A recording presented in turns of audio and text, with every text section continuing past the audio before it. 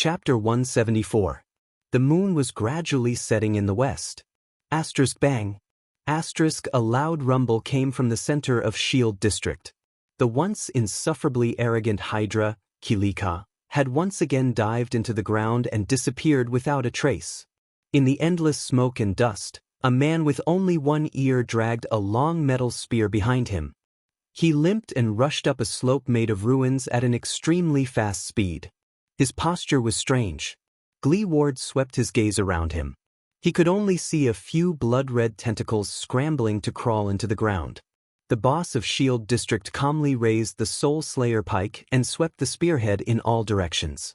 Just as the spearhead swept to the left, the Soul Slayer pike suddenly trembled. Buzz. Ward no longer hesitated. He took a step forward and rushed in that direction. Swoosh. His pike was faster than a human figure. It instantly pierced into the smoke and dust. Bang. One of the ruins exploded. A disheveled girl revealed herself in the blasted ruins. She avoided the pike by a hair's breadth and flew out. Ward did not stop. He chased after Giza and stabbed at her head. The spearhead swept past the left side of Giza's face. The latter's face immediately sizzled as if it was being roasted and began to melt. Damn it! As the blood mystic cursed softly, a few tentacles suddenly extended from under Giza's simple dress. They struck the ground violently and pushed her away. Away from Ward's pike. Very well. Ward stopped in his tracks.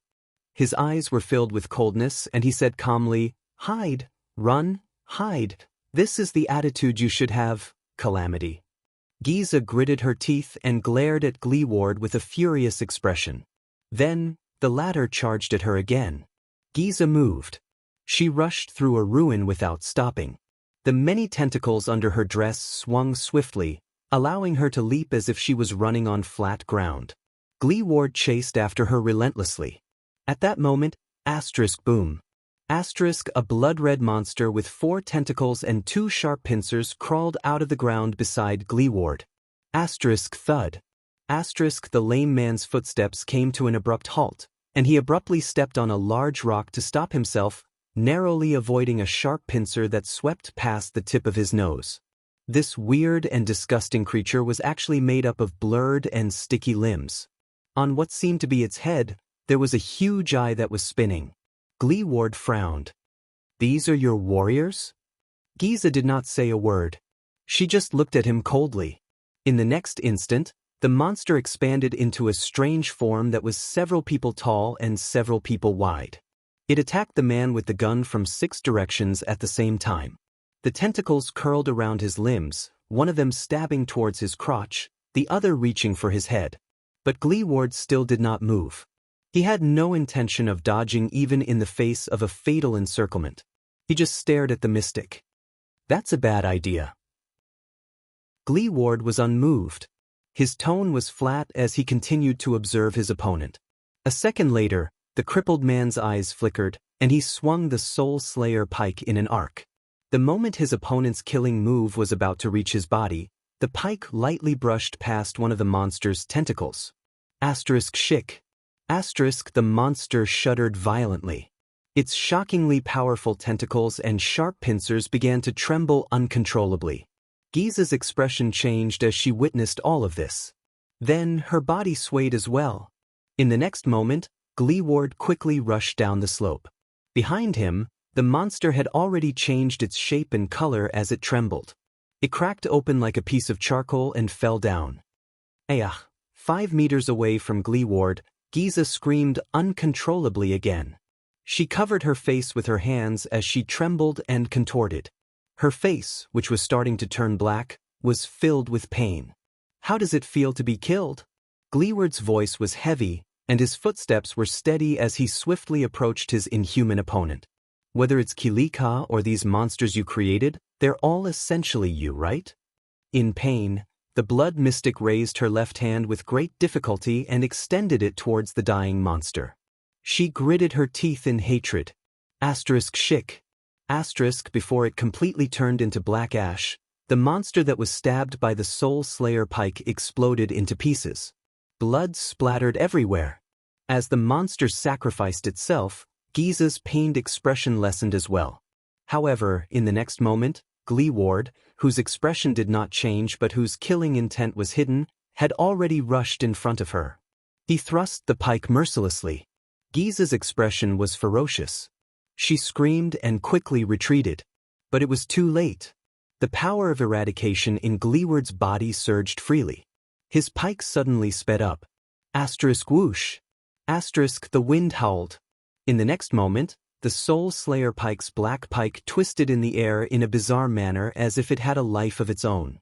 The body of the pike bent in a terrifying arc. It stabbed Giza's left hand. Ugh! The blood mystic screamed in pain. This time, her screams were far louder than before. A visible blackness spread from her left arm to her entire body. Gleeward rotated the pike with ease. He knew that extermination had taken effect. The moment she was stabbed by the Soul Slayer pike, Giza did not hesitate. Her right hand immediately turned into a blood-red blade. Asterisk crack. Asterisk before the blackness spread to her chest, the blood mystic's expression was fierce. She chopped off her left arm. Her left arm fell to the ground. Then, before it completely turned into charcoal and ashes, it swelled and exploded. Giza clutched her severed arm and took a painful step back. Beautiful. But do you feel pain as well? Gleeward was the one who praised her, but he did not have any intention of showing mercy. His cold eyes reflected the girl's image. It also reflected the black pike he was thrusting towards the girl. The wind howled. The pike was raised again. The pike was pointed at the disheveled Giza. It was about to pierce her face. Giza clutched her left arm weakly. She gritted her teeth and stared at Gleeward with a mournful gaze. A satisfied smile finally appeared on Gleeward's face. But it was also at that moment that a few blood-red lines that looked like the branches of a tree and blood vessels slowly rose on Giza's face. The pike thrust forward. It was unstoppable. In the next moment, a figure burst out of the ruins on the ground. Asterisk boom. Asterisk it stood between Giza and Gleeward. Asterisk thud. Asterisk it was a dull thud, not the muffled sound of metal piercing flesh. Gleeward, who held the pike with both hands, frowned deeply. The tip of the Soul Slayer pike stopped right before the tip of Giza's nose. It was only half a second away. The Soul Slayer pike that the crippled man used to take the mystic's weapon was currently held by a short and muscular figure who was using both arms to hold the pike. Even though the latter's hands were already bleeding from the friction of his grip on the pike. The weak Giza panted. The blood-red lines on her face trembled slightly. She stared at the pike before her with the ghost of a smile. Her expression was complicated and subtle, but Gleeward's expression quickly changed. How? Gleeward stared in disbelief at the short and muscular man who was holding his pike in a death grip. The man's attire, figure, and appearance were no different from a normal Northlander. How could it be you? You are. Gleeward stared at the man in front of him, whose face was filled with despair. He called out his nickname in shock and bewilderment. Glacier Sentinels? Big leather belt? Giza revealed a long-lost smile when she saw Gleeward's expression. At the edge of Shield District, Nicholas turned a gigantic tentacle into ashes with a smooth slash. Behind him, the shadows of countless swords and blades could be heard. The elite warriors of the White Blade Guards were carrying out their duty to kill even more smaller tentacles. The Star Killer frowned and walked down the battlefield. In the distance, King Nuven, who was tightly surrounded by a dozen guards, narrowed his eyes and looked at the captain of his personal guards. Your Majesty! The sound of horse hooves came from afar, along with the loud reports of the cavaliers on the horses. The secret room has sent news. Kilika has disappeared. Very good. King Nuven's expression changed. He nodded and said to a noble behind him, "This proves that our strategy is effective. That calamity, it does not dare to face the Soul Slayer pike head-on." Nicholas, who had just gotten rid of a tentacle, came forward. We used the best strategy against the blood calamity. On one hand, we used a small number of elites and legendary anti-mystic equipment to attack its vital points. On the other hand, we divided and surrounded it to cut off its source of power, Your Majesty." The Star Killer's expression became solemn and his eyes shone. "We suppressed it." King Nuvan nodded heavily. Behind the king, a few Northland soldiers rode over on horseback. They brought along a few noble bureaucrats who were in charge of delivering the news. They continued to deliver the news. "Also, Your Majesty, we still do not have any news about the Prince of Constellation and your granddaughter." King Nuvan's expression did not change, as if he did not care about his granddaughter's life or death. "Also, the nobles and the residents of the other districts are talking about it, especially the residents you evacuated. Many of them saw that monster. There are all sorts of comments about the invasion of the calamity. Many of the militias who have been enlisted have asked to immediately change their equipment and join the battle. The situation is a little chaotic, and the patrols are a little overwhelmed," replied to Madame Calshon. "Continue to monitor that thing and keep the news flowing." King Nuvan turned around and frowned slightly. He thought carefully and then decisively ordered, "Also, inform the chief garrison officer to disperse the patrols and pacify the civilians one by one. In the name of the king, this place will be solved very quickly. Ordinary troops without anti-mystic equipment will not be of any use. No one is allowed to recruit or gather troops for any reason." The officials nodded and continued to report the situation.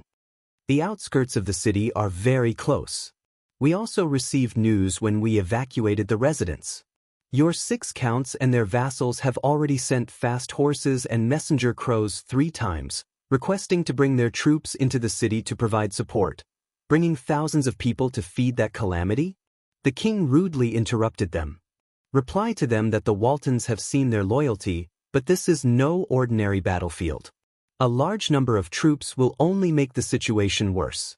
A clerk quickly recorded the king's words, while another worriedly said, "In addition, the 4 archdukes have requested Your Majesty that for your own safety, you should immediately return to Heroic Spirit Palace and explain." King Nuvan nodded and nonchalantly waved them off. "Let Lisban deal with the nobles, including the archdukes. Tell them that the king is hunting at the front line. Under such circumstances, it is best for them to shut up." After issuing the order, the heralds rode away on their horses. "You know, they actually have a point. You should stay in Heroic Spirit Palace, Your Majesty," the Star Killer said calmly. The king shook his head. "Almost all the White Blade Guards have been mobilized, and we can't summon troops into the city. Staying in the empty Heroic Spirit Palace with 4 archdukes and their personal guards with ulterior motives?" King Nuvan snorted coldly. "Your king just killed an archduke not long ago. I think I know which option is safer." Nicholas nodded and shook off the blood on the severing soul's blade. At this moment, "Your Majesty, boss, look." A white blade guard pointed at the sky and shouted. In the night sky, a spark flew high into the sky above Shield District. What followed was a sharp sound. The white blade guards shuddered in unison. "A signal arrow." "This means—" Nicholas' gaze flickered. "It's the first group from the east. They found a big guy that's hard to deal with. We have to immediately—" At the same time, a similar spark bloomed in the sky from another direction. At the same time, there was a sharp whistle. King Nuvan frowned. 2 places? But in the next second, a third signal arrow rose from afar. At the same time? That's not right. King Nuvan stared at the spark and frowned. "We've strictly assigned the routes. We split them into 2 directions, east and west, and gradually surrounded them from the edge of Shield District. While the 1st and 5th groups were clearing the route in front, the troops at the back shouldn't have met the big guy." Just as he spoke, a 4th signal bolt appeared not far away. Nicholas' expression changed drastically. "So many signals at the same time. There's only one explanation, Your Majesty." A few seconds later, Nicholas panted and said, "A new monster broke out from the ground, so other than the 1st and 5th groups, the others also met it." He could not finish his sentence. Bang. A loud rumble was heard. Amidst the smoke and dust, a blurry, indistinct, gigantic creature appeared in the center of Shield District, swinging its countless tentacles. Everyone present stared at the monster, the multi-headed snake, Kilika, dumbfounded. How could this be? King Nuvan gritted his teeth and looked at the nightmare monster that had reappeared. He took a deep breath and looked at the warriors around him. It's such a big target. Isn't it afraid of the Soul Slayer Pike's ability? King Nuvan stopped talking. The old king's expression was unpleasant. He had obviously realized something. There was silence for a few seconds. Then, Nicholas put the Severing Soul's blade into the scabbard on his back and slowly crouched down. He tightened the straps on his legs and nodded solemnly. Your Majesty, I request that we depart immediately. The Star Killer regained his extreme calmness. He said softly, we must slow down the work of clearing these tentacles. I think I need to bring the Severing Soul's blade as soon as possible to save Gleeward. On the other side of Shield District, the Black Sword's furious roar was heard. Thales looked at the blood-red tentacle that was charging at them. He gritted his teeth and dragged Little Rascal backwards. But they were far from fast enough. The tentacle slithered on the ground as fast as the wind and instantly slid before their eyes. Then, it suddenly bounced up and shot towards Thales with the sound of the wind. It was as tall as a person. Asterisk whoosh. Asterisk, damn it. Thales cursed in his heart as he watched the tentacle lunge at the tip of his nose. I can't dodge it. Little Rascal cried out in surprise. At that moment, that strange fluctuation surged through Thales' body again. Thales felt time slowing down again. In this time that seemed to be playing in slow motion, he could clearly see that the tentacle lunging at him was made up of countless bloody human tissues, from skin to muscles, from blood vessels to bones. In the air, it began to fork from the tip, revealing a section of sharp teeth. It was like a large, abnormally shaped snake lunging at its prey. A wave of nausea surged in Thales' heart. What the hell is this? At the same time, a new surge of strength was born in his body. Thales felt the new strength in his body and calculated where the tentacle would land. The next moment, he pushed Little Rascal away. Then he pounced on the other side. The tentacle brushed past Thales' right hand and Little Rascal's glasses. The two children rolled to the sides and fell to the ground. Asterisk thud. Asterisk, the blood-red tentacle missed its target and crashed into a wooden plank in the ruins. It no longer had a chance, because in the next moment, a small red sword pierced through the air and spun towards it. Asterisk thud. Asterisk, the blade was powerful and accurate, nailing the tentacle to the wooden plank. It was unable to move. The hilt of the small red sword was still trembling. Although the tentacle struggled continuously, it was nailed by the blade and could not break free. Thales fell to the ground. He seemed to have overexerted himself. His right hand was sore and he was panting in shock. He turned his head and looked at Black Sword, who was lying on the ground covered in wounds. The latter's right hand was suspended in the air, maintaining the posture of throwing the flying sword. Only then did Little Rascal let out a startled cry. She quickly stepped on her legs and crawled backward. She did not even dare to look at the disgusting tentacle. Thales sat up from the ground and stared blankly at the tentacle struggling weakly by his feet. Well done, little one. Black Sword exhaled weakly and his head fell back to the ground. Your reaction. But Black Sword did not finish his sentence. The part of the tentacle that was nailed to the ground suddenly split open from where the blade had pierced through. Then, it slapped the ground and the tentacle broke free from the blade. Thales shuddered. T, be careful, Black Sword yelled. But this time, Thales could not react in time. The tentacle pounced on him and wrapped itself tightly around him. From his left leg to his waist, from his chest to his head. Thales' eyes were also tightly wrapped, and he immediately lost his vision. Little Rascal screamed. Thales only felt a shiver run down his spine. It was sticky, greasy, warm, quivering, and occasionally contracting. And a little dizzy? That was what Thales vaguely felt in his days. It seems quite comfortable, until he felt a greasy, wet, and warm ball slide across the left side of his face and stop at the bridge of his nose. The ball began to tremble continuously, as if massaging his face. This feeling, Thales thought in his days, is like pressing my palm on my eyelid and feeling my eye tremble in my palm, When he thought of this, Thales shuddered violently. He knew what the greasy, wet and warm ball that kept massaging the bridge of his nose was. It was someone's eyeball.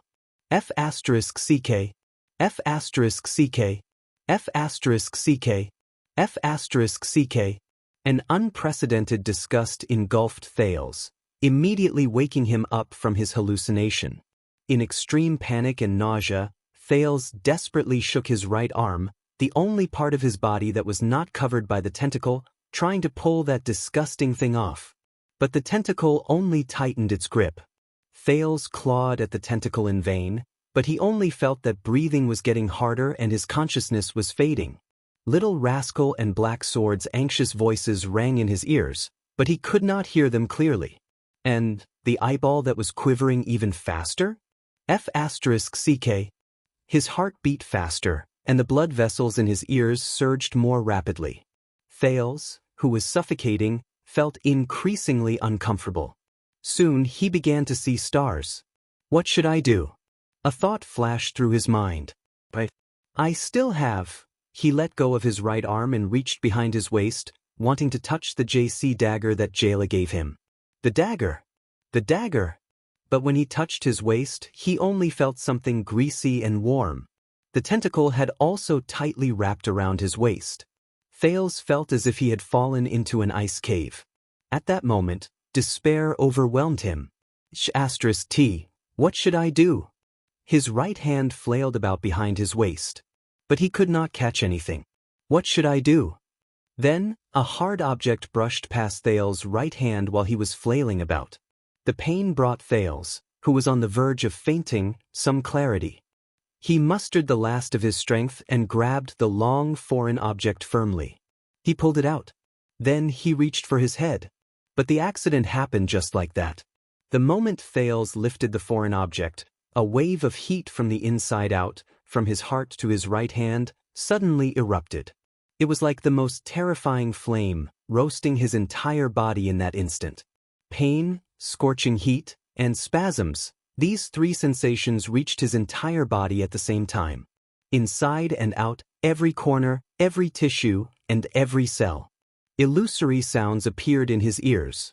At first, it sounded like the increasingly loud sound of blood vessels surging. But soon these sounds changed. Some sounded like waves sweeping across, some sounded like volcanic eruptions, and some sounded like the howling of a storm.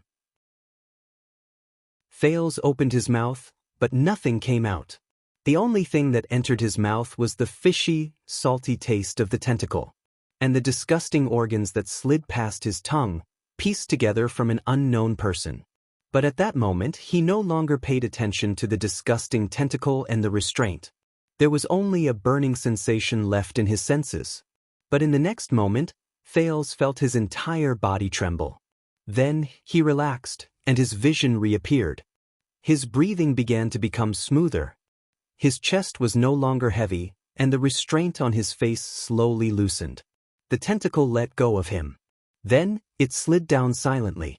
At that moment, the burning sensation from the bottom of his heart to his right hand gradually disappeared. Thales panted hurriedly.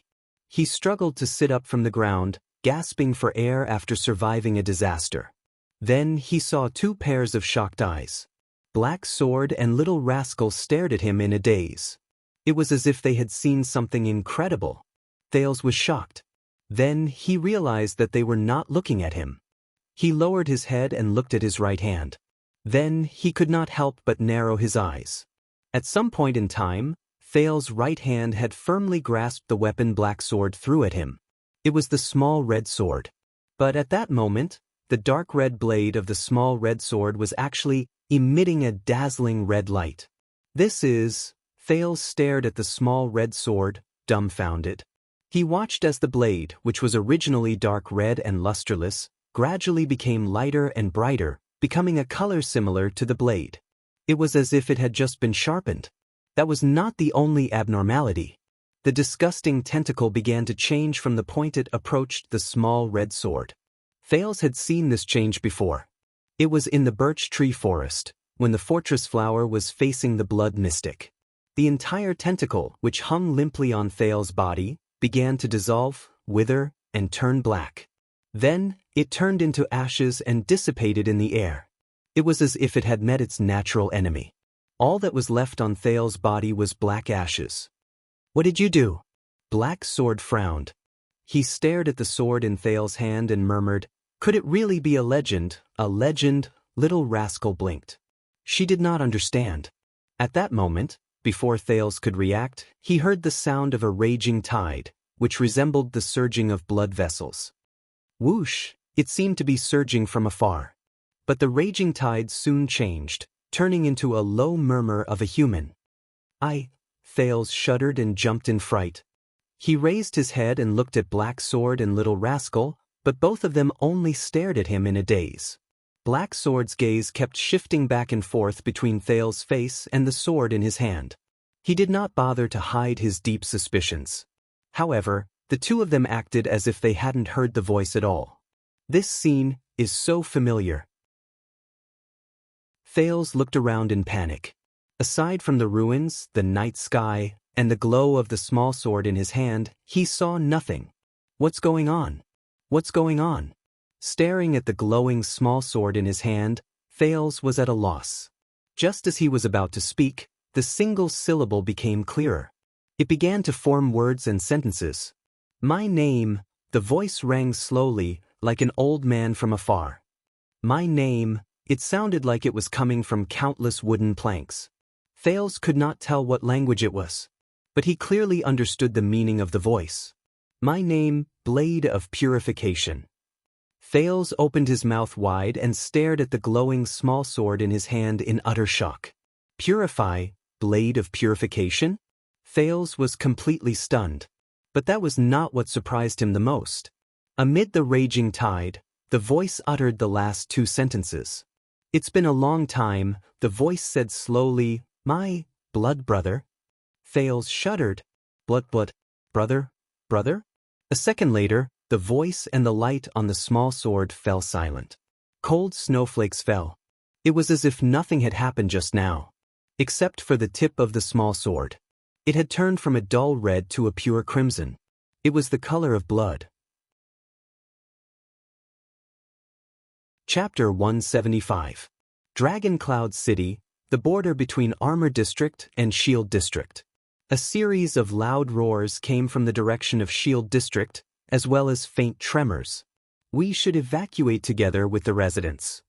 A valiant swordswoman with black hair, light armor, and thick black gloves stood on a roof.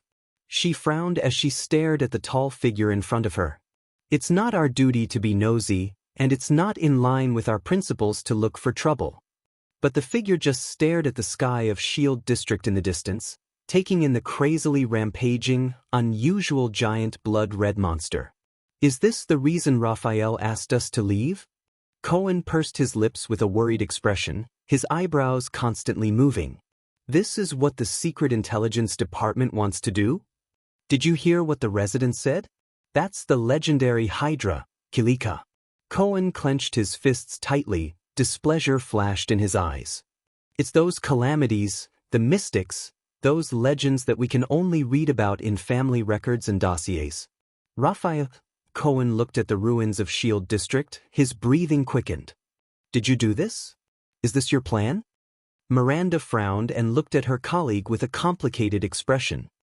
"The disciplinary officers didn't evacuate the area for no reason. This is not something you should worry about. Dragon Cloud City definitely knows how to deal with calamities."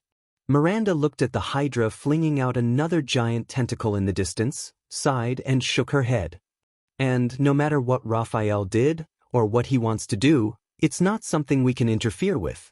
Cohen was still staring at the Hydra, his golden hair was covered in snowflakes, but he did not notice it at all. "That's Shield District, Big Leatherbelt lives there. We even sat in his house before. Do you remember the man who fought against the orcs in the Glacial Sentinel?" Listening to the sounds of destruction, Cohen's eyes were filled with sorrow. "Him and his daughter."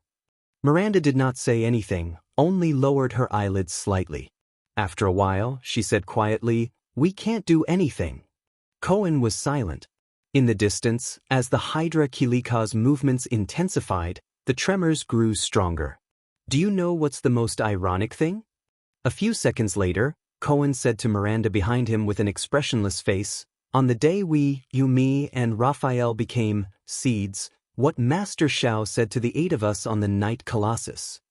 Hearing this, Miranda subconsciously put her hand on the hilt of her sword. The mission of the Tower of Eradication is to preserve the last, purest, and most transcendent spark for mankind. Against the backdrop of the Hydra wreaking havoc in the distance, Cohen continued to speak calmly, to pass on the power of eradication and to pass on the spirit and mission of our ancestors. Cohen's eyes flashed with mixed emotions. Be alert and ready at all times. The day they make a comeback, the swords of eradication will be unsheathed once more. Miranda raised her head and gritted her teeth as she stared at the Hydra's terrifying figure. Regardless of race, country, or seniority, we will resume the mission that belonged to our predecessors, and we will recreate the glory of the Calamity Hunters. In the darkest days, in the hellish battlefield, in the last moments of mankind, we will carry our swords and hope, go against the crowd, face death calmly, and press forward. Charge towards the almost invincible calamities. This is the original and final mission of the Tower of Eradication. Raphael, as a seed with high hopes, Cohen sighed when he said this, "Turn the calamities, stop your meaningless and baseless guesses." Miranda interrupted him coldly, "We don't know what Raphael and the Secret Intelligence Department did. Maybe the Secret Intelligence Department has a more important political purpose. Maybe if they didn't do this, the Hydra would have appeared in Eternal Star City instead of Dragon Cloud City." Cohen sneered, which was rare. Politics? The blonde police officer shook his head in disappointment. The Tower of Eradication passes down skills to protect mankind and is above politics. This is also the most valuable thing about it. No matter how bad the relationship between the Tower of Eradication and Constellation is, it has never rejected students from Constellation. Cohen lowered his head and said in a low voice, "But we use these treasures, which have been passed down for thousands of years, to kill each other. Swordsmen are proud to be born in the Tower of Eradication. But over the past 600 years, how many swordsmen of eradication have truly died in the hands of the calamities? Died while guarding the path of mankind? And how many died under the swordsmanship and powers of eradication that were also passed down from the tower?" Miranda's expression did not change, but her voice was a little ethereal. Not every student can escape the shackles of politics. Not every student has the same ideals and goals as the Tower of Eradication. But, Raphael? Cohen sighed heavily. With his status, compared to us, he should be the most detached from these things, shouldn't he? Miranda looked at his back in silence. A few seconds later, the swordswoman put away her solemn expression and chuckled softly. "Cohen." Miranda looked at Cohen, who turned around in surprise, and curled up the corner of her mouth. "Has anyone ever told you, maybe you're not suited to be a suzerain or even a noble?" The swordswoman flashed a thought-provoking smile and asked meaningfully, "The ideal and kind heir to the Count of Walla Hill." Hearing that, Cohen was stunned and stared at Miranda in a daze. He tilted his head and stared at the roof under his feet. Desolation and loneliness flashed in his eyes. This time, Cohen was silent for a longer time than he had ever been. Finally, the police officer's voice rang out absent-mindedly. "Ah, I know. From the first day I could remember things. I knew it." Cohen's voice was calm, but it made Miranda's heart darken for no reason. "I can't be a good suzerain. I can't." Miranda did not speak. At this moment, the two of them looked up as if they had sensed something. In the next second, the two swordsmen jumped off the roof at the same time and hid behind the wall with agility. A minute later, two figures flitted past the streets that had already been evacuated. One of the strange footsteps was light, as if he was walking on the ground. The other's footsteps were more normal, and his steps were steady. In terms of movement, Miranda, who was hiding in the dark, thought, both of them seemed to be good fighters. However, both of them seemed to be injured, and their bodies were unstable. "I think we should go into Shield District to look for someone, even if that thing is there." One of them sounded very young and impatient, as if he was not satisfied with his companion beside him. I say, can't you say something? Oh, okay, I remember now. Can't you give me some reaction? God, don't make those gestures that I don't understand. Wait. Miranda's pupils constricted when she saw the two figures. In the next second, Cohen watched in shock as Miranda stood up, left her hiding place, and blocked the two people who passed by. The two uninvited guests stopped in their tracks warily and adjusted their postures so that they could attack easily. But their hostility was quickly broken. You are, at that time, beside Lady Cecere, Thale's attendant, Waiakaso, held his saber and stared at the swordswoman. His eyes widened in shock. Broken Dragon Fortress. Lady Miranda. Why you here? Waya asked in astonishment. It's a long story. What about you? Miranda frowned. What are you looking for? Is it related to that calamity? This. Waya was stunned at first, then he turned his head hesitantly. He was a noble of the Arund family, and even the heir of the Duke of the Northern Territory who had once tried to usurp the throne. The disappearance of the prince, but in the next moment, Waya frowned slightly. He saw that Miranda's expression was also not right. Both of them felt the tension in the air at the same time. They turned their heads. The companion behind Waya, a man with a silver half-mask and metal prosthetic limbs, was trembling. Ralph, the phantom wind follower, fixed his fractured hand on his body. His eyes were bloodshot as he stared at the blonde police officer. His hands could not stop trembling. He touched his throat with difficulty, then abruptly let go as if he was scalded. Soon, Ralph's gaze was filled with hatred and anger. Cohen narrowed his eyes in puzzlement as he looked at the strange short-haired, silver-masked man. His gaze swept across the man's lower body, which was covered by clothes, but he could still hear the prosthetic limbs. He scratched his head. Why are you looking at me like that? Do we have a grudge? Excuse me. Under the other person's extremely unfriendly gaze, the police officer asked cautiously and confusedly, Have we met before? Cohen soon no longer had to be confused. In the next second, Ralph coldly swung his right hand, and a hidden blade popped out from his arm. Looking at the familiar hidden blade, Cohen's gaze tensed. A memory from not too long ago flashed through his mind. It was that night. Disaster Sword, Groudon. The girl with dual blades. He himself. And the police officer frowned. He bent down and placed his hand on his saber. Miranda and Waya were both stunned. They looked at the two people who were about to fight, puzzled. So you're not dead yet, my old friend from Red Street Market? Cohen vigilantly took half a step back. His gaze was as sharp as a sword, and his tone was cold. Scum of Blood Bottle Gang. The expression on the other half of Ralph's face, which was not covered by the mask, became more and more unpleasant. He let out a low, guttural growl and clenched his fists tighter. The rustling sounds of flesh scraping against each other came from all directions. It was as if thousands of snakes were swimming wildly in all directions. How many threats, enemies, and dangers do these scraping sounds signify? In the midst of the strange rustling sounds, Nicholas, who was under the eaves of a dilapidated house, opened his eyes gently. The power of eradication in his body began to circulate in a strange manner. It surged through his entire body in waves. In the next moment, the Star Killer descended like a bolt of lightning.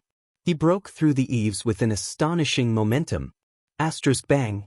Asterisk as Nicholas' figure appeared, a dozen blood-red tentacles of various sizes appeared in front of him. The tentacles trembled in unison and attacked him from different angles. Nicholas, who was in the air, should not have been able to dodge. But his figure strangely began to flicker and blur. All the tentacles that were stretched out towards Nicholas curled, whipped, struck, and stabbed at him from front to back. These life-threatening tentacles brushed past his ears, armpits, soles of his feet, and waist in the air, but without exception, all missed his body by a hair's breadth. The air was torn apart by the tentacles. The howling wind glided past the surface of the Star Killer's body. In that second, the unscathed Nicholas' gaze was calm. He swung the severing soul's blade in the air. The trajectory and arc of the blade formed countless ellipses in the air as Nicholas' body descended. Asterisk thud. Asterisk Nicholas landed steadily on the ground. Behind him, many broken tentacles fell and turned into ashes. Nicholas stood up. Without changing his expression, he stabbed the severing soul's blade into the large tentacle in front of him. Soon, Kilika's severed limb disappeared from the world. It's much easier than parrying the weapons coming from all directions on the battlefield, Nicholas thought to himself. After all, I only have to face one enemy. He broke through from the edge of Shield District all the way here, and the worry in his heart did not decrease. Instead, it increased. The number of enemies on the road was getting denser, and the Hydra's figure was also getting bigger. Clearly, he was already close to Gleeward. Hopefully, nothing will happen to him.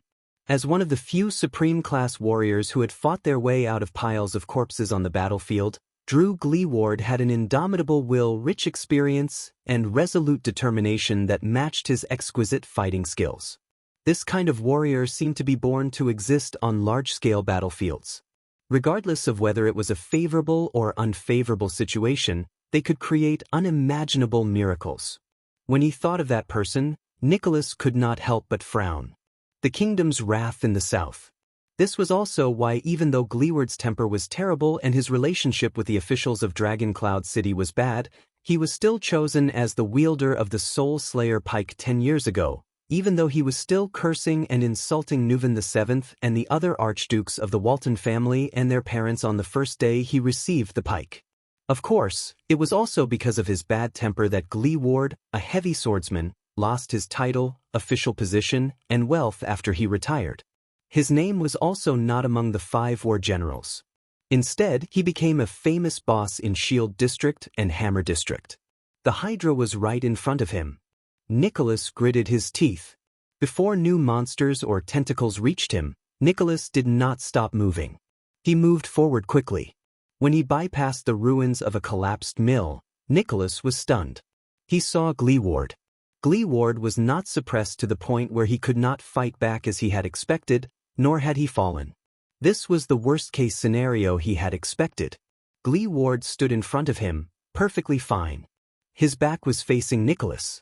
The Soul Slayer pike was still in his hand, and the spearhead was still trembling.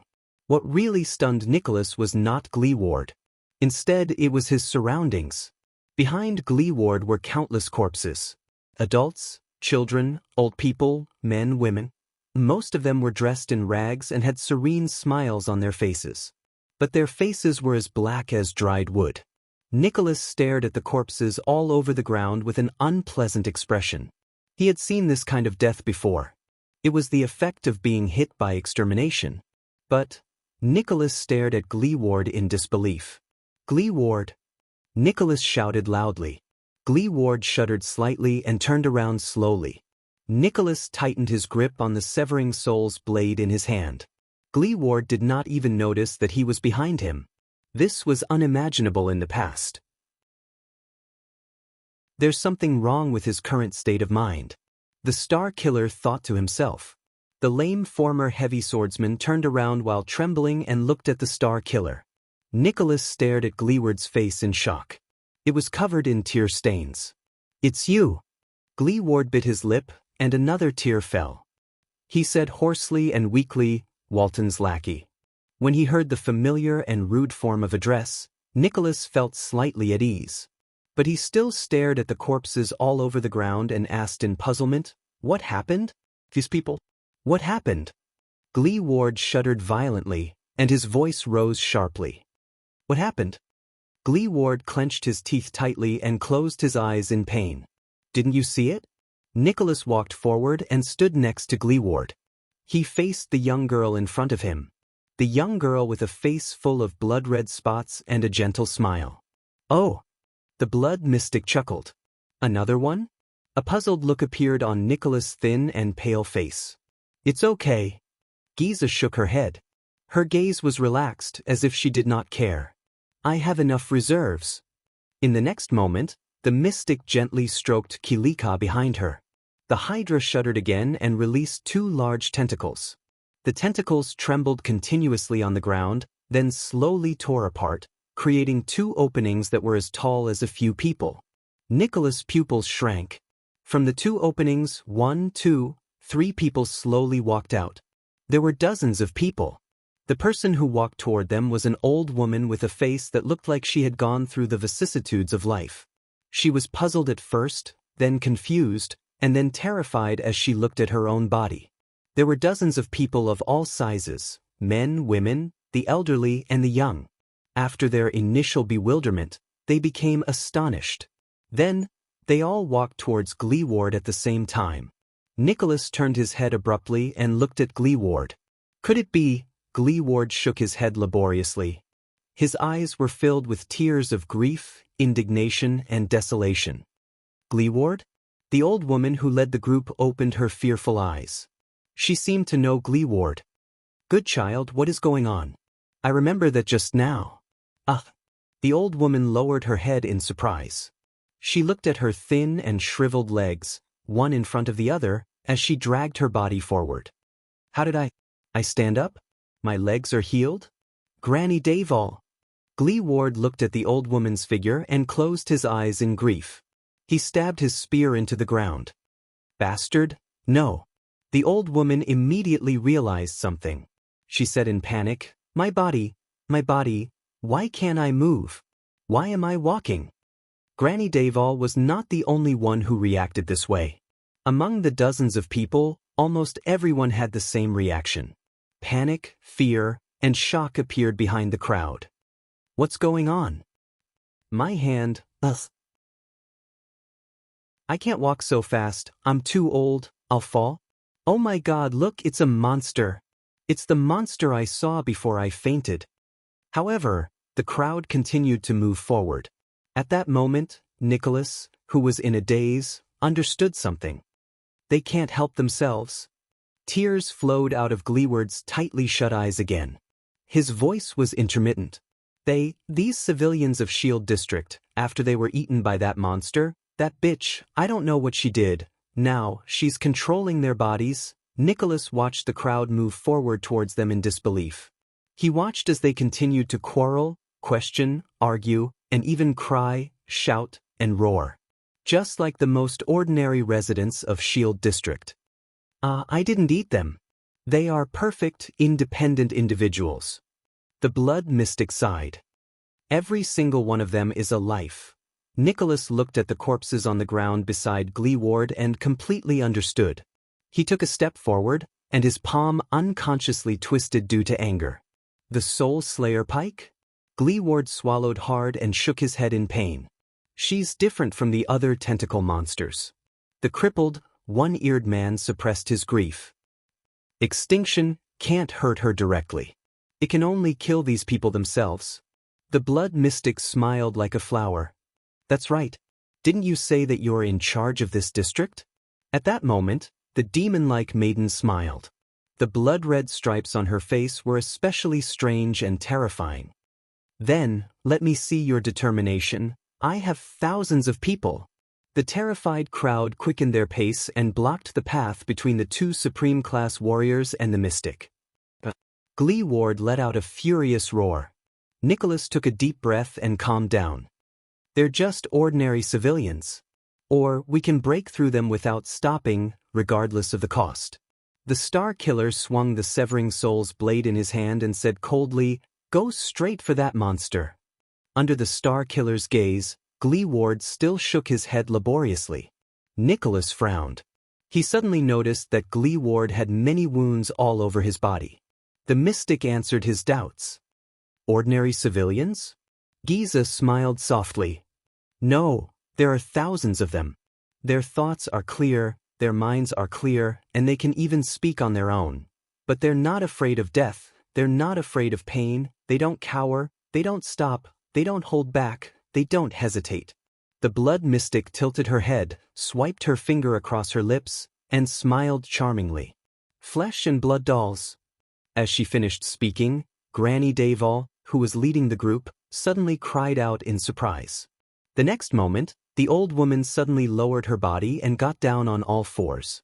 The crowd behind her instantly burst into an uproar. As she cried out in surprise, Granny Daval used her hands and feet like a feline. With agility and speed that did not match her age and body, she leaped more than 10 meters in a few seconds and pounced on Gleeward as if she was hunting prey. No! Gleeward roared in pain. He turned the pike around and used the handle to sweep Granny Daval back. As Granny Daval cried out in pain, she flew back to a ruin and fell hard. Bang! The old woman's bones seemed to be very fragile. Just like that, Granny Daval's left hand was bent and deformed. Nicholas widened his eyes in anger. He watched as Granny Daval used her broken left hand to support herself on the ground again and pounced on Gleeward while she cried out in pain. The old woman's pained screams echoed in Nicholas' ears. I'm sorry. Gleeward raised his head abruptly and roared. Eh! This time, Gleeward widened his eyes in anger. As tears flowed down his face, he trembled as he handed over the pike. Grip. The pike pierced through Granny Daval. Gleeward child. Granny Daval's face was filled with disbelief. Then, Granny Daval's face turned black. She lost all her life and slowly fell down. The crowd burst into a collective howl of panic. Gleeward gritted his teeth and panted continuously. Hey, these people aren't as useful as my cuties. The blood mystic covered her mouth and chuckled.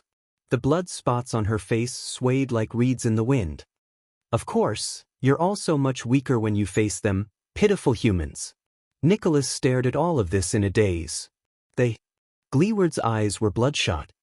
He bit down hard on his lower lip and pulled the pike out of the old woman's body while his entire body trembled. They won't stop. The crippled man gripped the pike in his hand tighter, as if he wanted to leave a palm print on it.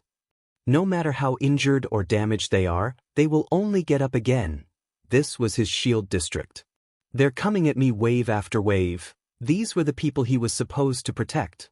Stop me, kill me, these unarmed, innocent civilians. Unless, Gleeward roared angrily with a face full of tears. He swung his hands and raised the pike. Kill. The crowd drew closer. Panicked, fearful, and trembling faces that he was incredibly familiar with appeared before his eyes. Kill them. Gleeward, who was about to break down, was like a trapped beast that had been forced into a corner. He roared in grief, indignation, and despair. Kill them. Nicholas watched the waves of people approach them, then looked at the countless corpses that had already fallen beside Gleeward. He felt a chill run down his spine. The blood mystic clicked her tongue. The Soul Slayer pike, is it? Unprecedented anger appeared in her eyes. I know the power of this thing better than you do. The power it can unleash in Raiku's hands is much stronger than a rookie like you, but I am still standing here in one piece. The blood mystic raised her hands. There was a smile on her face and her voice was cold. Guess what this proves? The mystic grinned and laughed with her head thrown back. Very well. Giza thought quickly in her abnormally excited state. This way I can at least buy some time. Enough time to search for that boy. Find him. Kill him. Save him. As her thoughts raced, Kilika extended more and more tentacles underground. 2 patches of red appeared on Nicholas' pale face. He spoke slowly and laboriously. So, you've already planned how to face the Soul Slayer pike from the beginning, right? Starting from absorbing your food, the mystic flashed a bright smile. Gleeward could not stop trembling. He raised his head and looked at the approaching crowd. His eyes were filled with numbness and determination. Nicholas stared at his inhuman opponent. His heart grew heavier. What should I do? Kill all the residents of Shield District who are not dead yet? Kill thousands or even tens of thousands of them? Fight her again? How could this be? The Star Killer took a deep breath and shook his head slowly. The Soul Slayer pike is recorded in the legend of the world, as well as you and the Hydra, but why is there no record of this scene? I'm not sure about this either. The blood mystic exhaled. Her smile did not fade. But I can make some guesses. Nicholas and Gleeward frowned. Did you know that the Soul Slayer pike's ability was originally called Extermination? The mystic smiled faintly. But later on, it was renamed Extermination. Gleeward shuddered. Giza chuckled. She raised her head and stared at the cliff of the sky, at the statue of the hero who was holding a pike and staring at the ground. It was a statue of perseverance, courage, compassion, tolerance, and greatness. Originally, Raikru had a blood heir. The mystic said faintly, his son, his younger brother, his nephew, his uncle, the Extet family who loved each other. Nicholas and Gleeward stared at each other. Their eyes were filled with shock and bewilderment. Until we met on the battlefield. The mystic narrowed her eyes. Her eyelashes trembled slightly. Your so-called human hero. That heartless, cruel, and terrifying man with a heart as hard as stone, Raikru Extet. In their eyes, the terrifying and cruel blood calamity gently raised her slender fingers and slowly pointed at the advancing crowd. Personally lifting the Soul Slayer pike. Giza's eyes shone with a strange and subtle red light. She parted her cherry lips and revealed a secret that sent chills down their spines. All of them, did not spare a single one, killed them all. Chapter 176. Thales stared at the small red sword in his hand absent-mindedly. He did not even notice when little rascal shuddered and moved closer to him. She pulled him up from the ground with all her might. The blade of purification. Is that its name? Even under the dim moonlight, the blood-red edge of the sword was extremely bright. Thales tried his best to sort out the thoughts in his mind. He even forgot about the environment he was in. Is this sword a living thing? If it is, why didn't it move in Black Sword's hand? If it isn't, then what is that voice? That voice that came from my ear? No, it's more like it came from the bottom of my heart. Why is it so similar to what happened when the High Priestess of Bright Moon Temple prayed? The moment he touched it, the burning sensation that seeped out of his body reminded him of the scene when his mystic energy went out of control. Is there a connection between the two? It said, my blood brother. What does that mean? It also said, it's been a long time. Have I seen this thing, the legendary anti-mystic equipment, before? More and more questions popped up in Thales' mind, but none of them had an answer. It only made him more confused and confused. What did you do? Black Sword's voice rang in his ear, stern and fierce. Thales was startled. He snapped out of his daze and unconsciously loosened his right hand. Asterisk clang. Asterisk, the small red sword in his hand fell to the ground. Black Sword struggled to lift his upper body with his weak body. He did not know whether it was because of the shock or his injuries, but his expression was very unpleasant. A pair of sharp eyes locked on Thales' face. Why did it suddenly become effective? Thales only reacted then. He looked at the small sword on the ground, took a deep breath, and looked up at Black Sword. About that. The second prince forced an awkward smile. You don't know? Black Sword's frown deepened. Little rascal let out a huh. The girl pointed at the ground, her voice filled with surprise. It changed back. Black Sword and Thales were shocked. Their gazes were once again attracted by the small sword on the ground. The small sword that once shone with a red glow in Thales' hand began to change color. The bright blood-like blade on the ground faded once more, turning into the same dull and dark red color as before, as if all its blood had been sucked out. Thales blinked in bewilderment. He was not the only one who reacted this way. The legendary assassin of the Brotherhood shook his head shakily, his expression puzzled. What exactly is this? If only Ramon was still here. Black Sword looked at the dimming small sword. He lowered his head and gritted his teeth. His eyes were filled with indignation. Right at this moment, another loud explosion sounded from afar. Bang! Before anyone could react, a dilapidated house not far away suddenly turned into dust. A terrifying giant blood-colored tentacle soared into the sky. In the distance, the Hydra's silhouette was faintly discernible in the smoke. Both Thales and Little Rascal shuddered. They watched in astonishment as the tentacle split into countless tiny limbs. Like a group of densely packed, wriggling snakes, they swept towards them from all directions. What are you waiting for? Black Sword roared anxiously, run! Thales shuddered. Without saying a word, he grabbed the pale-faced little rascal. Ignoring everything that had just happened, he dashed in the opposite direction of the tentacles. This kind of tentacle again, so… Thales gritted his teeth. Did Astor really lose?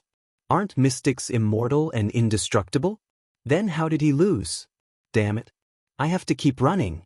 As for Black Sword, who was still on the ground, unable to move, he could only wish him luck. However, this time, the tentacles seemed to be exceptionally swift and powerful. They flooded the corpse-strewn street like a tidal wave. Everywhere they went, there was a terrifying sizzling sound. When Thales heard it, he felt a chill run down his spine. He was scared out of his wits. Without Asda's protection, they had barely taken 4 or 5 steps when the first small tentacle caught up to them. This time, its target was only Thales. In an instant, Thales felt a weight under his feet. His ankle was tightly entangled by the tentacle that came first. Thales felt a chill run down his spine. He staggered and fell to the ground. The tentacle began to twist and drag him backwards. No! Little rascal screamed. She turned around and grabbed Thales' arm tightly, trying to save him from the entanglement of the tentacles. However, how could the strength of 2 children struggle against the multi-headed snake's tentacles? They were dragged towards the snake-like tentacles. Damn it! Thales felt his scalp tingle as he watched his ankle being entangled tighter and tighter. He glanced behind them and saw other tentacles getting closer and closer. In just a few seconds, they were right in front of him. The melted, broken, and stuck limbs of the tentacles were clearly visible before his eyes. Thales shuddered. He quickly turned around and yelled, "Run!" However, Little Rascal only bit her lower lip and refused to let go of his arm. She shook her head violently. They were dragged a few meters back. Sizzling. The terrifying sound of flesh rubbing against each other came closer. Thales felt a chill run down his spine. H*T, it's too late. Soon, countless tentacles blotted out the sky and the moon. Like a raging wave, they swept over slowly. The first tentacle wrapped around Little Rascal's left arm. The second covered Thales' back. The third, the fourth, and the fifth, from his limbs to his body, these tentacles bound him and Little Rascal tightly. No! The sticky, warm, yet nauseating tentacles covered Thales' eyes as he roared, blocking Little Rascal's tear-stained face from his line of sight. Little Rascal screamed and let go of Thales' hand as he was pulled. Thales' eyes were about to pop out of their sobs as he watched Little Rascal's sorrowful face disappear before his eyes. Oh no! Thales desperately reached for JC's dagger as the tentacles pulled on him all over his body. At the juncture of life and death, he no longer cared about secrets or side effects. He had to use mystic energy, or what he thought was mystic energy. However, just as the second prince was about to stab himself with the dagger, another tentacle came from behind and bound his right arm. Then it dragged him backward. He could not touch the dagger. Thales gritted his teeth in indignation. No, he was like a prey hunted by a spider, trapped in a spider's web and unable to move. He could only close his eyes and wait for death. But at this moment, Black Sword's low growl suddenly rang in his ears. Then, the sound of flesh being torn apart could be heard one after another. Asterisk swoosh. Asterisk Thales shuddered. He felt the momentum of his being dragged suddenly lessen. In the next moment, the tentacles wrapped around his head and face were suddenly released. Blood splattered everywhere. Black Sword, who was covered in wounds, appeared in Thales' sight. Thales was instantly invigorated. Before he could speak, Black Sword roared and swung the red small sword in his hand amidst the surging group of tentacles. Asterisk whoosh.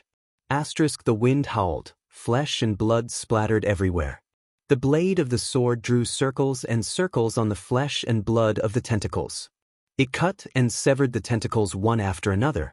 The tentacles trembled, and like a pot of boiling oil, they madly attacked Black Sword. With a body riddled with wounds, Black Sword displayed a speed that did not match his physical condition. His body sometimes trembled to break free from the entanglement, and sometimes he turned to dodge the attacks. He fought with all his might in the group of tentacles that surrounded him from all directions. Black Sword dodged a tentacle that reached for his left shoulder. His right arm trembled, and with a strange rhythm, he shook off a tentacle that was resting on it. Then he roared and cut off a tentacle that was binding Thales's left leg. Black Sword's expression was unpleasant. He stepped on the ground full of tentacles. His legs had been unknowingly entangled, but he was still oblivious. The small sword in his hand never stopped swinging.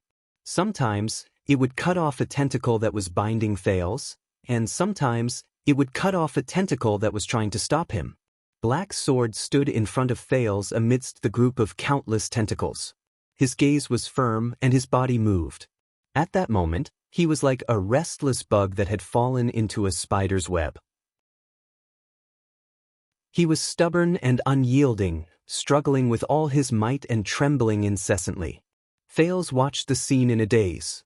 "Hold on to me," Black Sword roared. His left arm, which was wrapped in a thick cloth and had a thick bloodstain on it, grabbed Thales' shoulder in a death grip. Then, he swung the small sword again and instantly cut off 3 tentacles that were binding Thales. Asterisk grip. Asterisk the next moment, Black Sword's expression was fierce. Like pulling a carrot, he forcefully pulled Thales out from the mass of tentacles. Thales hugged Black Sword's arm tightly and coughed continuously. Black Sword swung with great force and threw Thales out of the tentacle's range. Thales rolled on the ground and panted rapidly. A few tentacles wanted to follow Thales, but they were mercilessly cut off by Black Sword before his eyes. As for Black Sword himself, he was increasingly entangled by the tentacles. Thales did not even have the time to catch his breath. He quickly turned around and saw Black Sword, who was almost drowned in the tentacles, struggling bitterly after saving Thales with a burst of power. Thales instinctively wanted to crawl backwards, but when he raised his head and saw Black Sword's gaze, he could not help but stop in his tracks. That man was still fighting ceaselessly in the mass of tentacles. The sword. Why isn't it working? Black Sword looked at the red small sword in his hand and roared, "These things haven't disappeared." Thales, who had just escaped death, felt mentally and physically exhausted. He propped himself up on the floor and listened to the sizzling sound of the tentacles behind him. The helpless expression on Little Rascal's face when she was finally dragged away appeared in his eyes. He could only feel an unbearable resentment in his heart. How could this be? He gritted his teeth and roared back without thinking, "How the F***ck would I know? I was holding it just now and—" As soon as the words left his mouth, both of them shuddered. Thales understood something. A tentacle seized the opportunity to wrap itself around Black Sword's neck, causing him to tremble all over. At the critical moment, Black Sword did not swing his sword again. Almost drowned in the tentacles, he gave Thales a deep look. "Little fella." Black Sword suddenly raised his voice. Thales panted and tried his best to stand up. A few tentacles had already bypassed Black Sword and were in front of Thales. However, in the next moment, Thales saw Black Sword move his arm, causing the wind to whistle. A black shadow spun and pounced towards the prince's face. Thales subconsciously narrowed his eyes. He could not help but raise his right hand to protect his head and face. However, the black shadow made a perfect turn and accurately fell into Thales' right palm, which he had just raised. The Prince of Constellations subconsciously clenched his fist and felt a weight on his hand. Thales bent his knees. In a flurry, he caught the small sword that Black Sword had thrown at him. The hilt just flew into his palm. Although I don't want to admit it, Thales took a deep breath. Black Sword's throw was really accurate. Black Sword took one last look at Thales before he was completely drowned by the tentacles. The tentacles that wrapped around Black Sword lifted the prey and swept it backwards. Thales breathed in a daze, but he knew what he was going to do. "Please." He gritted his teeth and brandished the small sword. Stepping on the ruins and snow, he ran forward. "Hurry up and give it to me. Make it work." In the next moment, Thales roared with all his might, as if that would calm him down. He swung the small sword at the tentacles that were pouncing towards him. One of the tentacles touched Thales' face, causing him to feel numb. The other tentacle reached for his hands and made an unpleasant sizzling sound. However, in the next moment, that strange burning sensation attacked his heart again. His blood vessels began to surge endlessly again. Thales's small sword changed. As if it had been injected with some kind of power, its dull, dark red blade, starting from the hilt in Thales's hand, gradually changed color and glowed. It became bright red again, as if it had been revitalized, just like before.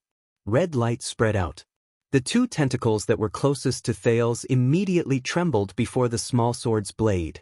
In just a few seconds, their warm and strong flesh curled up and withered into dull gray limbs. With the sizzling sound of roasting flames and red steam, they were turned into ashes. Thales was shocked. "It's effective." He did not stop. Instead, he charged forward without a care for his life. Not far away, the blood mystic, who was facing off against Gleeward and Nicholas, turned her head and cast a glance in his direction. Giza's tentacles were very memorable.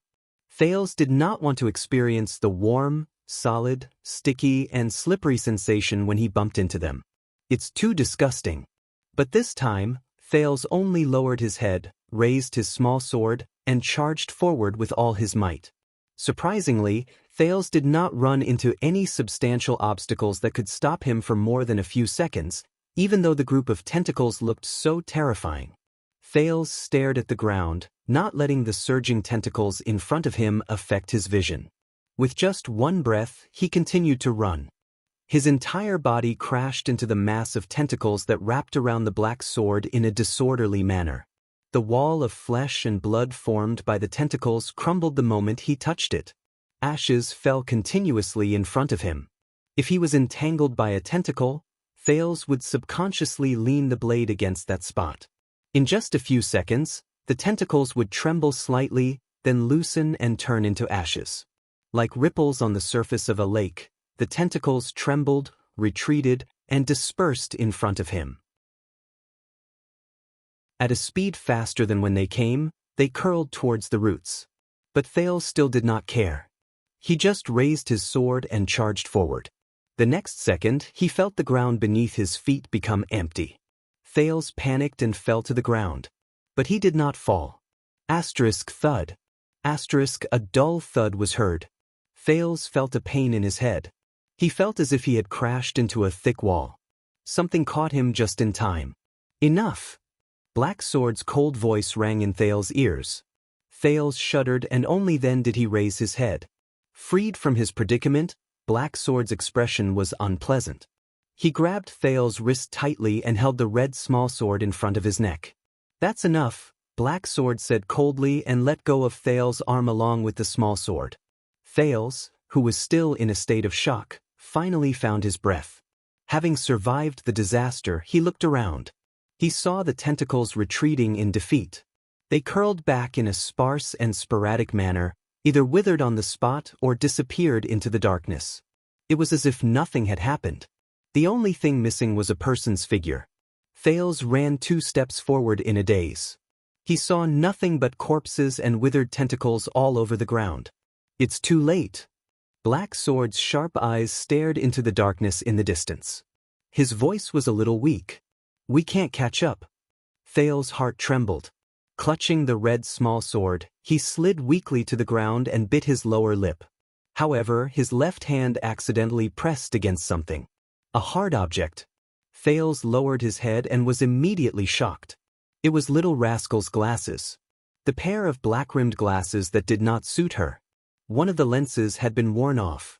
But its owner, Thales could not help but feel a pang in his heart. Little Rascal, he had dragged her away from King Nuvan, away from Asda, and away from Giza's tentacles. But now, in the end, she was... When he thought of this, Thales felt a lump in his throat. It was as if a huge rock was stuck in his heart. No. Thales picked up the badly damaged glasses and bit his lip hard. In his mind, he could not stop the image of Little Rascal hugging his arm tightly. Then, she was drowned in the tentacles, screaming as she was dragged away. No. Black Sword clutched his chest, swayed, and sat down. He spat a mouthful of blood on the ground. After he regulated his breathing, he raised his head. Thales shut his eyes tightly and lowered his head. Black Sword heaved a deep sigh when he saw Thales behaving this way. Looks like you really did something. Black Sword stared at the tentacles that had withered and turned black around him. Some of the tentacles had even scattered into ashes. He said slowly, "It only reacts to your touch. That sword seems to only be effective in your hands, to restrain mystics." Immersed in indescribable grief, Thales shuddered slightly. Thales glanced at the bright red weapon in his hand with a blank gaze. "Do you have anything to explain?" Black Sword shook his head and put away his previous expression as he calmly asked. Thales furrowed his brows. He stared at Black Sword with a mixture of resentment and annoyance. Why is he still concerned about this? Thales was silent for a moment before he spoke. "Explain." Thales sneered mournfully. "Explain my ass." Black Sword ignored what he said. Instead, he stared at Thales' face. A few seconds later, Black Sword suddenly spoke. "Azure ambition." Thales replied absent-mindedly, "What? What do you have to do with that place?" Black Sword asked seriously. At that moment, Thales felt a surge of resentment in his chest. He had no intention of paying any attention to Black Sword. He said coldly, "What the F***ck do I have to do with it?" Thales lowered his head and gritted his teeth. He closed his eyes and tried his best not to look at the corpses on both sides of the street. After being attacked by the tentacles just now, they were unrecognizable. Black Sword did not answer him. He only tilted his head and frowned as he looked at the darkness in the distance. A moment later, Black Sword's tone turned cold. "Don't you know? She's in this state because of you." Thales trembled and raised his head. His eyes flickered as he looked at Black Sword. "Everyone here, including Ramon, thousands of people, died because of you. You should know this very well," Black Sword said indifferently. "How do you feel?" Thales breathed without realizing it. His eyes were empty and lifeless. "This is the disaster brought about by those monsters," Black Sword said flatly. 12 years ago, I saw such a tragedy. Corpses were strewn all over the place, countless ruins, companions who were snatched away, innocent people involved, and the monsters' indifferent and hateful gazes as though no one was around. To those monsters, were just worms that can think and talk. Compared to their goal, even if it's an extremely ridiculous goal, were not worth mentioning. Thales gritted his teeth and narrowed his eyes. "What are you hinting at?" "The mystics destroyed the entire city. You and I have to take responsibility for it." Black Sword let out a long sigh. The injuries on his body seemed to have healed a lot. "So, we have to do something, even if it's for the sake of the girl beside you, isn't that right?" Thales pinched the black-rimmed glasses in his hand and regulated his breathing. "You need my help," Thales said with certainty. Black Sword nodded slowly. "This sword can only be effective in your hands." Black Sword stared into Thales' eyes. "Since we've already obtained this weapon, we have to do something." "So, yes, I need your help," Black Sword repeated his words. "What do you want to do?" Thales' breathing became erratic. His voice was a little hollow. This time, Black Sword stared at him for a long time before he slowly spoke. "Look around us. Look at the ruins they left behind." Black Sword stood up shakily from the ground and gazed into the distance. "That thing is still wreaking havoc. I'm guessing that Dragon Cloud's city can no longer control the situation." Thales' entire body trembled. He came to a realization. "You want..." Thales was a little surprised. He followed Black Sword's gaze and turned his head to look at Kilika in the distance. "You want to find the Blood Mystic? We want to end all of this." Black Sword nodded. "To end this city's nightmare. If we're lucky, we might even be able to save that girl, if she hasn't been eaten by that thing." Thales' breathing slowly quickened. "Otherwise, as long as you're still here, as long as that thing is still here," Black Sword said meaningfully, "you and the unlucky people around you won't have peace. Even if that girl is rescued, she'll eventually fall into the hands of those monsters again. Even if you have this sword." Thales furrowed his brows and looked at the small sword in his hand. A few seconds later, he said in a low voice, The blade of purification. What? Black Sword furrowed his brows. Thales stared at the sword in his hand and its blood-red blade. A resolute look flashed in his eyes. The name of this sword is the Blade of Purification. Black Sword looked at him and suddenly laughed. You really do know something. Not much more than you do, Thales said emotionlessly, his eyes lifeless. So, little guy, what's your decision? Black Sword did not continue the topic. He looked at the young prince with a forceful gaze. As the youngest wielder of the legendary anti-mystic equipment in history, Thales took a deep breath. He stared at the blade of purification in his hand. Only the howling cold wind and the faint sizzling sound of the Hydra remained in his ears. Asda's profound gaze appeared before his eyes. Giza's sweet and gentle smile. Little Rascal's tearful expression. The screams of the Northland residents fleeing for their lives rang in his ears. In that instant, Thales' gaze became resolute. All right, I'll go with you. But before he could finish, Black Sword suddenly said, By the way, let me remind you. Thales was stunned. Excessive use of the legendary anti-mystic equipment will put a huge burden on the body, Black Sword said calmly. If you can't control its power, it'll be dangerous. Hearing that, Thales was slightly stunned. He lowered his head and scrutinized the blade of purification in his hand again. Under the moonlight, its blood-red blade looked so bright and dazzling. Dangerous, he said in a daze. Especially for those who have not reached Supreme Class, they can't guarantee absolute control of the legendary anti-mystic equipment. Black Sword's voice continued to ring. And you better think it through. Black Sword's words were extremely cold. Thales frowned heavily. In that instant he suddenly thought of Gilbert, Yodel, and Gines.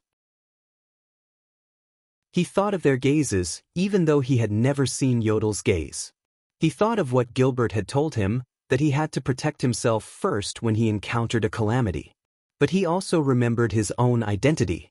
Every time I use mystic energy, I have to pay a heavy price, right?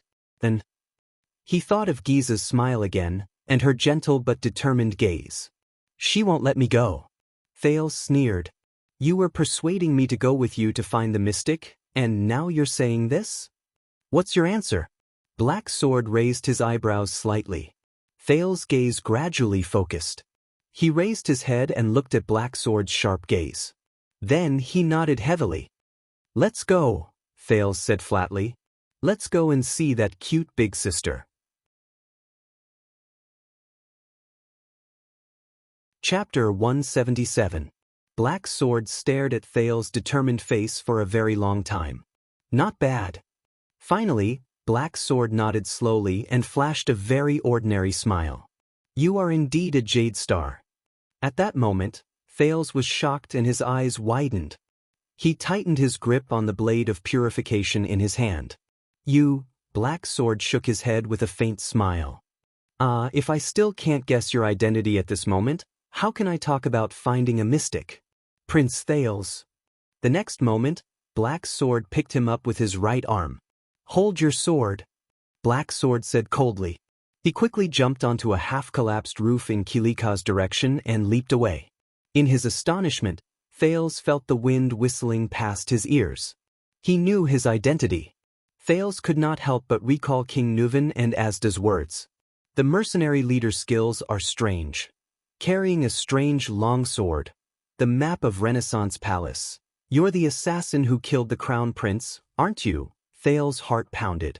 What would he do? But there was no turning back. An earth-shattering explosion came from afar. It was as if Kilika was angry. What should we do? Thales only reacted after a long while. He forcefully suppressed the nervousness and shock in his heart and asked with a trembling voice. What should we do? Black Sword held him in his arms with his uninjured right arm. His feet did not stop and he continued to advance with his weakened body. The blood mystic. The second prince frowned. That person? I saw it with my own eyes. She can't be sealed by the legendary anti-mystic equipment. If we can't seal her, if we have to fight her face to face with those strange abilities, Thales could not suppress the worry in his heart. Of course there is a way, Black Sword said with certainty. There has never been an enemy that cannot be defeated. That kind of creature only exists in night novels. They are called protagonists. Thales was stunned. First of all, Black Sword nimbly turned and avoided a tentacle that vaguely appeared in front of him. You have to change your mind. Thales was slightly stunned. Change my mind? You think you're weak, don't you?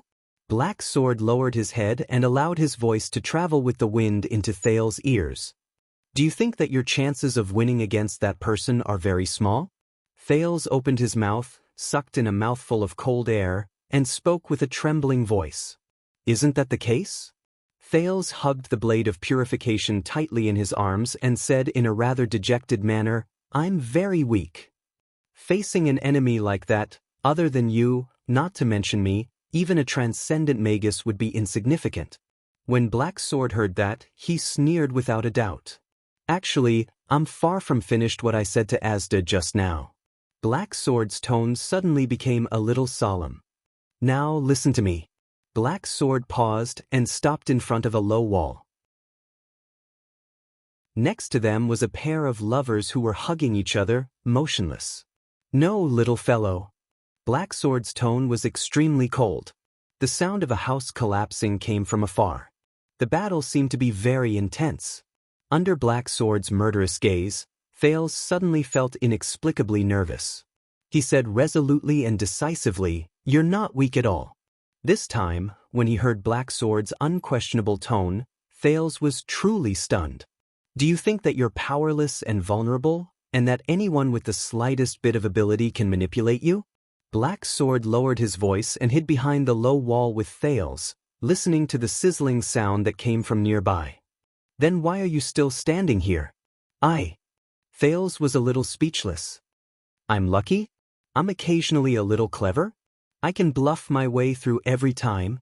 Black Sword's eyes narrowed into slits, but the light that shone from them was unprecedentedly threatening. A few seconds later, the leader of the Brotherhood said in a casual but unquestionable tone, Only a truly weak person would use pure strength as proof of their strength. Thales' eyebrows twitched. For a truly powerful person, strength is but a decoration. True strength does not lie in how many heavy axes you can swing, how fast you can stab with your sword, how sturdy your bow is, or how accurate your blade is. When he saw Thales frown, Black Sword only paused for a moment before he continued expressionlessly, In fact, it does not lie in how many tens of thousands of soldiers you can command, or how many sturdy cities you can break. I've seen famed supreme-class elites die in humiliation in a beggar's sack. I've also seen powerful suzerains fall hopelessly under their servants' axes. Black Sword's pupils narrowed, and his words were cold and threatening. I've also seen an insufferably arrogant mystic being frightened by a frail and sickly girl, panicking and at a loss for what to do. Thales took a deep breath and raised his head. His eyebrows were tightly furrowed as he whispered, Supreme class, suzerains, and even mystics? Those are just coincidences. Under very rare circumstances, coupled with some impossible luck, they only have the chance to die in the hands of the weak. However, as Thales spoke, his voice slowly became weaker. He stared at Black Sword, who was shaking his head slowly. You're right. The ordinary-looking man exhaled. Coincidences, circumstances, luck, opportunities, and so on. When all of these are added together, they are the key to determining the difference between the strong and the weak, the superior and inferior, and the difference between victory and defeat. Thales widened his eyes, slightly startled. You mean? The corners of Black Sword's lips curled up slightly, as though he was looking at a mischievous student. A truly powerful person views all the factors that determine victory and defeat as their own strength. The sizzling sound disappeared beside his ears. In the next moment, Black Sword's figure rose from the ground again. Thales shut his eyes tightly, feeling the frost and snow blowing against his face. But Black Sword's words still reached his ears without missing a single word. They were clear and unmistakable. A truly powerful person turns disadvantages into advantages, disadvantages into advantages, death into opportunities, and absolutes into uncertainties. They turn their enemy's strength into their weakness, and infinitely magnify their own strength. They seek hope in a hopeless situation, fight for a turnaround in a loss, sublimate a favorable situation into a sure-win situation, and turn unforeseen circumstances and accidents into their own aid. Black Sword stepped over a man who had fallen to the ground. The dead man's face still showed signs of suffocation. They turned into an alley that was missing half of its entrance. The sounds of intense battle ahead were getting closer. As the cold wind blew against his face, Thales could not help but say, But Black Sword did not allow him to interrupt. Instead, he continued. They unfold a chessboard in the vast world, using all living beings as chess pieces and everything in the world as chess pieces. They turn a seemingly simple duel into a supreme game of chess to determine the outcome of the battle. Black Sword took a deep breath and looked up at the sky. These people turn what the enemy relies on into what they own, and regard factors including the enemy, themselves, the situation, and luck as bargaining chips. These people who grasp everything in their hands, take the world into their hearts, and see the entire situation. Only they are qualified to be called. Black Sword lowered his head. The profound meaning in his eyes made Thales subconsciously freeze, and he quietly listened to him finish. A true powerhouse. Kilika's sizzling sound could be heard clearly, and it was even getting closer. There was a moment of silence between the two of them. Only the snow that scraped against their faces reminded them of their situation. Thales slowly opened his mouth. After gritting his teeth and hesitating for a while, he finally spoke. But Thales revealed a bitter smile, which made him look rather haggard. For a mystic who breaks the rules, no matter what kind of scheme or how many factors are considered, their effects are limited. You're wrong again, Black Sword said with a cold expression. Black Sword made a sharp turn and held Thales in his arms. With a slide shovel, he slid across a dry and frozen ditch. The action was a little rushed, and Thales only felt dizzy. Even those who seem to have unparalleled power, who can destroy cities and countries with a wave of their hands, who are invincible in the world, and who are even immortal. At this point, Black Sword seemed to intentionally look around at the ruins around him. But Thales could only squint and try his best to reduce the impact of Black Sword's movement on his sense of balance. Black Sword slammed his left palm on the ground and leaped up. He raised his head and snorted softly. If you can't do this, then you're still a weakling. At best, a relatively strong weakling. The Hydra in the distance was already right in front of them. It was clearly visible. Didn't it notice us? Thales was a little nervous. I have my ways. Black Sword glanced at him indifferently. How do you think I survived the Blood Mystic's attack? They stopped again. Black Sword extended his hand and touched a spot on the ground. He closed his eyes slightly. It was as if he was feeling something. But his words rang out again. In short, in the eyes of the truly powerful, even those calamities, even their seemingly unstoppable power, are nothing more than a slightly larger chess piece on the chessboard. As long as this large chess piece is gently removed from their chessboard because of you, Black Sword retracted his hand from the ground and gently tapped the blade of purification in Thales' hand. His eyes were filled with wisdom and shrewdness. These so-called invincibility will be useless and even laughable and despicable. Thales lowered his head thoughtfully. Black Sword took a deep breath. His gaze was unfocused and profound, as if he was immersed in his past memories. He spoke in an ethereal tone. Have you ever seen a supreme-class swordsman who lost both his arms break down in tears after waking up? Thales was slightly taken aback. Black Sword continued. Have you ever seen an elite scout who can travel thousands of miles in a day get drunk and depressed after his leg bones are completely shattered? Have you ever seen a high-ranking official who lost his power and status spend his days in the countryside and go crazy every night? Have you ever seen a famous general who was convicted after commanding 1,000 troops, lose hope in prison, and die of depression? Have you ever seen a 1,000-year-old noble who was stripped of his family name and gave up on himself like the most desperate beggar? Have you ever seen a terrifying calamity who is unparalleled and has boundless power tremble in front of a small legendary anti-mystic equipment and flee? I have, the man said faintly. Thales' breathing became heavier and heavier. Ah. Thales exhaled softly and flashed a tired smile. Cheat factor dependence. But I've seen more than just them. Black Sword did not understand what he said. He only took a deep breath as if he was concentrating. I've seen a prince who fell into the enemy's hands overnight. His legs were broken, his reputation was tarnished, and he was reduced to a lowly slave. In 2 years he overthrew his slave master and led a new army to travel thousands of miles back to the capital. I've seen a weak woman who has been deprived of all her strength, but she is able to maneuver among the malicious enemies like a gust of wind. She is able to kill people without leaving a trace and destroy an army in an instant with her sweet laughter and graceful gestures, as well as her eloquence and eloquence. Thales did not speak. Black Sword frowned slightly and pressed his palm on the ground in another direction. Black Sword's keen senses gave him invaluable information about the battlefield. Someone was confronting and dealing with the blood mystic. 2 of them. Based on this situation, it's highly likely that they have a legendary anti-mystic equipment. Good chance. But it's not the best chance. I have to wait patiently. That's a true powerhouse.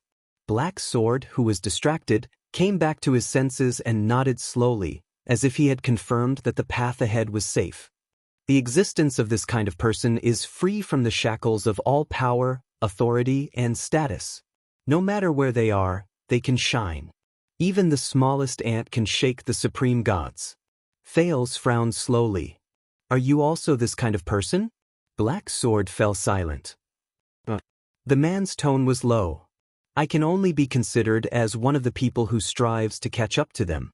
But you, young man, you have this kind of potential. Black Sword turned his gaze.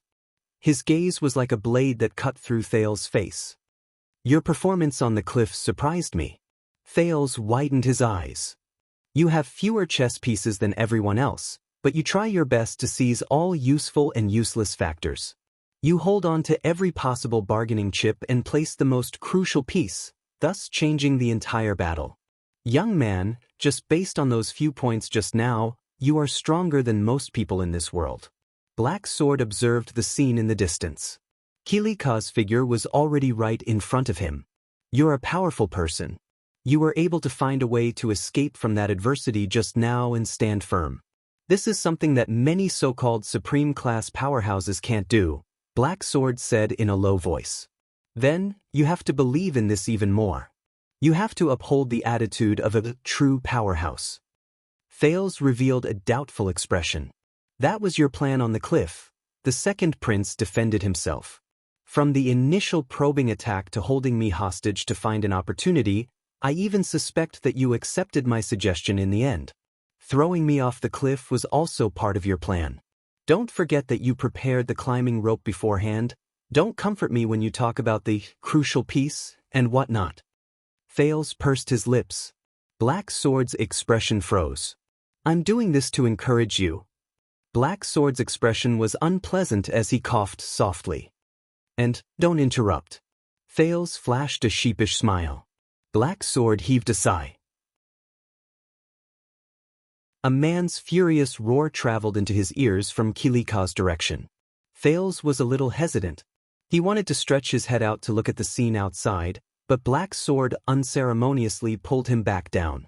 In comparison, those who regard pure power and authority as a single factor that determines victory and defeat as the supreme scripture to distinguish between the strong and the weak are long outdated. The era of knights dueling one-on-one has long passed. Sadly, in this era where crossbows can pierce through armor, horses' hooves can crush flesh, catapults can break city walls, and mystic guns can roar, most people still think of the ridiculous era of knights. They see battles as comical shows where 2 people arm wrestle on a table. Black Sword revealed half of his head and observed the outside world. His eyes shone with a brilliant light. Most people still think of the ridiculous era of knights. They see battles as comical plays where 2 people arm wrestle on a table. Their pitiful vision is locked on their wrists and muscles, on their bodies, on the table, and on their arm-wrestling wrists. Black Sword smiled disdainfully. Just like you right now, your vision is locked on the mystic's inextinguishable myth and unparalleled power. What else can I do? Thales retorted, a little unconvinced.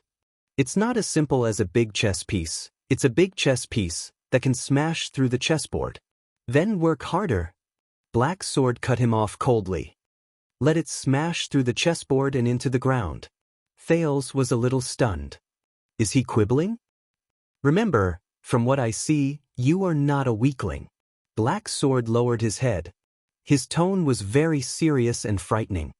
Never have the doubt that I'm not strong enough. That's for the weak. How did the humans defeat the ancient orcs when they were at an absolute disadvantage? How did they win the battle of eradication?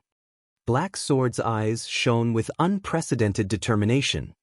Isn't it clear enough? Thales stared blankly into Black Sword's eyes, those determined, cold, but extremely clear eyes.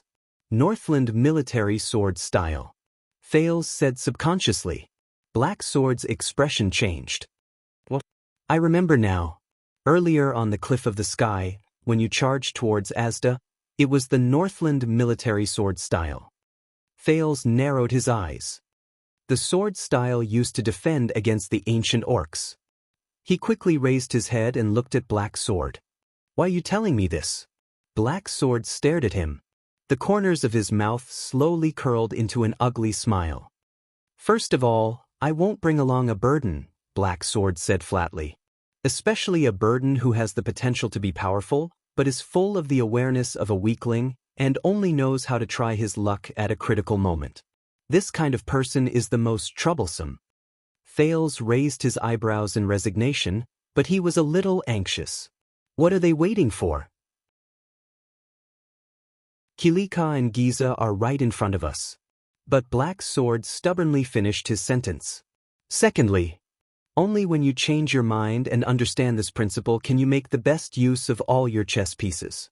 Thales thought of something. He looked at Black Sword, puzzled. Chess pieces? You mean this sword? Thales scratched his head and raised the blade of purification in his hand. But it's not just this. Black Sword slowly adjusted his breathing.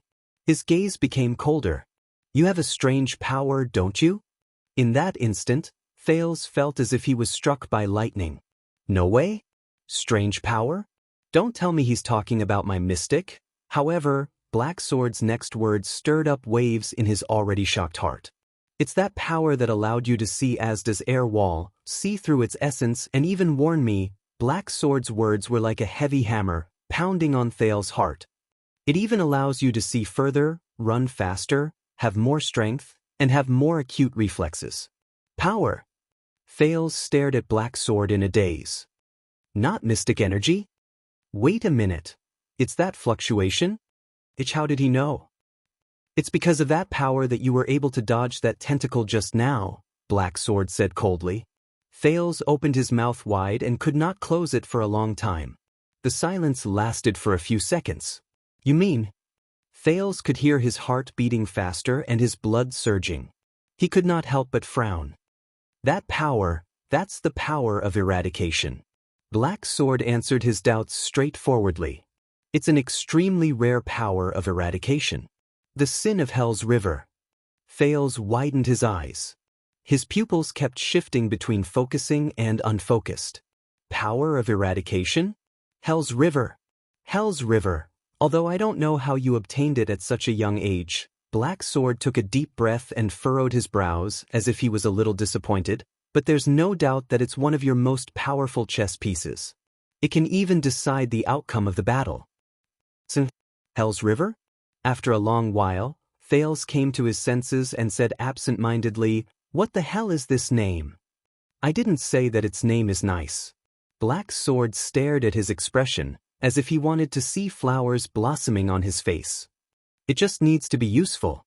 That's enough. Useful?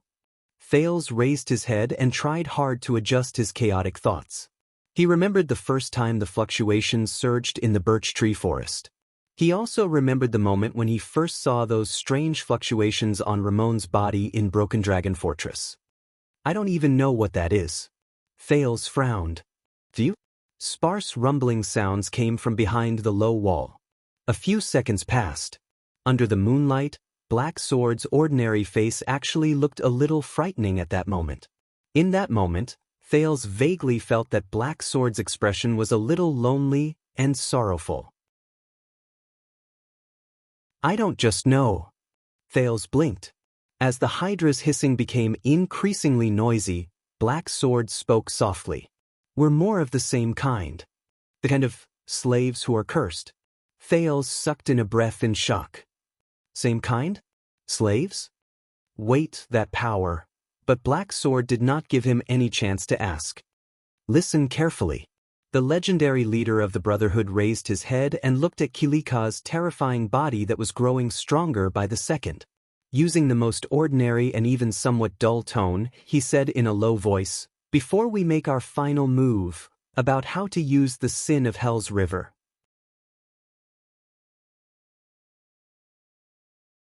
Chapter 178. At 6 in the morning, in the center of Shield District in Dragon Cloud City, the moon had already set in the west. The darkest hour of the day was about to arrive. The Hydra, Kilika, seemed to be very excited. Its gigantic body emitted a chilling sound of flesh rubbing against each other. It could not help but make people think of the scene of someone grinding pork with a millstone. It waved its limbs and tentacles in a frenzy, continuously releasing wave after wave of people to surround Nicholas and Gleeward.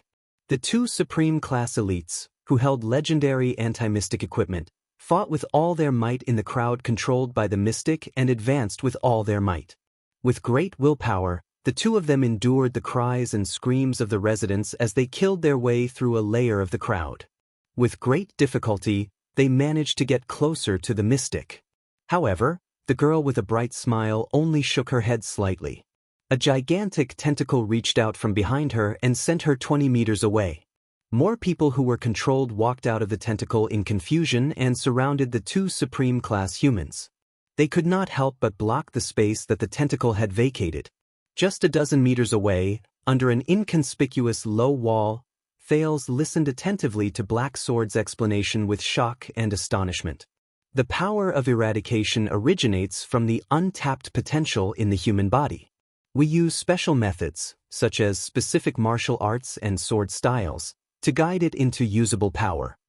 Black Sword's words seem to carry a faint sense of authority, causing people to unconsciously perk up their ears to listen.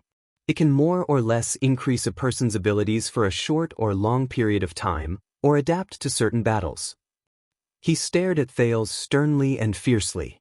The forms of existence of the power of eradication vary from person to person. There are many types of power of eradication. Some will form visible light, some will fuse with organs and tissues, some will even circulate around the body day and night, some will be used on special parts, and some will permeate the entire body. Even if it's the same type of power of eradication, when used by different people, there are often great differences. Thales frowned. If there are great differences, how should I teach him? Black Sword seemed to have heard his thoughts. As the Hydra roared from its flesh, he said calmly, but they still have something in common that can be used as a reference. Most of the powers of eradication have a specific form and function at the moment of awakening. Black Sword exhaled. His muscles trembled as though he was doing his final warm-up. He said, for example, the glory of the stars, which greatly increases nerve excitement and human endurance, the thawing of glaciers, which continuously increases one's resistance to pressure and senses, the Pegasus music, which maximizes the resonance with the external environment, and the death of the sword, which instantly breaks the human body's self-protection mechanism. The people who awaken these powers of eradication will naturally form biases and habits based on the specific forms of their powers of eradication. When Thales blinked, Black Sword changed the topic. But the sin of Hell's River is different. Black Sword's expression turned cold. It is one of the least recorded powers of eradication. Based on my and some of my predecessors' experiences, It comes from the most unbelievable potential of life, Black Sword said slowly. Survival. Thail's heart tightened. He remembered the encounter in the birch tree forest. Serena strangled him in midair. So, the sin of Hell's River exists to prolong a dying life. Black Sword inhaled slowly and adjusted his breathing. It is a final struggle at all costs. He gave the prince a profound look. This is also the prerequisite for us to awaken the sin of Hell's River. It awakens at the moment of death, and it will stimulate all the essence of life. Because of this, it is different from most powers of eradication. The sin of Hell's River does not have a specific form. In other words, it can exist in any form and be effective. Thail's pupils shrank. Any form of existence for the powers of eradication? Thail's pupils shrank. Any form? He somewhat understood what Black Sword meant. That's right. Black Sword smiled and nodded. He looked at Kilika in the distance. That's right. The sin of Hell's River. Black Sword narrowed his eyes. It's the omnipotent powers of eradication. While the two of them spoke, Nicholas and Gleeward were struggling to hold on. We can't go on like this.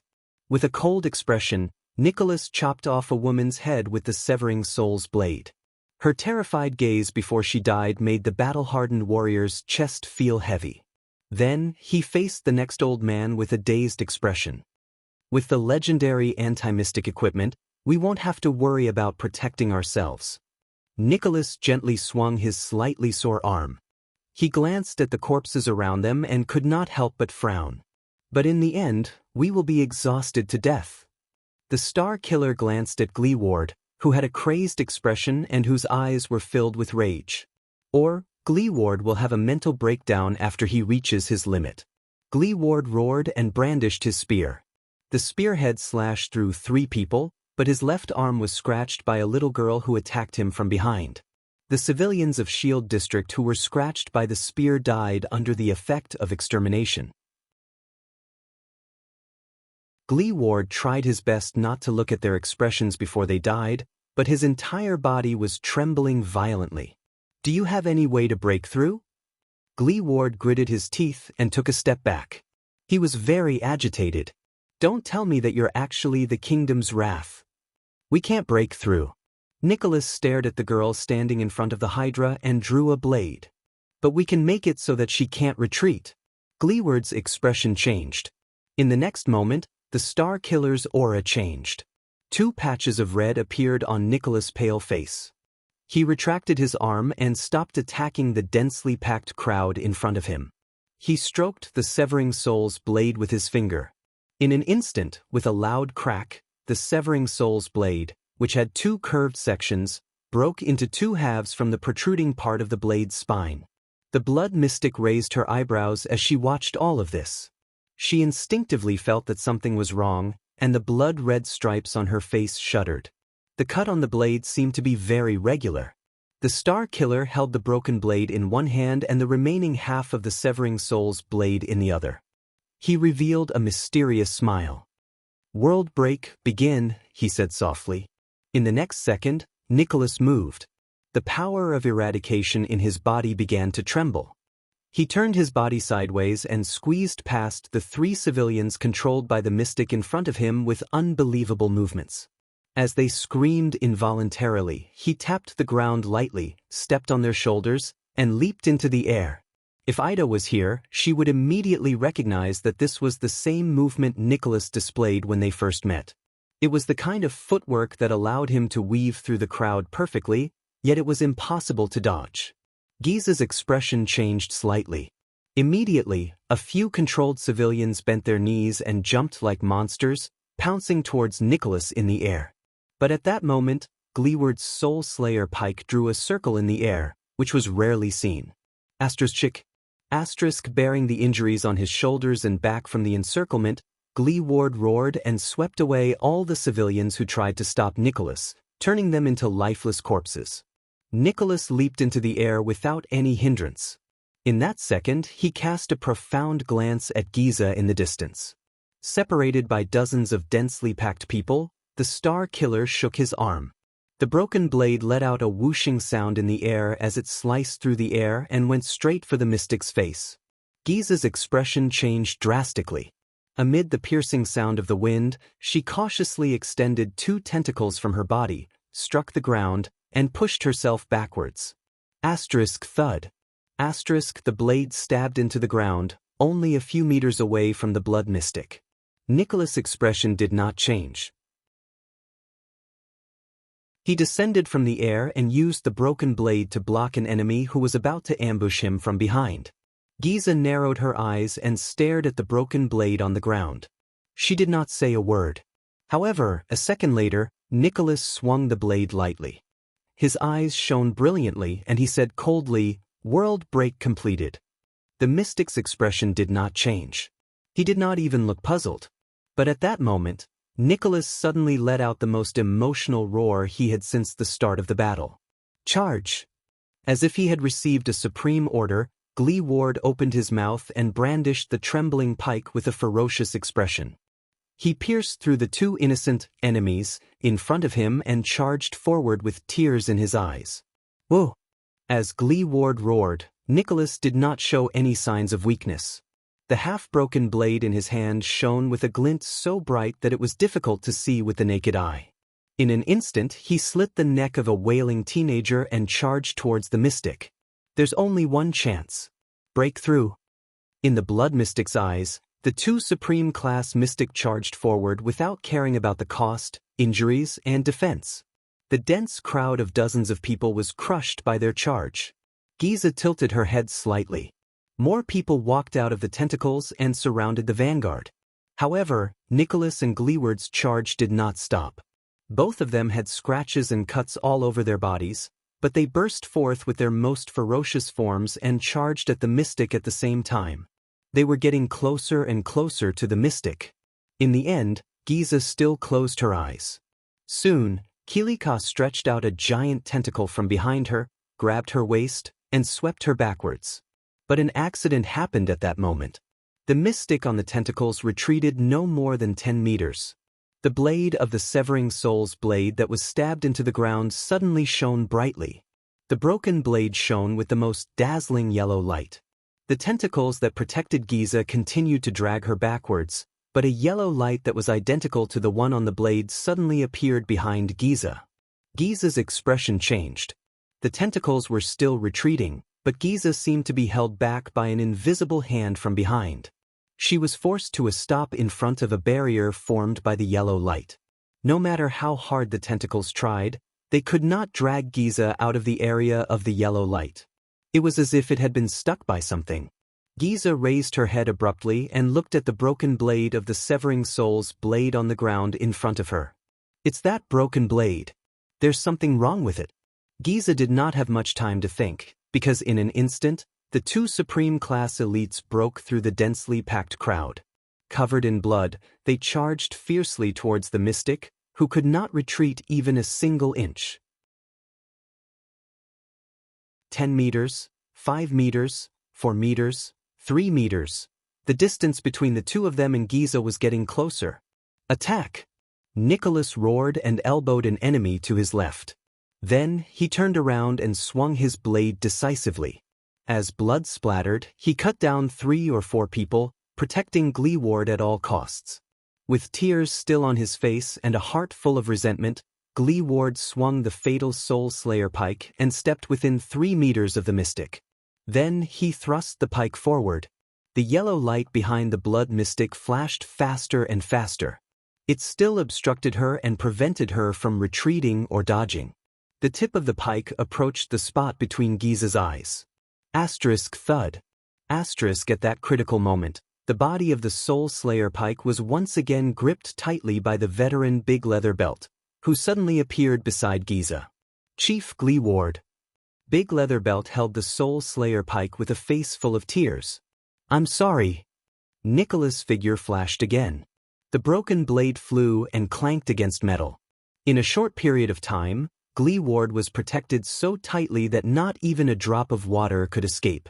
"It's nothing." Glee Ward gritted his teeth and glared at Big Leather Belt, who was forced to stand between the mystic and the Soul Slayer pike. It's just another unlucky battle. The three of them were locked in a stalemate. The crowd surrounding the three of them seemed to have received some sort of order. They stopped abruptly and retreated in unison amidst the terrified howls of those who were being controlled. Only then did Nicholas get a chance to catch his breath. He took a step back and leaned his back against Gleeward, who was holding the Soul Slayer pike against the mystic. Giza lowered her head. Her lips moved slightly, and her voice rang in the ears of the two supreme-class individuals. "What is this?" the mystic asked flatly. "This is the ability of the Severing Soul's blade." Nicholas clutched his chest. He glanced at the blade on the ground, then at Big Leather Belt, who was blocking the Soul Slayer pike. His expression was unpleasant. With the separated blade as the center, it can isolate an area that is completely isolated from the outside world for a short period of time. It only allows entry and no exit. Gleeward gritted his teeth. His eyes were full of hatred. "It's enough to trap you here, them." Giza narrowed her eyes. She did not seem to mind at all. Without moving her lips, she asked, "How rare?" "It's another equipment I've never seen before. This ability has a terrible name." Nicholas' face twitched a little. In the end, he took a deep breath and said somewhat stiffly, "It's called, You Can't Escape." The blood mystic snorted coldly. "It sounds like the work of that blood spike." Nicholas looked at the crowd around him warily. Without batting an eyelid, he nudged his companion behind him. The Blood Spike Empress originally forged this equipment to fight against the Void Mystic, that kind of illusory, untraceable existence. The Hydra, Kilika, let out an enraged and indecipherable roar. "Just to deal with Zarkle?" The Blood Mystic shook her head slowly.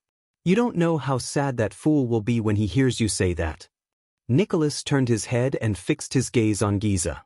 "Of course, we later realized that if the Severing Soul's blade is used with other equipment, it will be quite effective against most calamities. For example, right now, it's You Can't Escape." The Blood Mystic fixed her gaze on them. Her expression became more and more stiff. "Game over, bitch." Wielding the Soul Slayer pike, Gleeward's expression was terrifying. He looked as if he wanted to cut the mystic into pieces with his gaze. "Do it." Nicholas urged his companion behind him in a cold voice. "Let's end this. Are you ready, Big Leather Belt?" Gleeward nodded. Staring at his former comrade who was being controlled, anger and reluctance flashed in his eyes. "Of course, boss." Big Leather Belt smiled miserably at first. Then, his expression stiffened and he said sorrowfully, "I still have a daughter." Hearing that, Gleeward frowned slightly. Shield District is almost completely destroyed. Only a small number of residents in the periphery were evacuated. "My daughter is probably," but Gleeward still took a deep breath, gritted his teeth and said, "I'll take care of her for you." Tears flashed in Big Leather Belt's eyes. At that moment, he flashed a serene smile. "Thank you." In the next second, under Big Leather Belt's relieved gaze, Gleeward's entire body let out a terrifying crackling sound. The Soul Slayer pike in his hand seemed to have the strength of 1,000 kilograms. Trembling, Gleeward's hands, which had been freed from Big Leather Belt, thrust forward. Asterisk thud. Asterisk the Soul Slayer pike pierced through Big Leather Belt's chest, producing a muffled sound of metal rubbing against his sternum. Big Leather Belt's relieved smile froze on his face. His entire body turned into a withered corpse. Asterisk rip. Asterisk the tip of the pike pierced through Big Leather Belt's back again. Then, it pierced right between the mystic's eyes. It came out from the back of her head. At that moment, the mystic opened her mouth wide and trembled, but no words came out. It was as if she was experiencing endless pain. Behind her, Kilika let out a terrifying sizzling sound. His huge body slowly fell limp. The crowd around them stopped moving. Giza's face began to turn black and brittle. Like cracked, dead wood, pieces fell off. Nicholas exhaled. Panting, he staggered 2 steps forward, picked up the blade that was stuck in the ground, and slowly fastened it to the broken Severing Soul's blade. A dazzling yellow light flashed at the broken part. Then, the 2 pieces of metal fused together seamlessly. It was as clean as new, as if it had never been broken. Gleeward closed his eyes. Leaning on the ground with the pike, he knelt down on one knee in exhaustion. It's over. Nicholas turned around and looked at the tottering hydra. Wait! Gleeward's violent roar rang in the air. Nicholas immediately cast him a surprised and bewildered gaze. What? The Soul Slayer pike is still vibrating. The lame veteran opened his mouth in disbelief. He stared at Giza, who was shattering like broken pottery. With all his might he pulled the pike out. This isn't her. Gleeward roared in grief and indignation. It's not that bitch. Nicholas was instantly shocked. Under their shocked gazes, the shards on Giza's face fell off piece by piece, revealing a pretty but lifeless gray face. Once the mystic's appearance was stripped away, an innocent girl appeared before their eyes. This is just a civilian. Gleeward roared at the top of his lungs. The battle-hardened Nicholas' expression was cold. He spread his arms like lightning and turned to the crowd around him. But it was too late. Countless people instantly moved and pounced on Nicholas, who had just relaxed. They drowned him in the crowd. In the next moment, a tentacle was quietly flung out from the crowd and reached him in an instant. Bang. Unable to react in time, Gleeward was struck by the tentacle. Under the boundless force, the lame veteran flew more than 10 meters away. Thud. Like a broken sack, Gleeward crashed into a ruin. Dirt and stones flew everywhere, and he rolled a few times before he fell to the ground, motionless. He seemed to have lost consciousness. His Soul Slayer pike flew in another direction and rolled on the ground with a dull clang. No! Nicholas' sorrowful and indignant roar pierced through the crowd. He fought his way out of the countless people whose strength, speed, and reflexes surpassed that of ordinary people. He was covered in wounds. Blood splattered everywhere. The Star Killer rolled a few meters away. With one hand on the ground, he lifted his head weakly and looked at Gleeward, whose fate was unknown. The multi-headed snake, Kilika, who was on the verge of collapse, became active again. It sent out a tentacle and split it open. A gentle and beautiful girl, the real blood mystic, appeared in the tentacle with a pleasant smile on her face. With a gloomy expression, Nicholas looked at Giza, then at the substitute who had fallen under the Soul Slayer pike. No. When did you change your true form? Nicholas said, trembling in disbelief. Giza only looked at him with a smile, as if she was looking at a naughty child. Nicholas closed his eyes, punched the ground, and howled in grief at the sky. It was his fault. He should have thought of it earlier. From the beginning, the mystic had never smiled, never moved her lips, and never had much of an expression on her face. Now that I think about it, that was just a substitute. The blood mystic's gentle voice came from afar. Look, it's not that difficult to change a person's appearance with a bit of dead skin tissue, right? Giza shook her head mischievously. It saves my little cuties the danger of being attacked by the Soul Slayer pike, which would affect me. I can also enjoy the wonderful expressions on your faces when you get tricked. Giza giggled as she looked at Nicholas' resentful expression and waved her hand. And I only need to stand in a straight line with the substitute. Even the Soul Slayer pike, which can locate mystics, can't tell whether it's a substitute or the real one. The Soul Slayer pike is out. The mystic narrowed her eyes and looked at Gleeward in the distance. Listen up, this is a lesson from the bitch. At that moment, Giza's expression became extremely cold. Never let your guard down at any moment. In the next moment, countless tentacles and the controlled crowd pounced on the unconscious Gleeward and the injured Nicholas like a raging flood that broke through a dam. They covered the sky and the earth, and they blotted out the sky and the moon. In the end, the two controllers of the legendary anti-mystic equipment were defeated by the mystic. Nicholas gritted his teeth. The hand that held the blade trembled in anger. He staggered to his feet and looked at the enemies attacking him from all directions. He lifted the blade helplessly. The blade sliced through a tentacle and turned it into ashes. The hilt knocked away a wailing child who pounced on him like a hunting eagle. Goodbye, Gleeward. Nicholas felt the blood trickling down his forehead and thought in despair. Failed. But at that moment, the blood mystic's expression suddenly changed. She turned her head abruptly and looked in another direction. There, Kilika's 2 giant tentacles trembled at the same time. Then they turned into ashes simultaneously. Giza narrowed her eyes. The legendary anti-mystic equipment? The third one? Soon, the mystic saw the figure who attacked her. It's you? Giza's eyebrows twitched. It was her old acquaintance. Black Sword's figure appeared vaguely in the middle of the tentacle's encirclement. He was less than 20 meters away from her. But wherever he went, the blood mystic's creations of flesh and blood were all reduced to ashes. Remember, Black Sword charged towards Giza with an indomitable will. He whispered to Thales, who held the blade of purification in his arms, "We only have one chance. It's time." Thales took a deep breath. His gaze was firm as he nodded slowly.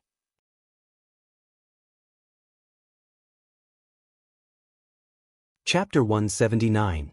The battle later will be very intense. If you feel nervous, afraid, and your limbs are stiff, it's very normal. Recruits are like that. When that time comes, you only need to do one thing. Repeatedly think about what I'm saying now to focus. Black Sword charged through countless obstacles and rushed towards the blood mystic at an astonishing speed. The shadow of the Northland military sword style could be vaguely seen in his movements. Thales was held in Black Sword's embrace with one arm. He tried his best to look up as the air whistled past his ears. He held the strange blade of purification tightly in his hand. Following Black Sword, he charged forward at high speed. Those 2 men, even if they are rare Supreme Class elites, even if they both have powerful legendary anti-mystic equipment, I still have a feeling that they will lose in the end. The Blood Calamity, that seemingly harmless little girl, is an extremely terrifying opponent. Over the past 12 years, she is the only existence that can make me feel fear and anxiety at the same time. In the howling cold wind that was so piercing that he could not open his eyes, the second prince opened his mouth and struggled to suck in the air that drifted past his mouth to maintain his breathing. He could not help but recall Black Sword's last words before they charged forward. Her fearsomeness doesn't lie in her uncanny power or her infinite power. Instead, it lies in the fact that she truly possesses the heart of the strong. Even as powerful as she is, she remains calm, cautious, decisive, and resolute. She seizes every opportunity and never underestimates any opponent. She reacts quickly and adapts in a timely manner. Even if she occasionally shows madness, it does not affect her attitude and instincts towards battle. That monster has a deep understanding of battle, a perfect understanding and rich experience. I've only seen it in a few people. When Black Sword took the first step forward with Thales in tow, the prince's mind was blank. It was as if he had returned to the cliff of the sky and was rapidly falling to the bottom of the cliff hundreds of meters below. Until the first Hydra's tentacle appeared before his eyes, he heard the terrifying sizzling sound of flesh and blood rubbing against each other. Black Sword calmly grabbed his hand and swung the blade of purification. Asterisk, the tentacle turned into ashes flew past his eyes. Thales finally regained his breath. A variety of emotions instantly surged into his heart. Nervousness, fear, apprehension, and a little excitement and agitation. We need to understand one thing first. That monster, the Blood Calamity, has never faced us in her true form. Thales thought of this and gritted his teeth. He recalled Black Sword's words over and over again in his mind, digesting the shock and surprise he felt just now.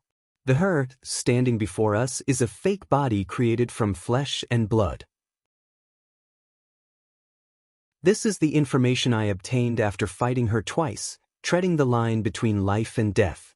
I exchanged my blood for it.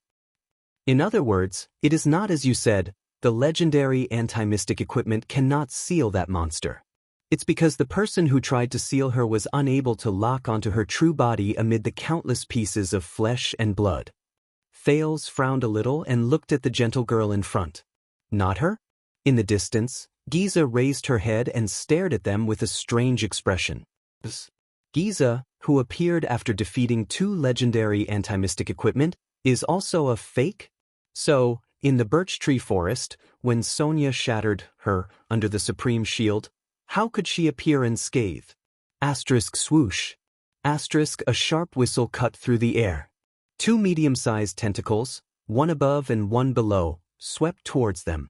When we face her, we must exhaust all possibilities, seize every advantage, and bet all our chips, just for the final victory. Let's start by finding her true form. Thales felt waves of power surge in Black Sword's body. Black Sword's feet trembled, and he stepped lightly on a short stone block.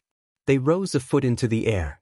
Black Sword turned in the air in disbelief and slid through the middle of the two tentacles. First, it's the time to attack. When the two men completely fail and she kills them, it will be the moment we step into the battlefield.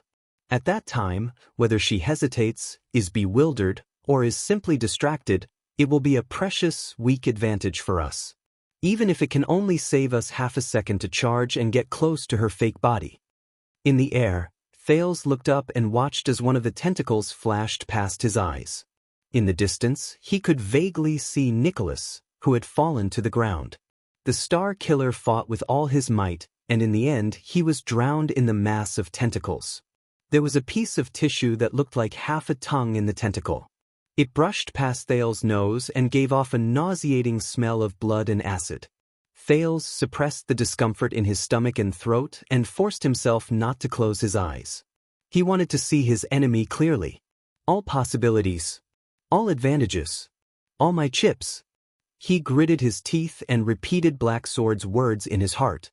Next, it's our offense. Once the battle starts, we will immediately reveal the legendary anti-mystic equipment, which is the natural enemy of mystics. While intimidating her, we will make her immersed in shock and doubt for even a second, which will expose more flaws. We will also attract more of her attention, on me. Black Sword gripped his sword-wielding hand tightly. The blade of purification danced in the air and slid past the two tentacles, leaving two wounds on them. The tentacles quickly withered and turned black, as if they were instantly burnt, and finally turned into ashes. They were only 30 meters away from Giza. In the distance, the blood mystic, who had been paying attention to them, let out a soft, "huh." Giza inhaled slowly. The blood-colored patterns on her face began to tremble slightly. That's right. Aside from the Soul Slayer Pike and Severing Soul's Blade, the third legendary anti-mystic equipment. What a night full of surprises. The flying ashes stained Thales' face and mixed with the melted snow. In the next moment, Thales felt his entire body freeze. Black Sword landed on his feet. He supported himself with his left hand and regained his balance. He did not lose his momentum and continued to press forward. The oncoming cold wind quickly turned the melted snow on Thales' face into ice crystals. The little prince grimaced and the ice crystals slid down his almost frozen face. A huge tentacle attacked out of thin air. In an instant, it split into countless small tentacles and intercepted the Black Sword from all directions and angles. It looked as if it wanted to stop them at all costs. And they could not avoid it. Thales was already prepared. Black Sword was going to use his blade of purification to carve out a path of survival that would be filled with flesh and blood and ashes. Then, Black Sword lowered his body and faced the hundreds of terrifying tentacles that resembled snake tongues. The power in his body surged, and he immediately spun around. In his shock and bewilderment, Thales suddenly felt dizzy. We must also carefully consider the direction of our breakthrough. Find a path filled with ruins and obstacles. It will provide us with the best field of vision and cover for our defense, even if it can only cover an inch of our bodies and block one attack. Black Sword chose a rocky road filled with obstacles. Houses that had collapsed due to the fierce battle between the two mystics could be seen everywhere. They turned into a low house that had been destroyed. A wall of earth stood between them and the countless small tentacles. The tentacles attacked in a large area, covering a far larger area than the wall of earth. The tentacles that were scattered all around quickly swept past the wall of earth. Asterisk bang. Asterisk the tentacles that were concentrated in the center mercilessly exerted force and smashed the wall of earth. Soil and stones flew towards Thales' face. Black Sword raised his arm and blocked some of them. However, just as the wall of earth shattered and the momentum of the tentacles that smashed it weakened, Black Sword moved again. A strange power spread through his legs. With a calm expression, Black Sword instantly sped up. Asterisk swoosh. Asterisk Black Sword charged head-on and broke through the cracked wall of earth. He squeezed into the weakest gap, allowing the flying soil and stones to graze the other parts of his body, leaving behind countless bloody marks. Thales shut his eyes tightly, feeling the dust and soil graze his face. Black Sword held Thales' hand tightly against the flying soil and stones. He swung the blade of purification lightly and cut off 5 to 6 small tentacles in front of the wall of earth. The stench of blood and burning filled Thales' nostrils. The ashes of flesh and blood scattered around them. Black Sword broke through the wall of earth, and they rushed another 5 meters forward. Only by cherishing every opportunity in battle, just like how a traveler in the desert treasures every drop of water, can we accumulate every little bit to make a mickle and build a wall out of sand. Victory and survival are built on the meticulous carving of every detail. Single quote. Especially when facing the blood calamity. With the strange and rare power of eradication, Black Sword dodged left and right under the Hydra's frenzied attack. Occasionally, he would use the blade of purification to open a path. The path under their feet stirred up waves of dust. Under the contrast of the flying snow, it became even more hazy. Thales could only grit his teeth and endure the double torture of extreme speed and cold. He only felt that Black Sword's right arm, which was holding onto him, was tightening, almost cutting him into two. However, they were getting closer and closer to Giza. There were less than 20 meters left. When we reach a certain distance, you will enter her field of vision. They saw the boy in Black Sword's arms clearly. She then smiled. I see. I was wondering why Kilika couldn't find you after searching everywhere. The mystic said softly. Her clear voice sounded as if it was right beside his ear. Thales could vaguely see the blood mystic's terrifying expression as he moved, dodged, broke through, and fought with Black Sword in a frenzy. My condition is terrible. I can't maintain my charge for too long. Fortunately, we have the blade of purification, which can ensure that we are not affected by her ability. At least, we won't be suddenly captured by her bizarre manipulation of flesh. So you found yourself a new bodyguard. What an amazing child! He glanced at the expressionless Black Sword, who had extraordinary skills. She watched as their charging figures closed in. Don't worry. The blood-red stripes on Giza's face branched off again, making her smile look even more bizarre. Everything will be over soon. Thales shuddered. If her target is you, with such a close distance and a weak prey that she is determined to capture, there is a high chance that she will not retreat or evade. She will rely on the advantage of being unable to be sealed as you said to kill me and take you down in the shortest time possible. Giza raised her hands abruptly. Poochie! Behind her, the Hydra, Kilikard. 6 gigantic tentacles grew out of its body. Amidst the exaggerated tremors and noises, the gigantic tentacles attacked them from the ground, under the ground, and in the air. That will be our chance. A giant tentacle of flesh and blood blocked their path. Black Sword gripped Thales' right hand calmly. At that moment, Black Sword turned his gaze and looked in one direction with a cold expression. Hiss! The tentacles split open.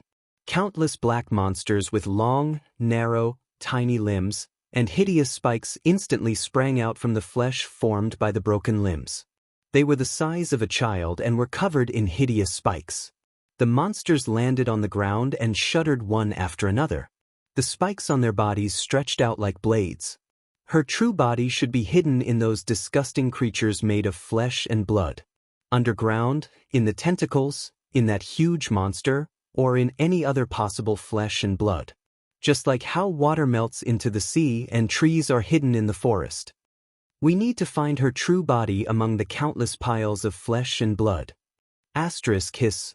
Asterisk like starving larvae, the monsters opened up an organ in their bodies and let out a terrifying hissing sound. In the next moment, the pitch-black monsters raised their heads and swung their limbs.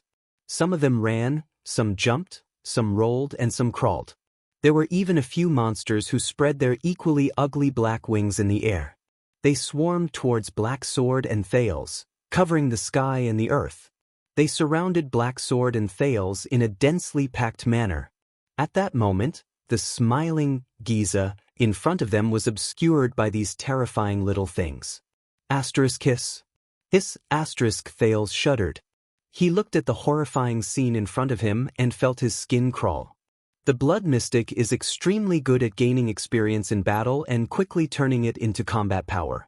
When she encounters enemies and methods she has used before, such as myself, for the second time, she will immediately have a corresponding new method to counter them.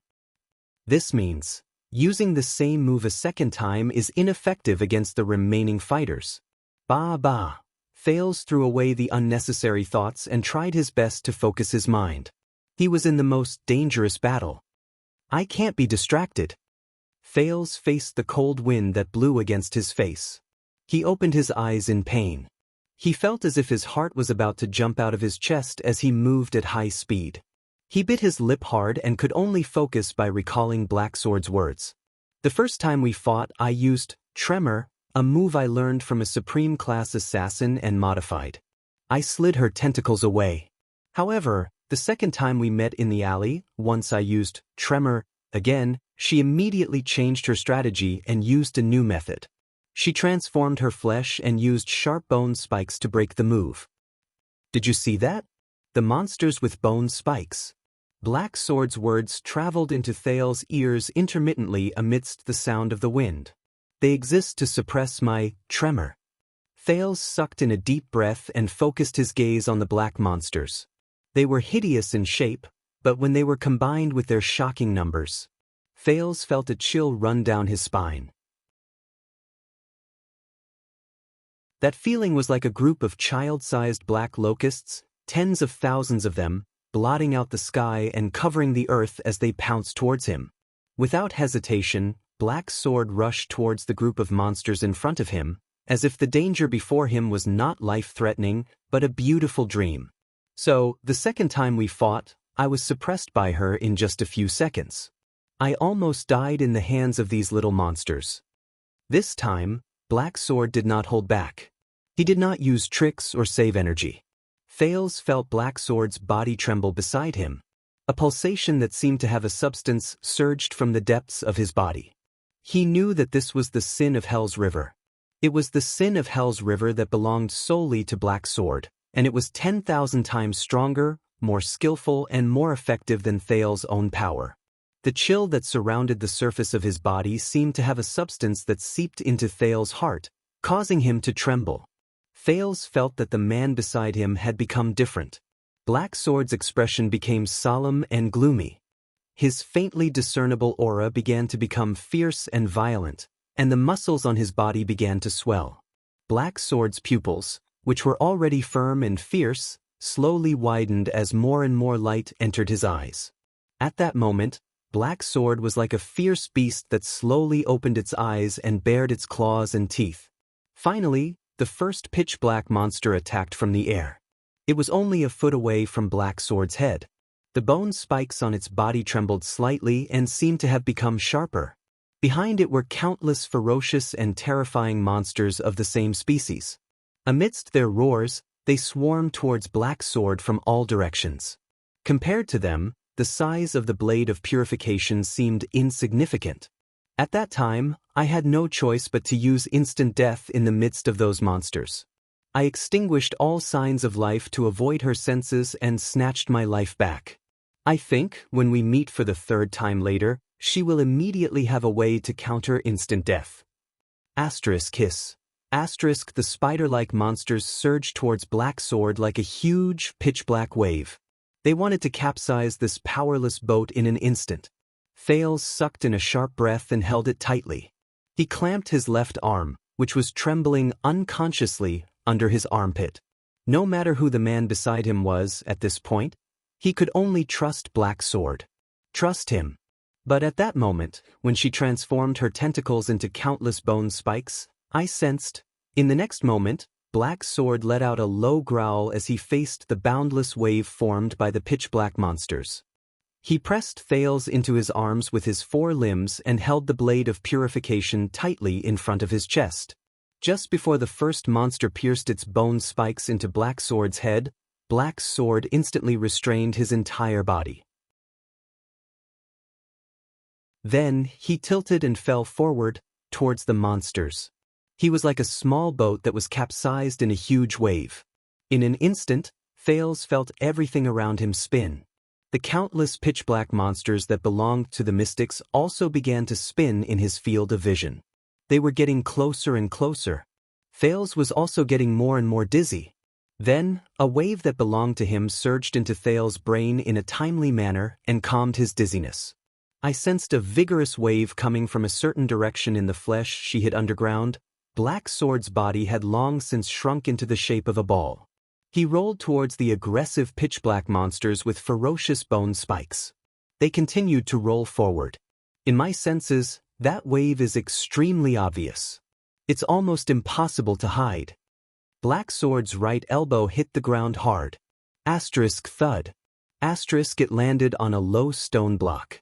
I believe that's her true form. I'm sure. In the next moment, Thales felt Black Sword's right arm, which was wrapped around him, vibrate intensely. Bang. A muffled cracking sound came from the ground. It sounded like an explosion in a stew pot. Then, the stone block shattered in an instant. A huge slab of stone strangely rose from the ground. The moment the stone slab flew into the air, Black Sword's tumbling body suddenly stopped. Thales felt nauseous. He saw stars and was about to vomit. Black Sword then stomped his feet on the ground. Using inertia, he formed a sharp angle with the ground and charged forward at an accelerated angle. Black Sword used his muscular right arm to block the huge stone slab. In an instant, it was right in front of Black Sword, and he pushed it forward. This reduced Black Sword's speed. However, it provided him with protection. This is our biggest bargaining chip, the ability to lock onto the monster's true form. However, that momentary sense can only give me a rough direction. If we attack recklessly, she will only notice it in advance and evade it. So, what we need to do next is to endure her attacks and charge a certain distance away. Then, we can force out that abnormal wave of hers for the second time. This way, the place where the 2 straight lines intersect in 2 directions will be where her true form is. In that second, Black Sword pushed against the thick stone slab and charged into the group of monsters. Everything around them darkened. The monsters that filled the sky and the ground blocked their entire vision. Hiss. Countless hisses filled Thales' ears, making him agitated and flustered. Will they succeed? I guess. The first monster's spike went straight for Black Sword's cheek. Black Sword lowered his head slightly and hid his face behind the stone slab. Xing. The monster's bone spike pierced the stone slab and created bright sparks. However, it could not even scratch a hair on Black Sword's body. It could only watch as Black Sword rushed past its side. The second monster extended a barbed bone spike and slashed at Black Sword's abdomen, where Thales was. Thales watched the bone spike get closer and listened to the hissing in his ears. His mind was blank. However, Black Sword only moved slightly. The stone slab immediately changed its angle and stuck to his abdomen, blocking the monster's sudden spike. Bang. With the protection of the stone slab, Black Sword continued to charge forward. Countless black spider-like monsters swarmed around Black Sword and Thales like a swarm of locusts. Amidst the sounds of countless stone slabs and bone spikes colliding, scraping, and knocking, Black Sword held Thales, whose face had turned pale and whose lips had turned blue. He lowered his head and pushed against the stone slab as he charged forward wildly. Occasionally, 1 or 2 monsters would slip through the cracks between the stone slabs and leave trails of blood on Black Sword's abdomen, thighs, shoulders, and other areas. However, they were all reduced to ashes by the blade of purification that Thales held in his hand, or flung away with extreme speed. Thales kept his eyes wide open. In his field of vision, Countless black bone spikes and appendages flashed past his eyes like flowing water. The second time we forced her to transform, force her to release fluctuations and reveal her true form is at. The protective stone slab shattered inch by inch under the countless impacts in just a few seconds. Gravel and blood fell from Black Sword's body at the same time. However, at the same time, Black Sword's body trembled. At *Xing, a black monster's spike grazed his shoulder, drawing out a streak of blood. *Xing. Then, the second one pierced his left thigh. The second time I fought her, I used instant death. However, Black Sword seemed to have lost his sense of smell. His face was ashen. Other than holding Thales tightly in his arms, he did not react to the increasing number of wounds on his body. It was as if he had lost his senses. He charged forward without feeling anything. A skill that extinguishes the vitality in the body for a short period of time, thus disappearing from the enemy's senses. In an instant, Thales felt the man's muscles stiffen. He continued moving, but the strength in his body seemed to have disappeared in an instant. His breathing stopped, his skin stiffened, his movements slowed, and even his eyes lost their luster. In an instant, Thales even felt that Black Sword's figure in his field of vision, he did not know if it was an illusion, slowly became blurry. Thales knew that Black Sword's instant death had been activated. He anxiously stared at the black monsters that were still charging towards them with hissing sounds. Soon, Thales no longer had to be anxious. Countless black monsters charged towards them in a frenzy. However, like headless flies, they surged past them. Amidst the terrifying hissing sounds, the monsters that were originally charging in the same direction like a raging wave suddenly became chaotic, like disturbed lake water. Almost every monster froze on the spot and trembled madly. Like helpless children, they continuously looked around them. The monsters started jumping and circling around them, but they did not notice Black Sword, whose movements had slowed down. Black Sword was like an old man slowly crossing a river, but also like a small boat going against the current. He slowly advanced through the densely packed black monsters on the ground. It made Thales' skin crawl. From time to time, Black Sword was tripped by a monster, bumped into his shoulder, and even got scratched. However, he still carried Thales and walked among the monsters, unscathed. All the way forward, Thales exhaled slowly. Black Sword, along with himself, had completely disappeared from the monster's senses. At the same time, he remembered Black Sword's warning.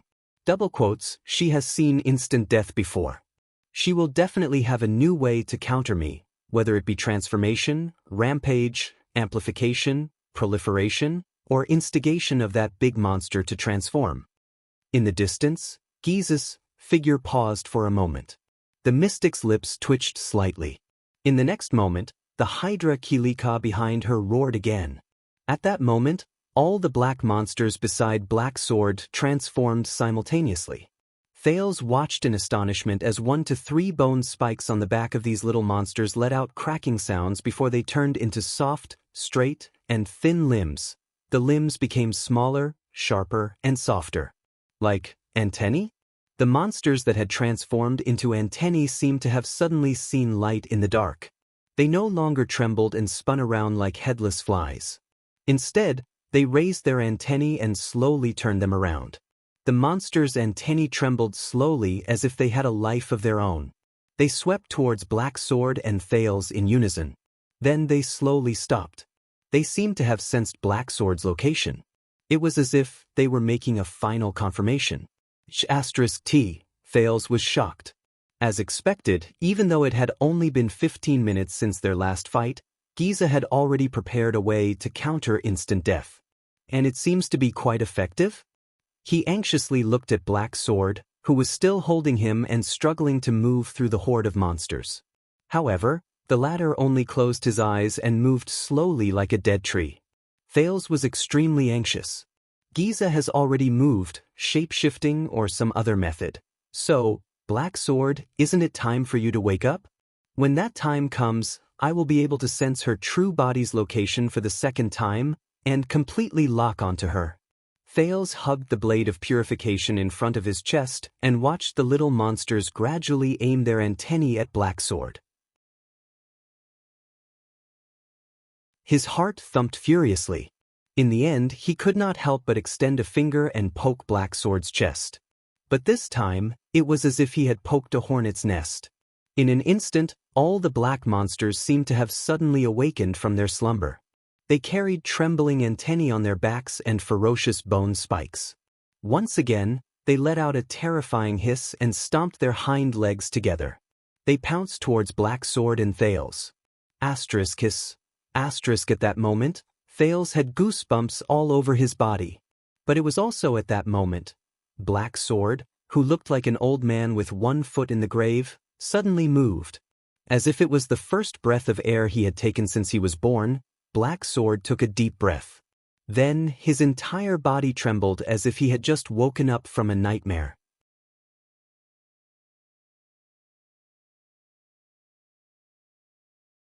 Chapter 180.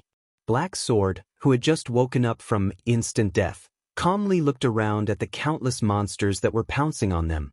In a fraction of a second, Black Sword suddenly let go of Thales and crouched down.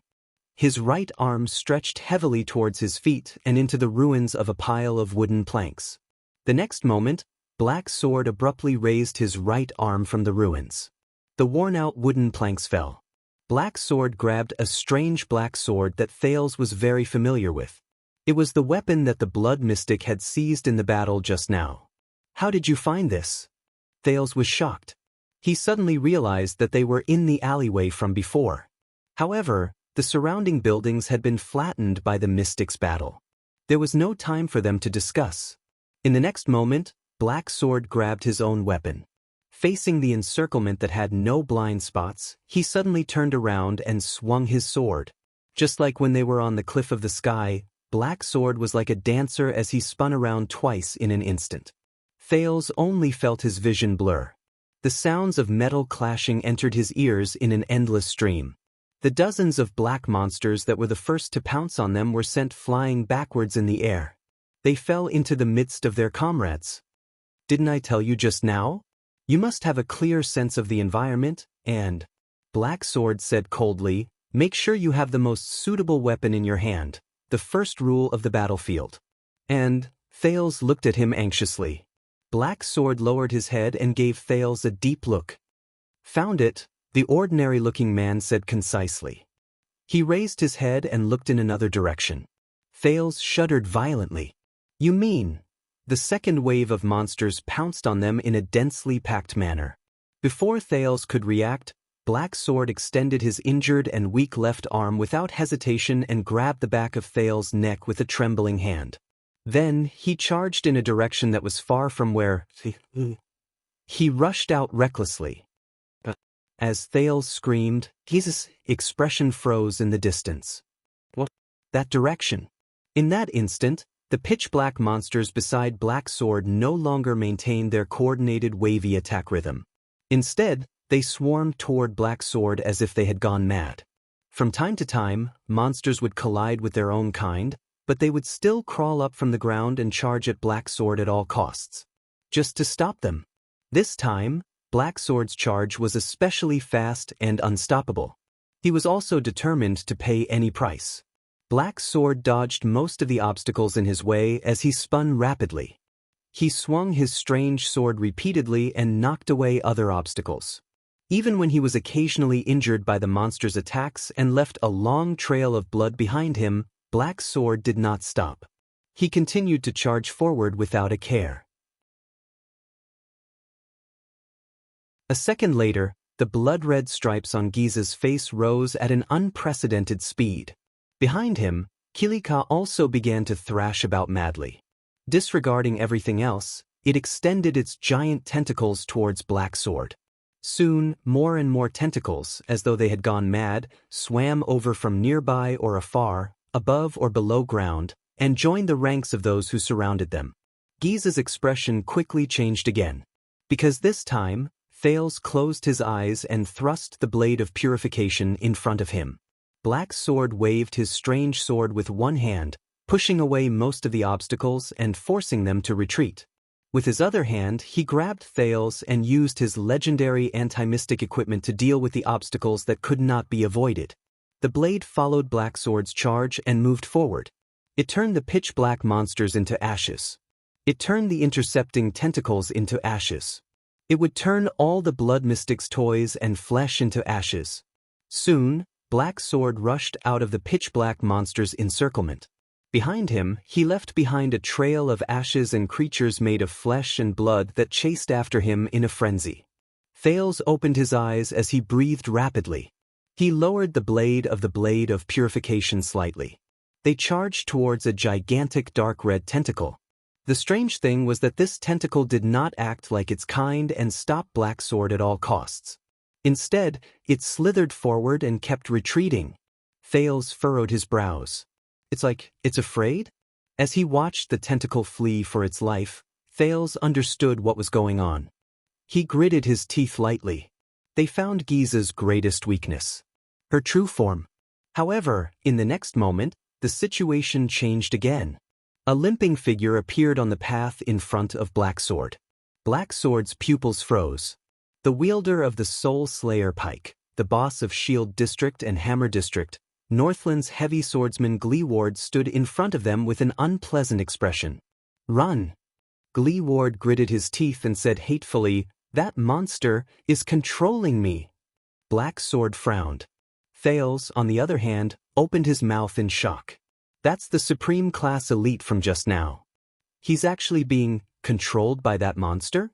Is he just being controlled by his limbs, or... Thales recalled the scene in the birch tree forest where Serena and Katerina involuntarily walked towards Giza. He could not help but have goosebumps. In the next moment, Gleeward's entire body trembled. He lowered his body and kicked horizontally. Black Sword's expression changed. The strange sword in his right hand drew an arc that was difficult to dodge as he swung it mercilessly. However, Gleeward retracted his limping leg and kicked the spine of Black Sword's sword, causing the latter's sword to freeze in place. A strong force traveled into Black Sword's body as Gleeward stepped on the strange sword firmly. Then he followed up with a heavy punch. Black Sword had no choice but to put Thales down. He swung his weak left arm and withstood Gleeward's heavy punch. Behind them, the monster and the tentacles that were chasing them were getting closer and closer. I am a heavy swordsman. The instinct that is carved into my bones is to intercept and kill. Gleeward and Black Sword were in a stalemate. He said angrily, "And after I reached Supreme Class, you better run, don't let her have her way." Black Sword trembled as he withstood Gleeward's attack. Sensing his opponent's great strength, a solemn expression appeared on his face. He looked at the enemies who were chasing them from afar and his breathing grew heavier. Humans controlled by the Calamity's ability? If I use the legendary anti-mystic equipment, I should be able to undo it? Black Sword took a deep breath and glanced at the pursuers who were about to arrive behind him. Then, he looked at the giant tentacle that was fleeing further and further away. He sighed. It's too late. In the next second, their figures intersected and they let go of each other. Thales felt a chill in his heart. Black Sword's words rang in his mind again. The most ideal situation would be for me to break away from instant death as soon as I find her true body. Then, I'll bring you to attack her vitals and seal her true body before she can react and escape. But as I said before, the Blood Calamity is an expert in combat. She has an endless stream of strange tricks up her sleeves. Besides, I'm far from being in my best condition. Hence, there will definitely be accidents in my plan. We have to minimize these accidents as much as possible.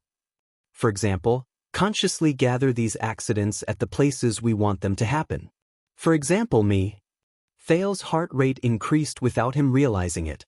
In that instant, Black Sword had already exchanged several blows with the empty-handed Gleeward.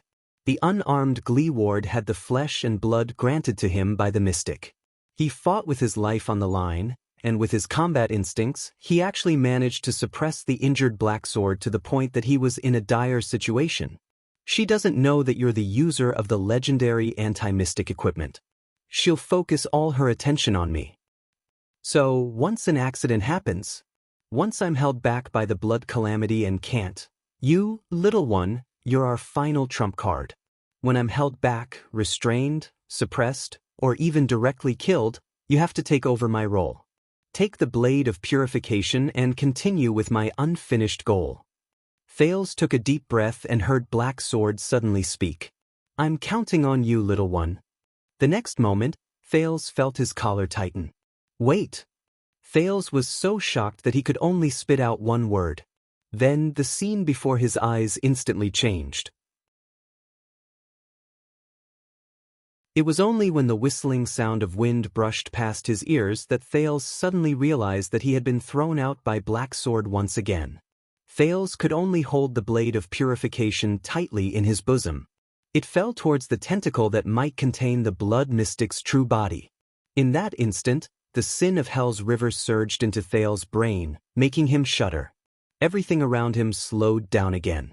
Thales watched himself float in the air and slowly descend towards the giant tentacle. Black Sword's words lingered in his ears.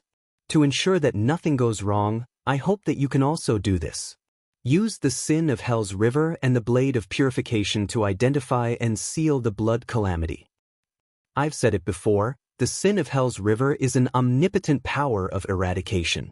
It can instantly increase or strengthen your agility, reflexes, explosiveness, speed, strength, perception, vision, willpower, nerves, thinking, recovery, endurance. Everything you can think of. Thales took a deep breath and felt the sin of Hell's river fluctuate under his skin and blood vessels. He felt its waves of agitation. That's right. This is the feeling. Just like the time when he fell towards Katerina in the birch tree forest, the sin of Hell's river gradually strengthened his sense of balance in the air. In the distance, Thales trembled as he saw Black Sword and Gleeward's figures being drowned in the tentacles and the group of pitch-black monsters. Precisely because of this, the sin of Hell's river is often not easy to control. When you need to increase your agility, the sin of Hell's river may give you the agility of an acrobatic boy, but it may also turn you into a Scud, a Hercules, and a Lookout at the same time. This involuntary dispersal of power will greatly reduce its efficiency and durability, as well as your ability to control it. Hence, as the controller of the sin of Hell's river, your first lesson is to learn how to summon. Summon. Unlike other powers of eradication, you need to consciously guide the sin of Hell's river to focus on something you want to accomplish. Don't treat it as a tool. Instead, treat it as a companion that you can talk to. Tell it as the master of life, what do you want? While in midair, Thales gently closed his eyes and let the cold wind blow past his ears. Very good. The sin of Hell's river. It was an instinct that came from between life and death. Right now, I am faced with such a choice. What was needed was seal the blood mystic. So, I need your help, the sin of Hell's river. At that moment, Thales could clearly feel the sin of Hell's river, which was originally scattered all over his body. It was fading away. That strange wave gathered in his heart, and a moment later, it surged towards another place. Everyone's power of eradication is different. How far you can go with the sin of Hell's river depends on your own exploration. Tremor and instant death are the moves I completed while I was exploring. Everyone's power of eradication is different. Here, I will teach you my own experience and understanding of the sin of Hell's river. It is an extremely effective use. Perception. The perception I obtained from the sin of Hell's river originates from vibrations and waves. I named it feedback. Even the slightest breath will cause vibrations in the air, and they will be transmitted to the ground, walls, and even the pulsations in the human body. With feedback, I can sense even the slightest movement from 100 meters away. Thales inhaled one last time. He opened his eyes. His gray eyes were filled with the sin of Hell's river like never before. The moment the sin of Hell's river surged into his eyes, the effect of slowing down time suddenly disappeared. His originally agile limbs seemed to have suddenly become much slower. Thales fell hard on the top of the tentacle. His hand felt slippery. More small tentacles instantly burst out of the tentacle and bound Thales' legs tightly. Thales endured the nausea and nausea. He gritted his teeth and repeatedly thought about his mission. Little rascal's tears flashed before his eyes. And the countless corpses on the streets of Shield District. When he thought of this, Thales could not help but grit his teeth and roar to gather his spirit. But at that moment he noticed something unusual. Thales raised his head. He immediately felt that the scene before him was different. Thales was stunned. Unlike the feedback Black Sword received, which detected the waves and vibrations, the perception Thales received was in a different form. It was vision. His vision became clear again. This time, the sin of Hell's river gave him another world. It was colorful, but the details were vivid and full of life. This time, the sin of Hell's river's feedback gave him another world. It was colorful, but the details were vivid, and it was full of life. It was as if the resolution had been increased by countless times. He could see every inch of flesh and blood in the huge tentacle before him clearly. Every pulse was clear to him. Thales could even guess the general flow of blood in this tentacle, the specific path of muscle contraction and expansion, and which inch of tendon he would be able to break free. He stared at the new sensory world before him, and his eyes almost popped out of their sockets. But that was not all. Thales looked at the tentacle that was emitting endless red light. He suddenly realized that these lights were layered, and some were deep, and some were shallow. As he confirmed his target, the sin of Hell's river gathered in his eyes and became denser. Soon, in the deepest part of the tentacle, a spot of light that was so red that it was almost purple was slowly shrinking and pulsing. So, that is, Thales felt a chill in his heart. The tentacle under his feet tightened. He did not hesitate anymore. Thales raised the blade of purification and once again felt the heat from the sword. Then he stabbed it down. The blade pierced into the tentacle. In Thales' eyes, two similar red lights fused together on the blade and on the tentacle. Then, the latter's red light collapsed the moment it came into contact with the blade. From the spot where the blade pierced, the tentacle's flesh, which was made up of the creature's limbs, melted, evaporated, and turned into ashes. Thales only felt his feet loosen. As the tentacle turned into ashes, his entire body sank into the huge tentacle. In a panic, Thales waved the blade of purification in his hands randomly. Wherever it went, ashes scattered everywhere. The inside of the tentacle, which looked like a red cave, seemed to be whimpering in pain. The endless tremors made Thales dizzy. Finally, Thales' legs landed on the ground. The second prince panted heavily, sucking in the stinky, sour air. Damn it. This place is too disgusting, isn't it? He raised the blade of purification and stepped on the sticky and slippery flesh. He forced himself not to look at the limbs around him that were still moving slightly as if they were breathing on their own. They were heads, arms, stomachs, lungs, eyes, noses, and so on. He suppressed the desire to vomit and walked slowly towards the brightest red spot in his field of vision. Asterisk swoosh. Asterisk a few fine tentacles and spikes attacked him. But Thales only grabbed the blade in his hands, and without hesitation he hacked them into ashes. He got closer and closer to the bright spot. Soon, Thales' target appeared in front of him. It was a purplish-red naked girl whose limbs and back were embedded in the wall of flesh and blood. The young girl's face was covered in layers of blood-red patterns that were constantly trembling. It was extremely strange. She did not have a gentle expression, nor did she have a pleasant smile. She only closed her eyes and breathed in and out slowly. Her skin was also the same strange purplish-red color. Countless thick and thin dark red blood vessels extended from the wall of flesh and blood and connected to the girl's body. He could vaguely see flowing liquid within them. Thales, who was dumbfounded, could not help but stop in his tracks. The prince stared at Giza, who was almost fused with the flesh and blood behind her. His breathing slowly quickened. What the hell is this? The girl opened her eyes abruptly. Thales, who was already restless and had goosebumps all over his body, jumped in fright. You shouldn't have come here, Giza's true form said slowly. The stripes on her face trembled slightly, like a wandering parasite. How did you find me? Thales first glanced at the blood mystic in this form in a daze, especially the countless blood vessels on her body. When he thought of the people she dragged into the tentacles, and how they might be flowing in the form of fragments or liquid, Thales felt another wave of nausea. A second later, Thales took a deep breath. Under Giza's cold and crazed gaze, he slowly walked up to her and said resentfully, "About this, I can only say that you met a powerful person." Thales sighed. His gaze was firm. "Well, I can only say that you met a powerful person. I'll remember this."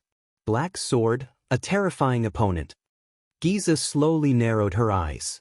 "I should have been vigilant when he disappeared from my senses again. How could an opponent like him use the same trick so easily?" Thales slashed away 2 small tentacles that tried to stop him. He mustered his courage, ignored the disgusting limbs around him, and stood in front of Giza. "And you, child, you will regret it." Giza fixed her gaze on the red blade. There was deep wariness in her eyes. Become a mystic, obtain power, be immortal, and be omniscient? It is not as good as you think. This is not a gift, but a shackle. At that moment, Giza's eyes were filled with deep loneliness. A curse, and I. Giza revealed a subtle and profound expression. Her words contained an unprecedented emotion. "I only want to free you." Thales furrowed his brows. He really could not understand what she said. "Otherwise," Giza said slowly, "from the day you found your name of origin, you will never be free." Thales shook his head to clear his mind. The heat from the blade of purification in his hand reminded him of his current situation. "Very well." Thales ignored her words. He looked at Giza, raised the blade of purification in his hand, and aimed it at Giza's abdomen. He spat harshly. "Then I will free you first." Giza only looked at him gently with a sad and pitiful gaze. It was as if she was looking at an ignorant child. This threw Thales into chaos. "No," Thales gulped. "Thinking about Dragon Cloud City? Thinking about Little Rascal? I have to end this." In the next moment, Thales gritted his teeth, threw away all his thoughts, and thrust the red smallsword in his hand. But his sword suddenly stopped halfway. Thales raised his head in shock and looked at the person in front of him. A person stopped in front of Giza. Little Rascal was trembling. Her eyes were wide open, her arms wide, and she used her throat to block the blade of purification. Little Rascal's eyes were almost swollen from crying. "That's not me." Thales only hesitated for a moment. In the next moment, Little Rascal pounced on Thales. Thales looked at Little Rascal's tear-stained face. His arm involuntarily trembled. He wanted to bypass her and stab Giza, but he did not have the chance. Thales only felt a violent tremor under his feet. "This is?" Following that, layers upon layers of tremors continuously attacked from beneath his feet. The moment panic rose in his heart, Little Rascal, who could not stand steadily, pounced on him. Both of them slid on the ground, made of flesh and blood. No, in the chaos, Little Rascal was on top of him. Trembling, she slapped the blade of purification in Thales' hand. Thales turned pale with fright. "No!" Slap. Thales felt a chill in his heart. The red smallsword in his hand left his palm. It fell into another corner made of flesh and blood. It brought up countless ashes. Then, the blade of purification that had left his palm gradually dimmed. It could no longer be of use. In that second, Thales' mind went blank. Purification, blade of purification. Amidst Giza's maniacal laughter, the flesh on the tentacle squirmed and swallowed the blade of purification, which had lost its effectiveness. It disappeared without a trace. "This is a move I learned from Black Sword." The blood mystic on the wall smiled coquettishly again. "Unleash an extremely high-frequency tremor over a large area. If you can't even stand properly, how are you going to seal me? How do you feel?" Thales' face was pale. He pushed Little Rascal, who had regained her freedom of movement. He stared in the direction where the blade of purification had fallen. However, apart from the red light formed by flesh and blood, there was nothing else in front of him. The legendary anti-mystic equipment. The only thing he could rely on when he faced the mystic? Lost it? No, no. I don't have a chance anymore? Thales's heart was dead. He turned his head in a daze and looked at Giza. I failed? Beside him, little rascal hugged him tightly and kept sobbing. Giza inhaled slowly and narrowed her eyes. Two tentacles extended from the inner wall of flesh. As little rascal screamed, they wrapped around Thales's arms and legs and pulled him up. Thales struggled with all his might, but like an insect caught in a spider's web, his efforts were futile. More tentacles grew from the inner wall. As little rascal covered her mouth to stifle her sobs, the tips slowly sharpened and hardened. They became ferocious, sharp, and deadly thorns. I'll give you a piece of advice. Giza stared at Thales, who was pulled before her. His face was ashen and he was in despair. She flashed a pleasant smile and enunciated her words like orchids. In battle, abandon unnecessary emotions. You saw it for yourself. You saw how badly it harmed you. Thales trembled all over as he stared at the blood mystic in a daze. This time, there was no Sonia, no Asda, no black sword. He was the only one who could save himself. In that instant, Giza's face revealed tender love and pity. As I promised, you won't feel any pain, child. Thales gulped slowly. He could only feel the tentacles wrapped around his limbs getting tighter and tighter. The tentacles with their sharp thorns slowly moved to Thales. One of them even extended a sharp thorn and stopped a few inches away from his left eyeball. The fear of death instantly struck him. Thales could even hear his heart pounding violently. He could feel his blood vessels swelling and surging. His muscles trembled uncontrollably. The heat generated from his excitement slowly spread from his chest to his entire body. Is this the end? No, I have to save myself. I have to save myself. Giza smiled faintly. The panicked Thales looked at the smiling mystic and spoke with great difficulty and pain. But this time he only spat out the first word. In the next moment, countless tentacles with sharp thorns shot out at the same time and sank deep into Thales' body. Thales shuddered violently. No, his eyes were lifeless as he stared at the blood mystic in disbelief. No, the first thorn pierced his left eye and penetrated the back of his head. No, the second thorn pierced his throat and penetrated the back of his neck. No, the third thorn pierced his heart and came out the back of his chest. There were even more sharp spikes that pierced Thales' body mercilessly, without any hesitation, and without reservation, but he could no longer feel it. In that second, all his senses seemed to have left Thales' jade star in an instant. He seemed to have sunk into eternal silence and darkness. He would never return.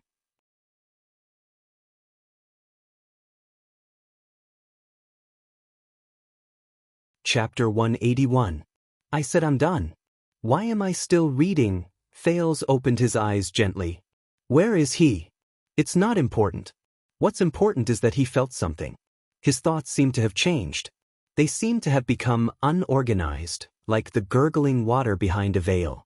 He seems to be indifferent to everything? How could this be? Thales vaguely knew his own situation, but he did not want to change this feeling. This is good, isn't it? It's like I've entered another realm. Thales looked up. In front of him was a gray, round grain? Yes, Thales saw a gray stone grain. No, it was not one. It was one of the countless stone grains embedded in it. Amazing! These stones were so far away from each other that no matter how much time passed, they would not be able to get closer to each other by even an inch. But they were so close. They were closer to each other than most of the existences in the world. They were so close that they were almost connected. For thousands of years, tens of thousands of years, or even hundreds of thousands of years later, they maintained this distance between them. Sometimes they were as far as the heavens, and sometimes they were so close that they were almost face to face. What a magical world, isn't it? There's such an interesting and vivid relationship between two solidified stone grains. What about all the other existences in this world? Do they also have such an interesting relationship? Definitely. Why didn't I notice this before? Didn't I notice the wonders of this world? Maybe I was too stupid before. Thales thought calmly and without a ripple in his heart. He slowly lifted his gaze. The stone grains were getting further away from him, or maybe closer. That was still not important. What was important was that the distance between him and these stone grains was changing. And at every moment when this distance changed, they also became different from each other. The stone grains were him, and he was the stone grains. It was the same. He continued to look up. Ah, so that's how it is. Thales suddenly understood. These stone grains formed the surface of a floor tile. A rough, uneven, and uneven surface. What a wonderful combination. They were just stone grains, but because of the special distance and position between them, they became another kind of existence. An existence called the surface of a floor tile. Just like humans, when distance and position were lost, each individual was an independent person. But when they increased or decreased the distance between them, changed their positions, and stood together, at the same time, they stood in the same dimension, in the same region, and in the same society. They became different existences. An existence known as the crowd. Wait a minute, a small voice told him in Thales' senses. Maybe it's the other way around. It's precisely because of their existence that the location and distance are determined. How did he know all this? Forget it, it's not important. The important thing is, it's fun. Let's see more. Thales saw it. It was a grayish-black octagonal floor tile, and it was connected to countless other floor tiles of the same shape. Are these tiles made by people? That was why the distance between the floor tiles was so uneven. Or perhaps, the person who put them together thought that they were very even? Because they could not perceive the beauty of uniformity? The beauty of balance? Or perhaps, this was what they meant by evenness. That's right, if you zoom in a little further, wouldn't these tiles be a very even floor? Thales raised his gaze to the highest point. He knew that it was daytime. This was because the existence known as day was defined by the position of the ground and the sun. The sun had already passed its zenith, forming a beautiful angle with the ground. In front of him was an exotic house. The four corners of the strange, flaky eaves curled up. The door was made of heavy, sunken wood, and the windows were made of glass and crystal drops. There were also black-haired and black-eyed humans dressed in flowing robes moving in and out of the gorgeous house from time to time. Without exception, they all looked nervous. Why are they nervous? Thales' thoughts moved a little. He knew why. In that house, there was a woman, a young woman with black hair and eyes. She was surrounded by a group of women, and she was crying out in pain in a pool of blood. The woman's lower abdomen was swollen. She was in labor. They did not have to be nervous. He saw that the life in the woman's abdomen was strong, and it was moving its limbs continuously. She would give birth naturally. And a man who looked like the woman's husband, who wore elegant and noble clothes and accessories, was blocked outside the house by another group of men. He had a difficult expression on his face. I see, Thales thought. The inside and outside of the house are isolated. This is why the inside of the house is tense and dignified, and the outside is tormented and difficult. What a pity, if only they could see each other's situation, even if only they could see the girl in the woman's abdomen, would they not have to be nervous, worried, afraid, and tormented? Soon, the woman's screams stopped, and her abdomen slowly flattened. And with a weak wail, a baby girl covered in blood was carried out. The man outside the house got the news. He broke through the blockade and rushed into the house without a care for anything else. The man trembled as he knelt in front of the bed. He held the woman's weak hand and comforted his wife nervously and anxiously in a language he did not understand. The woman smiled.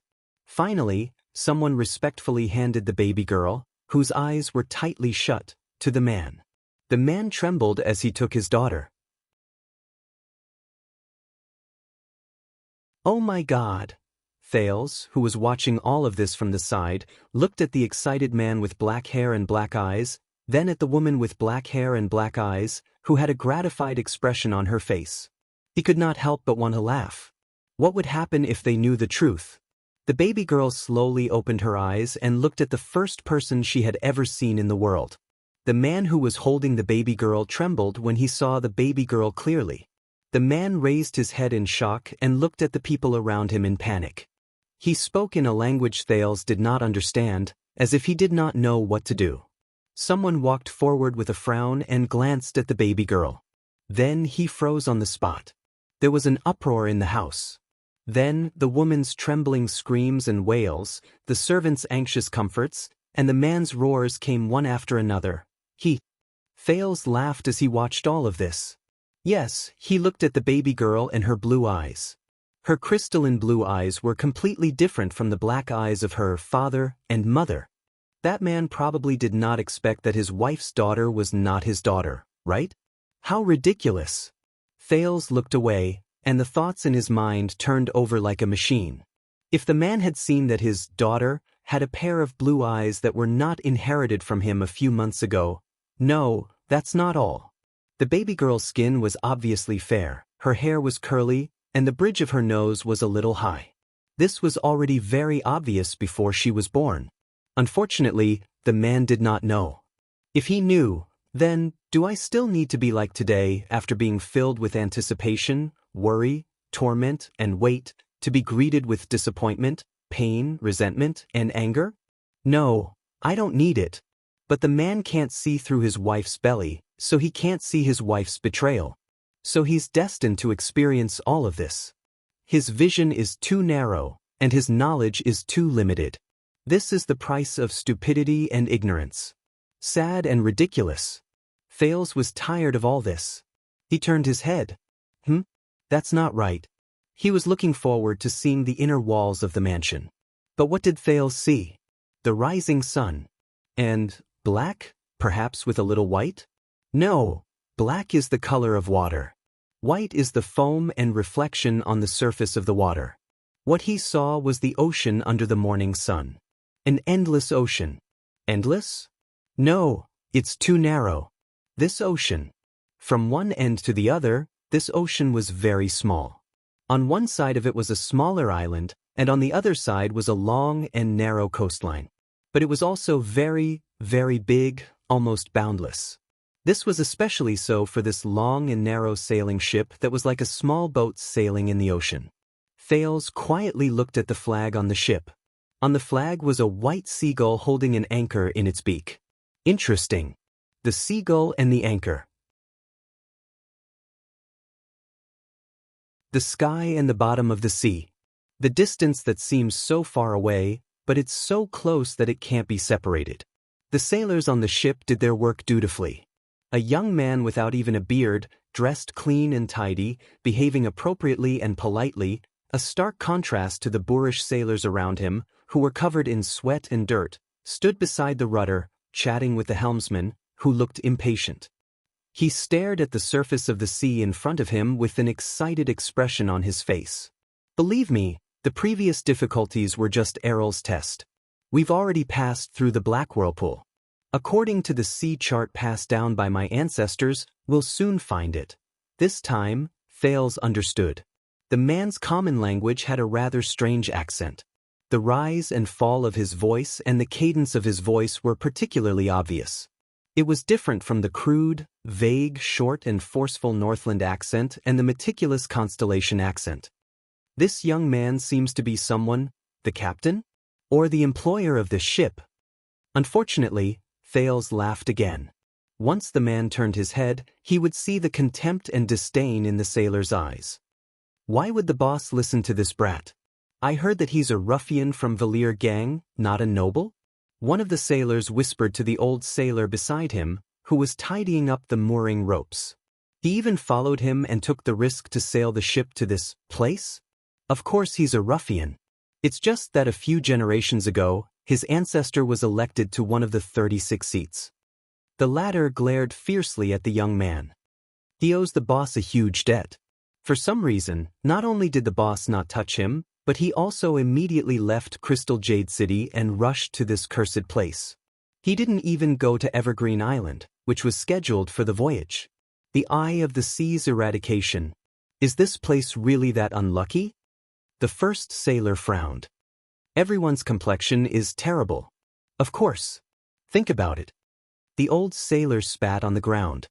His expression was unpleasant. The entire empire is buried under our feet. We don't know how deep the sea is. There are also millions of people from the empire. They've been soaked in seawater until they've turned into dry bones, and they've been bitten to pieces by the sea fishes. Legend has it that their wronged souls haven't been able to rest in peace for 600 years. They're filled with resentment and pain. Strange things happen here every year. They're very, very strange. But the young man could not see the scene behind him. Even when he turned his head, the sailors put away the emotions in their eyes and lowered their heads to do their work. Because of this, he would never know his true position on this ship.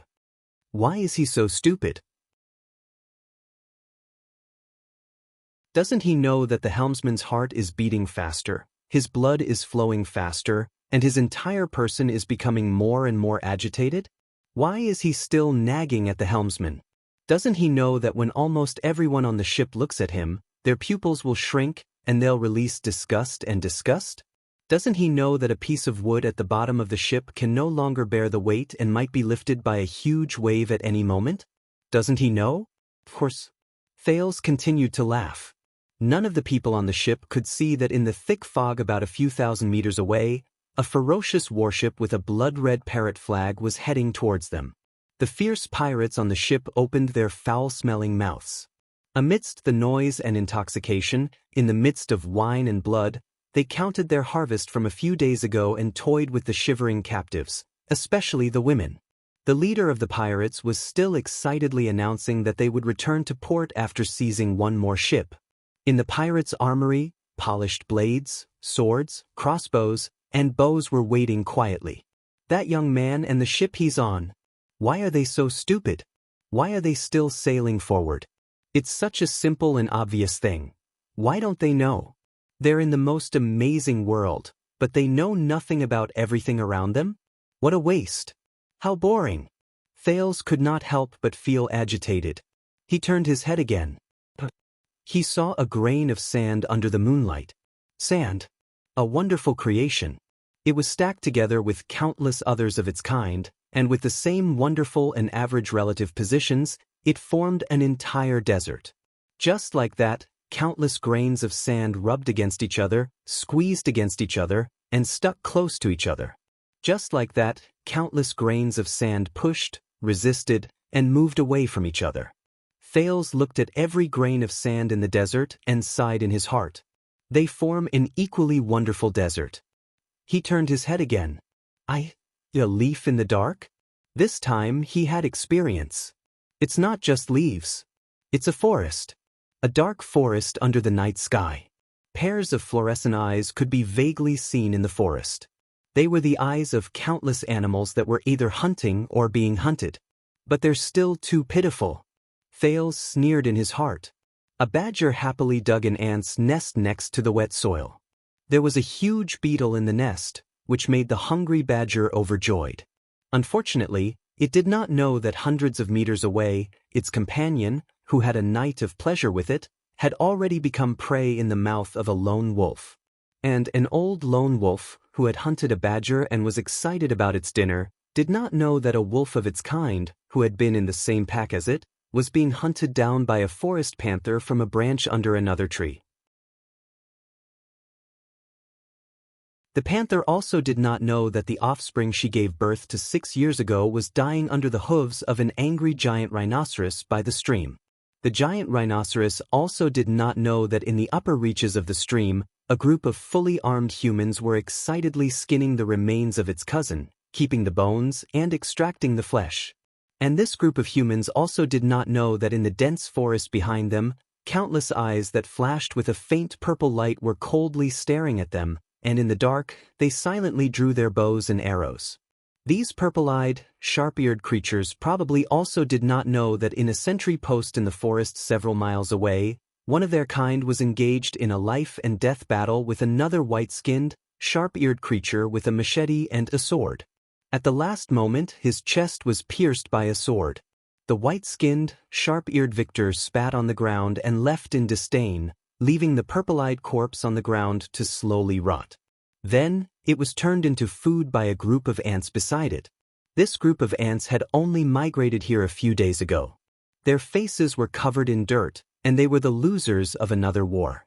Another powerful ant colony had chased them here. But perhaps they would be very happy to know that the group of old enemies who chased them out of their habitat had just brought back the carcass of an old beetle when they were killed by the claws of a mischievous badger. Thales watched quietly as the most complete food chain dominated everything in this place. These creatures don't know about all this? This is really interesting and sad. At this moment, Thales suddenly felt a strange heat flow. From his entire body. Wait, his entire body? Thales suddenly realized a problem. Where's my body? In the next moment, a strange feeling was transmitted to every one of his senses. Countless scenes flashed before his eyes at the same time, like rapidly flowing water curtains. Eves with different styles. A ship sailing under the sea. A quiet desert under the moon.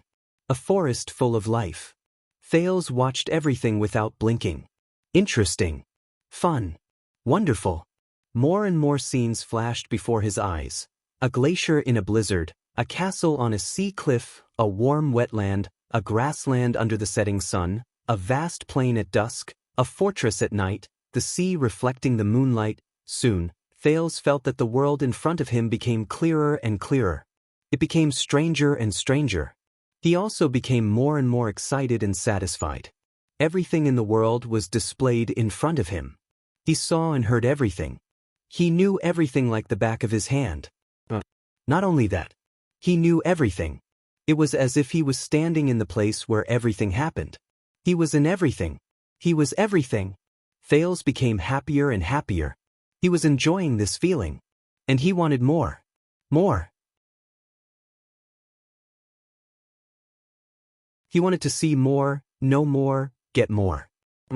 The scenes in front of him flashed faster and faster. More and more urgent. The scenes became shorter and shorter. In the next moment, boom. It was as if thunder exploded in his ears. Thales only felt his vision go black. All the scenes no longer changed. Instead, they were fixed in front of him. It was as if he was watching countless movies at the same time.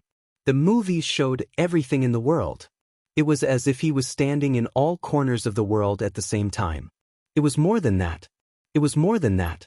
Thales suddenly felt a heavy pressure on his senses.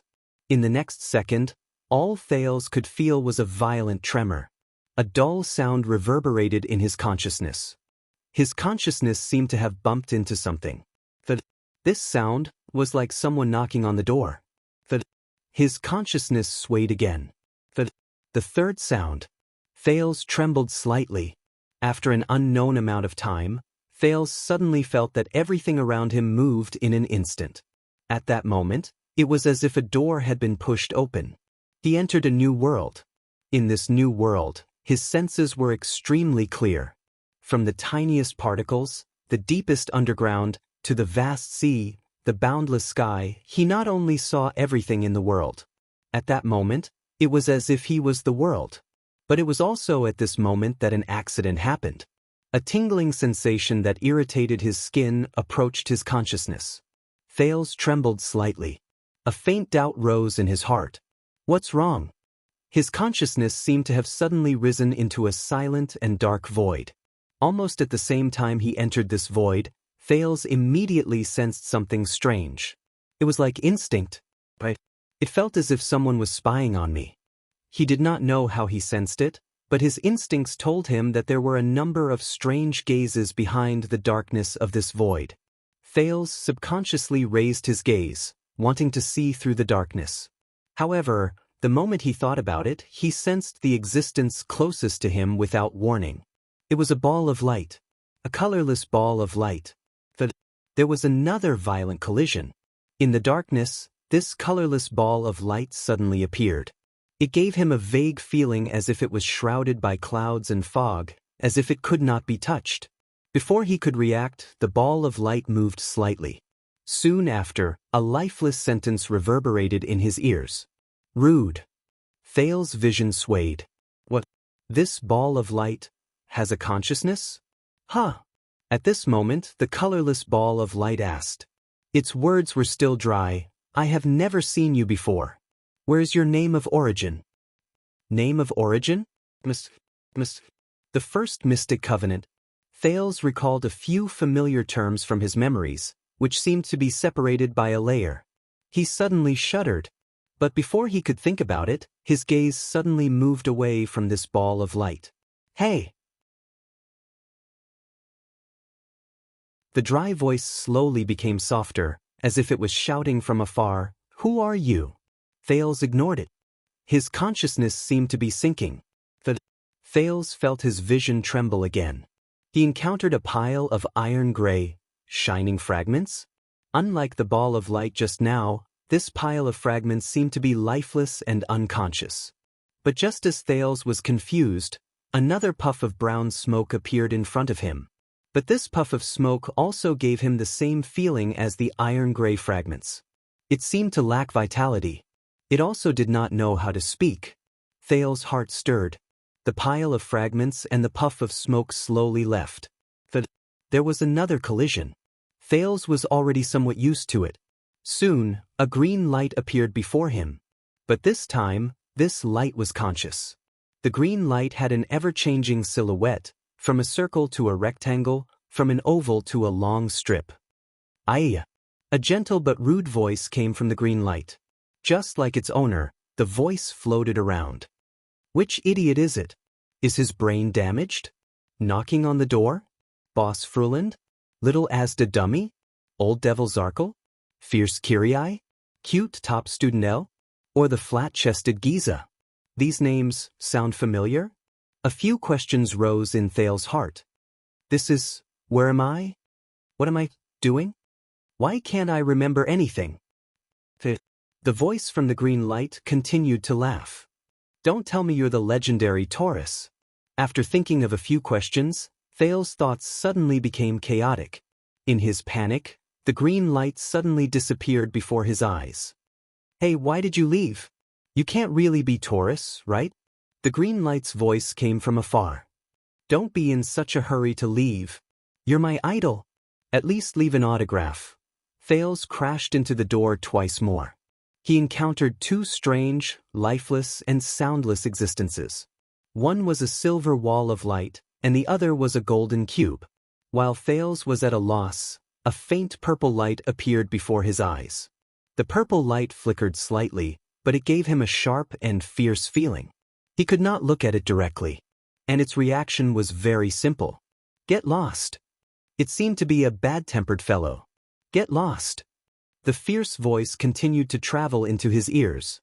Immediately after, the faint purple light disappeared. Thales was slightly taken aback. A question emerged in his mind as he drifted about. What's going on? The next second, thud. After another crash, Thales arrived in front of a glowing human silhouette. A human silhouette? It flashed with a familiar blue light. Another one? This feeling. It's like it's flowing endlessly, and it's everywhere? However, a familiar voice slowly traveled into his ears from the silhouette. Stop knocking on the door. Thales. A thought appeared in Thales' mind. It knows me? This familiar voice. All of us can feel your presence. All of us? My presence? Me. At that moment, many memories seemed to suddenly return to Thales' mind. Thales thought of something. Wait a minute, you are. Thales stared at the ball of light, puzzled. A vague name emerged in his fuzzy mind. You are Asda? The blue silhouette flashed slightly. Thales confirmed his guess. I was trapped underground. I don't know what happened to you, and I don't know why you can knock on the door directly. The air mystic, Asda Sakurn's pleasant voice traveled slowly from the ball of light. It sounded calm and steady, without a hint of extra emotion. But this is too dangerous. You must immediately leave your original form. Thales revealed a puzzled expression. What? But Asda did not respond to him. He only heard the mystic say anxiously, Listen. They sensed it too. They will definitely come for you. Before you are completely locked onto.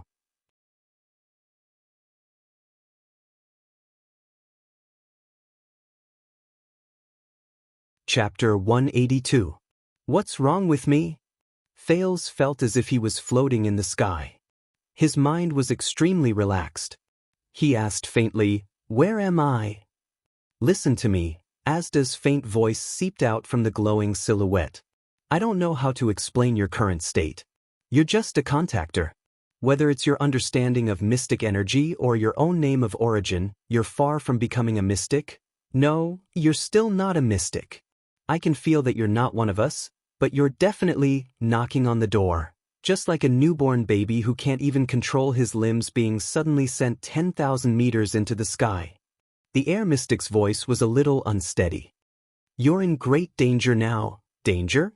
Thales did not know how he spoke, but he did. "What do you mean? Knocking on the door?" Asda sounded a little anxious.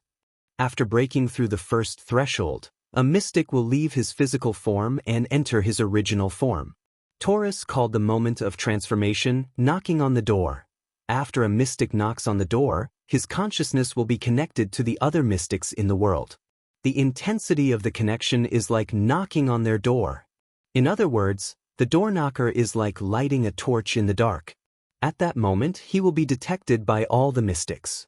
Those who intend to do so will be able to directly lock onto your current location. At this moment, thud, a muffled sound similar to the one just now seemed to ring in Thales' heart. This muffled sound was ear-piercing and sharp. The lingering sound made people restless and uneasy. "This is?" An ominous feeling rose in his heart. Thud, another muffled sound. This muffled sound was like the low throbbing of a heart. There was a soul-stirring shock and heaviness. In an instant, Thales suddenly felt that there was something extra in this part of the void.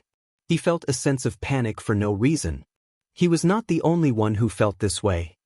"They're here." Asda's voice became extremely urgent. "Go. There's no time to explain. Hurry up and return to your physical form." Thales grabbed a few strands of his vast thoughts and used them to think about the current situation.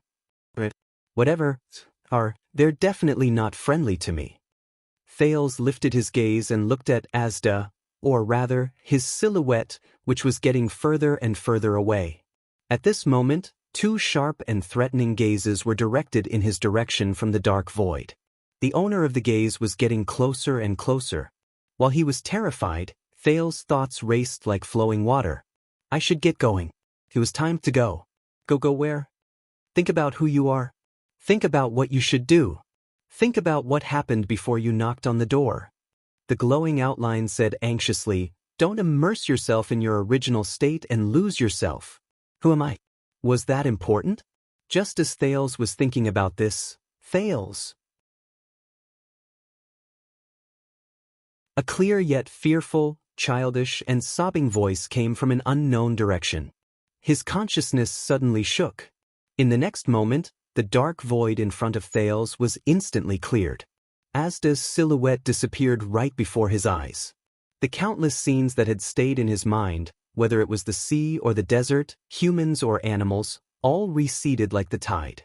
It was as if the curtain in a theater had suddenly collapsed, revealing the original wall. Snowflakes, corpses, streets that looked like ruins, Dragon Cloud City's magnificent heroic spirit palace that was built halfway up the mountain, and the multi-headed snake made of severed limbs and flesh flashed across his vision. In the end, he stopped inside a tentacle made of flesh and blood.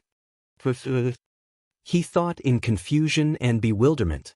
Inside the tentacle, under the horrifying backdrop of scarlet blood and severed limbs and flesh, little Rascal knelt on the ground, sobbing in despair as she watched the boy who was hung up and impaled to death. The blood mystic, Giza Streelman, stared coldly at little Rascal, who knelt in the flesh and cried. "You killed him?" Tears streamed down little Rascal's cheeks. She stared in agony at Thales, who was bound by the tentacle. Giza frowned, the blood-red spots on her face slowly faded. Little Rascal obviously thought that Thales had met with misfortune. She sobbed and extended a hand to Thales, who was in a terrifying state. Tears rolled down her face. "I'm sorry." Tears streamed down little Rascal's cheeks as she bit her lip. Giza stared at little Rascal. The coldness in her eyes slowly turned into gentleness. So, pressed against the inner wall of flesh, Giza's expression changed. As if comforting a child whose candy had been snatched away, she said gently, "Don't be sad, it's not his fault." "It's not your fault either." Giza closed her eyes in desolation. 2 more tentacles extended from the inner wall behind her. "It's our fault." The tentacles curled towards Little Rascal. Asterisk swoosh. Asterisk immediately, Little Rascal's face was filled with terror and sadness. She was pulled deeper into the flesh by the countless tentacles. She disappeared. But in the next moment, the blood mystic opened her eyes abruptly and screamed. She turned her head in disbelief and stared at Thales' corpse, which was tied in the air by the tentacles. "Why?" Giza shook her head slowly, her eyes filled with disbelief and shock. "This is impossible." In her eyes, Thales, who had been pierced by countless tentacles, slowly opened his eyes. "So, I'm back again." As if he had just woken up, Thales slowly raised his gaze. In his daze and dizziness, he looked at the person in front of him. His thoughts were a little chaotic, and he could not quite recall what was in front of him. "This is Besta? That's a severed arm? Organs? Eyeball? Flesh?" Thales saw the environment he was in clearly. "Wait a minute." He tried his best to divert his attention and consciousness from his hazy and chaotic thoughts. He fixed his gaze on what was in front of him. It was a young girl covered in blood, and her naked body was stuck to countless pieces of flesh. With a subtle and complicated expression, she was staring straight at him. Thales shuddered all over. At that moment, as if a curtain had been suddenly lifted, all of Thales' memories from that night surged back into his mind like a tidal wave. Northland, King Nuvan, the Archduke, the duel, Asda, the Mystic, Black Sword, Ramon, Little Rascal, Giza, the Hydra, the destroyed Shield District, the Blade of Purification. And, at the last moment, he was pierced by Giza's countless spikes. The last scene reappeared in his mind. A spike mercilessly pierced through his left eye.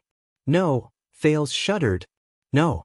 Fear, panic, nervousness, worry, surprise, doubt.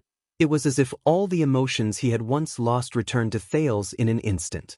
Seeing the mystic in front of him clearly, Thales' breathing instantly quickened.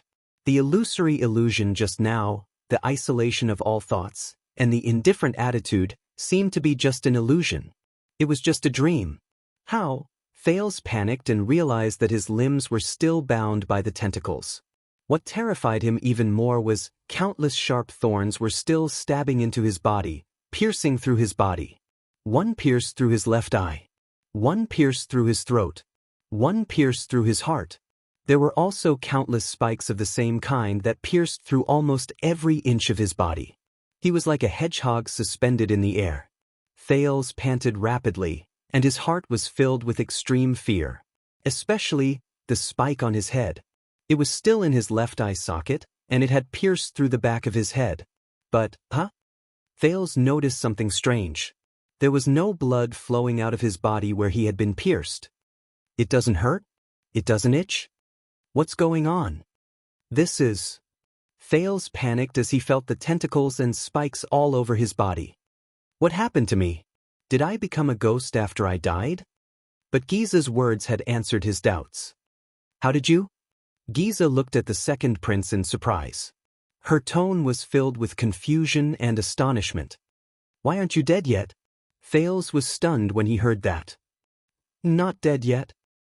He stared at Giza nervously, and then at the spikes all over his body in shock and bewilderment. "I'm not dead?" Giza's expression became more and more unpleasant, and the blood-red spots on her face trembled rapidly. "Then let's do it again." "Wait." Thales was shocked, and his heart beat violently. But the mystic ignored him. In the next moment, the tentacle that pierced Thales' left eye, along with the spikes at its tip, suddenly retracted, and with a vicious turn, it pierced through the top of his head. Feeling the movement of the tentacle, Thales shuddered violently. But Thales still did not move. "Wait, it doesn't hurt, or not?" Thales was shocked, and then slowly breathed a sigh of relief. I'm fine? It was as if he was not the one who was pierced. Impossible! The blood-red spots on Giza's body began to grow violently. She narrowed her eyes and revealed a fierce expression that had never been seen before.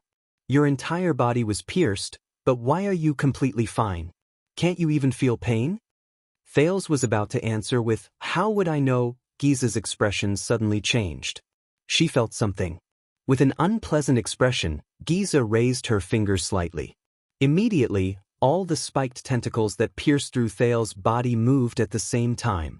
Thales felt his skin crawl as he watched all the tentacles on his body move continuously. This. Gut. Sizzle. The familiar sound of flesh and blood sizzling came from these murderous weapons. Countless tentacles pierced, slashed, and cut his upper body from all directions, starting from his chest. Starting from his head, they pulled horizontally, slashed vertically, and pierced through his brain. It was as if someone was holding countless knives and continuously whipping, piercing, and cutting Thales from the front, the back, the left, and the right. But Thales did not move. He only stared blankly at Giza, his gaze occasionally wandering back and forth from the tentacles. It was as if he was not the one being cut. The cutting and piercing continued for a total of 10 seconds. Then Giza stopped in a daze, and all the tentacles and spikes gradually slowed down as well. How can this be? The mystic shook her head in shock. Attacks are ineffective against you? Thales panted anxiously, completely at a loss for words. At this moment, his heart was also filled with panic and bewilderment. Sizzle. Countless tentacles and spikes retracted from Thales' body. But as if they had left his shadow, there were no wounds or blood left on Thales' body. Even his clothes were intact. It was as if the Thales before him was just an illusory shadow filled with colors. Thales was completely shocked. Am I immune to physical attacks? But my hands and feet are still tied tightly, aren't they? Out of the situation, he opened his mouth wide and did not know how to react.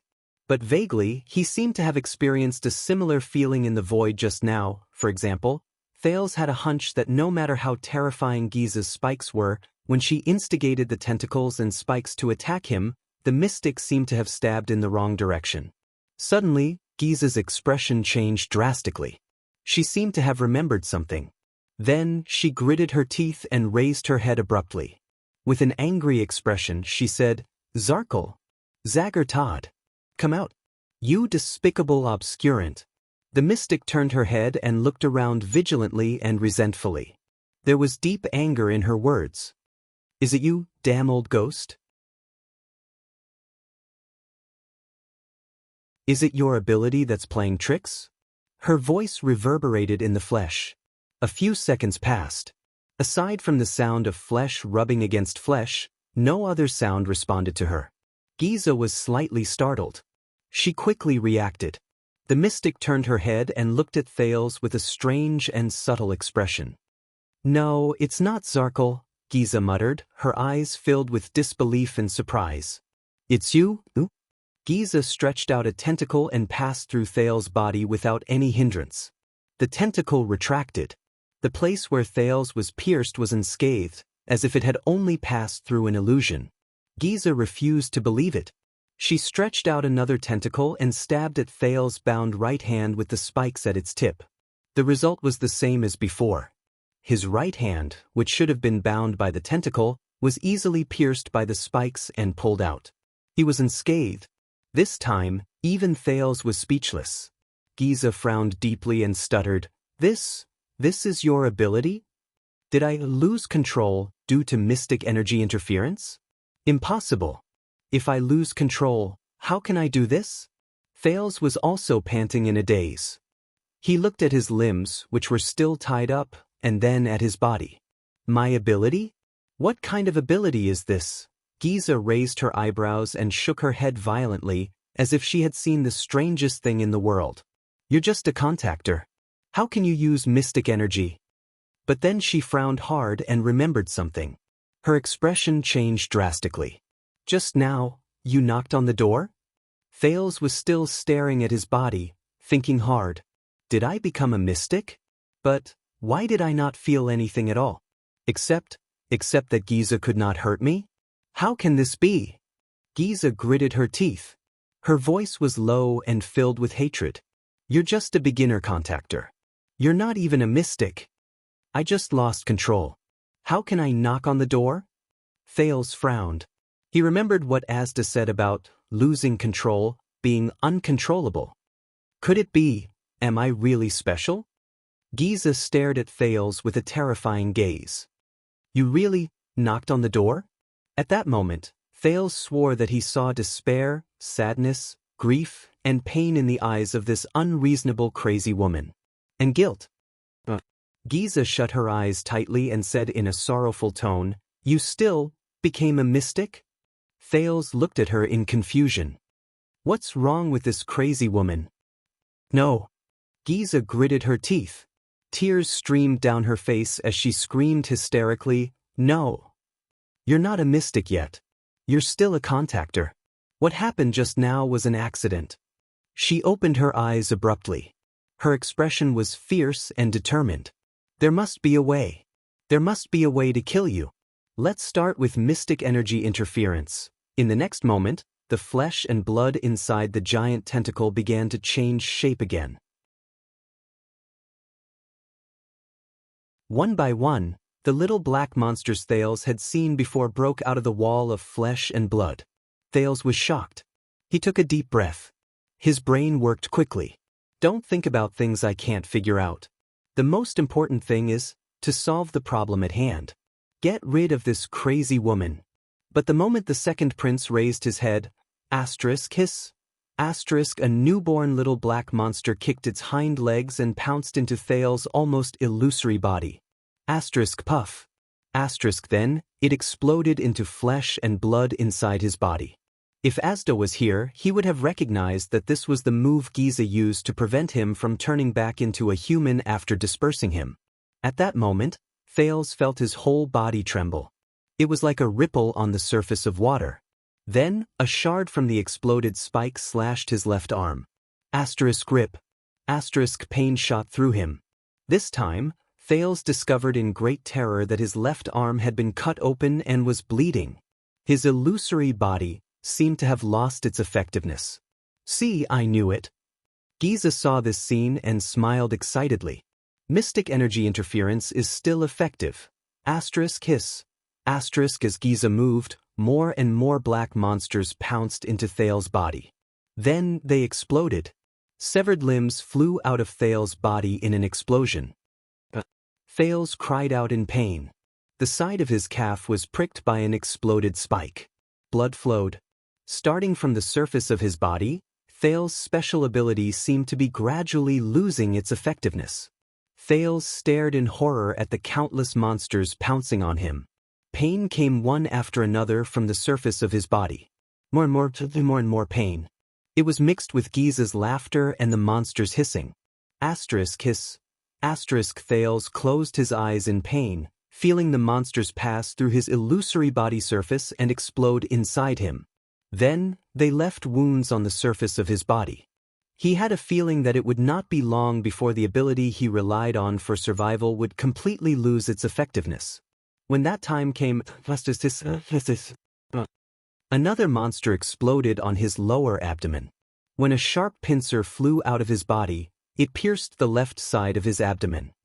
Hiss.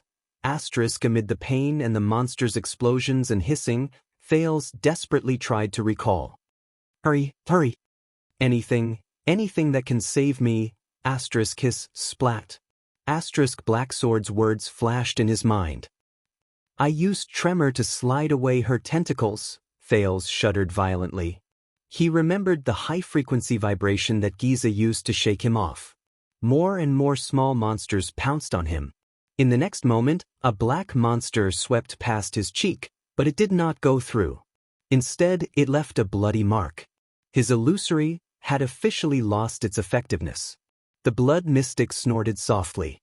Thales did not have time to be shocked and terrified. He did not care. He just gritted his teeth. Following the instructions Black Sword taught him, he summoned another power in his body. Help me, Sin of Hell's River. It's a matter of life and death. Help me. As his resolute will rose, the Sin of Hell's River spread to his limbs as if it had a life of its own. I need to be able to get rid of these tentacles, power, as long as I can slip away from them. In the next moment, there was a low hum. Only Thales could hear it. Thales' limbs trembled violently at a speed that was almost invisible to the naked eye. The second prince sucked in a sharp breath. He felt as if his entire body was about to be shattered by the tremors of the Sin of Hell's River. This feeling, Giza's eyelids suddenly widened. In the next second, the 4 tentacles that bound Thales swayed, and he was immediately freed from midair. A monster flew over his head and sliced off a strand of his hair. Thud. Thales fell on the ground, which was also made of flesh and blood, and panted heavily. The Sin of Hell's River faded from his limbs. Thales gritted his teeth and tried to stand up, but he only felt his muscles go numb. Then he fell backwards again. Thud. Thales touched the flesh under his feet. There was a sticky, bloody ear inside, and he was shocked. But in the next moment, a great soreness came from his limbs. He trembled violently. He was sweating profusely and his limbs were weak. So tired, so sore, so painful, all his muscles began to ache and he almost lost all his strength. He finally got rid of the restraints, but he did not even have the strength to take a single step. But more little monsters were already pouncing on him. Thales widened his eyes. He only felt extremely vexed.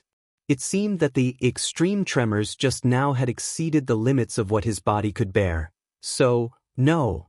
Thales felt his aching limbs and stared at the monsters in front of him in despair.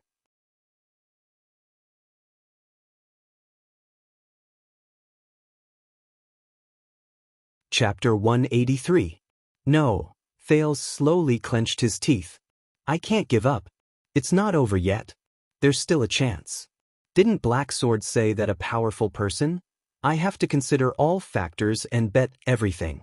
Just for the final victory. Bargaining chips. What other bargaining chips do I have? Thales clenched his teeth and forced himself to calm down in just a few seconds. The Northland military sword style that he had only practiced for a month and could barely use.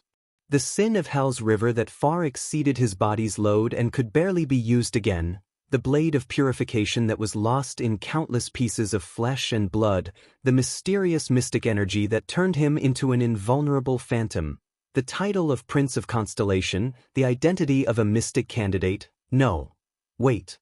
There's more. There's still another bargaining chip. The last one. Thales stared at the first monster that ran towards him and clenched his fists. Giza's smile became more relaxed. In the next moment, Thales clenched his teeth and extended his trembling right hand to his back. When he pulled his hand back, there was already a weapon on it. It was a trifling dagger. One side of the dagger was stained with the blood of the tentacle. 2 letters were reflected on the blade. Giza was slightly taken aback when she saw his actions. Thales panted heavily and raised the dagger with a trembling hand at the monsters that were inches away from him. Dagger? The mystic snorted. That's not a legendary anti-mystic equipment, is it? Are you going to stab me with that thing? Dagger. Giza watched quietly as the dagger-wielding boy was surrounded and attacked by the monsters. This scene. It's really familiar, isn't it? Thales lay on the ground and his lips trembled. He weakly executed Iron Body style to block the first monster. Clang. This is so. Thales rolled to the side in pain and avoided the monster's sharp spikes. He felt his muscles ache more and more. He panted and raised his head. He ignored the other monsters that continued to run towards him and looked straight at the blood mystic. I'm not stabbing you. In the next moment, Giza could not help but be stunned. She watched in puzzlement as the boy put the dagger into the palm of his left hand. Thales said faintly, I'm stabbing myself. The 2 monsters leapt into his arms and extended their sharp spikes towards him. The boy, who had a defeated expression on his face, just pulled the dagger in his hand. pain and warmth came from his palm at the same time. Thale's physical strength had reached its limit, and his eyes were unfocused. He allowed the monsters to pounce on his body. She pushed him down. A familiar burning sensation came from within his body and slowly turned into a burning sensation. Scenes appeared before Thale's eyes. He raised his dagger and rushed toward the ferocious Quide. He lay on Jayla's back, and the two of them sprinted through the streets. In the dungeon of Vine Manor, he reached for the lock on Ralph's body. He stood in the Hall of Stars, gritted his teeth, and spoke to the dukes of the kingdom. His hands were tied up, and he struggled to get up in front of Serena, who was confident in her victory. Amidst the bloody siege of Black Sand region, he hugged Araka's neck tightly. He picked up the heavy sword with difficulty in front of the 5 archdukes of Extet. Under Asda and Black Sword's intimidating gazes, he raised his hand and spoke, his skin crawling. "It's just another game." A familiar and gentle voice rang in his ears. The burning sensation was getting stronger and stronger. He needed to win. He needed to put an end to everything. He needed the best methods. Giza narrowed her eyes and watched the countless little monsters pounce on Thales, who was on the ground one after another, and covered him tightly. She was very satisfied. She knew that her little cuties would mercilessly kill this boy, who was not a mystic yet knocked on the door for no reason. But at this moment, the blood mystic seemed to have sensed something, and her entire body trembled. What? A ray of red light leaked out from the densely packed monsters, coming from the direction of the boy. Then a second ray, a third ray, a fourth ray. The light grew brighter and brighter, illuminating the flesh cave. Giza watched the scene in astonishment. Then, the black monsters shuddered in unison. A few streaks of ash drifted out from the gaps between the densely packed monsters. More and more ashes appeared. The black monsters fell powerlessly, shriveled, dissolved, and were charred. Then they turned into ashes. In the end, most of the pitch-black monsters disappeared. Only a few of them managed to escape with their last breaths by hiding and dodging. The blood mystic stared in disbelief at the boy who climbed up from the countless piles of flesh and ashes. How could this be? Thales knelt on the ground, his right hand pressed against his knee, and he bent over, panting. He almost bit his teeth off. At some point in time, the blade of purification, the magical red sword that was lost, had reappeared in his trembling left hand. The blade was crimson red, and it shone brightly. "Your ability again?" Giza stared at Thales left and right with an unpleasant expression, as if she wanted to burn a hole in his palm.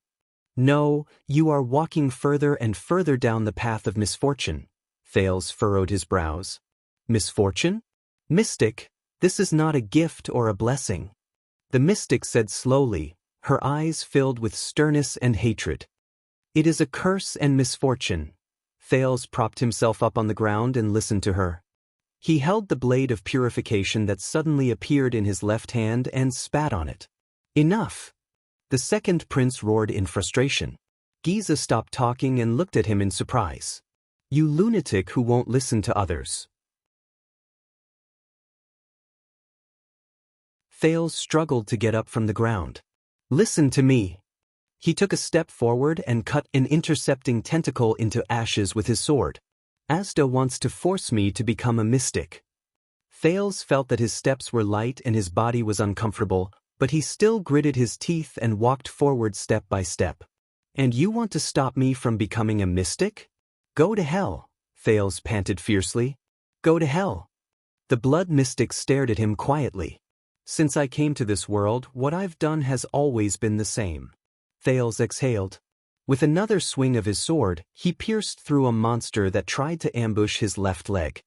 He watched as it turned into ashes under the blade of his sword. Struggle, survival, that's all. Thales took a difficult step forward.